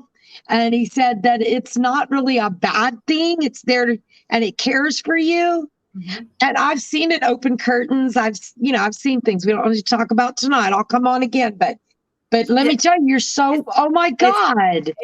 They become possessive is what it is. And then they call it a possession. A possession is not like The Exorcist. You guys, come on, let's grow up a little bit. They become possessive and they can get angry. They will show emotions that are human-like. They can get angry and they can learn to draw enough energy to move items and to do creepy things or make sounds in your home. Now, is that, are you afraid of that? No. Why should we fear something that we have the power and dominion over to send home? They need to go home and understand once they go home, they can still come back and watch over. But they need to. I'm not afraid of it. It's just obviously annoying. I'm not afraid of it. It's annoying. But this man who could read that came to my home, the curtains were opening while he was talking to me on their own. And he says, so he went over and he closed the curtains by the tree. This was years ago during Christmas. And then he goes, well, whatever it is, it likes you, but it doesn't want me here. And he left. Yeah. Yeah, I think that's a vibe that I'm getting from So it was weird that you were talking exactly about this particular. I told you, it's not your father. I've made that very clear. Well, damn it! Can he just appear into the real world and then we can ride off into the sunset and be in love? No, sorry, no. But it's keeping you from real world physical, a physical being. Yes. Love. Now, I'm not saying this about you. I'm just using it as an example. No, I already understand it. You do understand, Michelle. I understand everything you're saying. I know, but you didn't have to raise your hand and say, yeah, she's talking about me. Well, no, but I didn't mean to. I'm sure it's other people go through it too. But I know, but I was trying to stay as anonymous of what I'm dealing with here as I could without, raising the flag, because I'm also picking up on, phenomena within our chat stream. But I have to say, this freaking chat, these guys have got some freaking mitzvah or whatever to them, some zing. I can't see the chat. No, but because they are physical and they are in body, they are powerful. and the things they say, whether it be from humor, sarcasm, even debating with each other, different perspectives, and all of that shows their strength, shows their power, shows that, The I am comfortable. individuality. I am comfortable with who I am. Hear me roar. And that has been helping me because they're powerful to sit there and deal with this little pest that And I'm sure you have a moderator in case they get a little mean. no, when I went back to look, because I looked after I went to the bathroom, that there was some issues. Oh my God, no, I went back and read them, and even in the comments, it's like, don't beat me over the head with that book. And I mean, they were too funny. And one of them was held for review, and there must not have been a mod in there. And somebody said something with the F, didn't actually say the word like I did. Whoops. And I released it. I mean, there was nothing going on in there when I stepped away. They're just it's a very good collective tonight. Very strong. There's a lot of strength, and I can sense it in the awareness with a lot of the people that are in our chat. There's a lot of strength in there and self-awareness, and I think that's an amazing thing in itself. And being self-aware is not conformity at all. It's not tribalism. It really is uniquism and acceptance and respect. And it's been a really good chat group. And I want to just do a shout out to them. We got Anuki. Lots of awesome comments. Tim O, man, I kept having to go off camera a few times because he was making me bust up and you were talking all serious. So I apologize for that, Vivian, because I was listening to you. And let's see, oh, those two are going back and forth. I'm trying to scroll up as much as I can here. Is it just you two talking? There's the Nakias, Marie Merkel, Tim O. And I saw Gypsy in there, and I know I saw Prelim and a few others. So I just want to make sure I gave you guys all a shout out before we say goodnight. And did you have anything else you wanted to add as I'm getting ready to sign out here? It's the latest I've been up in a long time. Oh man, this is a long show, you guys. I'm so sorry. It's awesome. Don't be apologizing for your great works. I hope you guys got something from it. I appreciate everybody. I love you all so much. I'm going to minimize you into there, but don't leave because I want to talk to you after. Okay, hang on. So anyways, thank you guys all for coming. I love you. Stay strong, stand strong. I'm still working in the etheric realm. I'm unraveling and unpacking a lot of information. And I just feel like I'm still called to work in that realm just a little bit more. It's not a flesh and blood on the person-to-person type thing. It's not a belief structure or anything. It's just, I don't know. We get called to do different things at different times for, I don't know. I don't remember raising my hand for any of this, but it is what it is. We deal with what we deal with. I love you guys. And I want you all to have a blessed evening and stay safe, stay in your power, and share what you know. And listen so we can grow. Peace.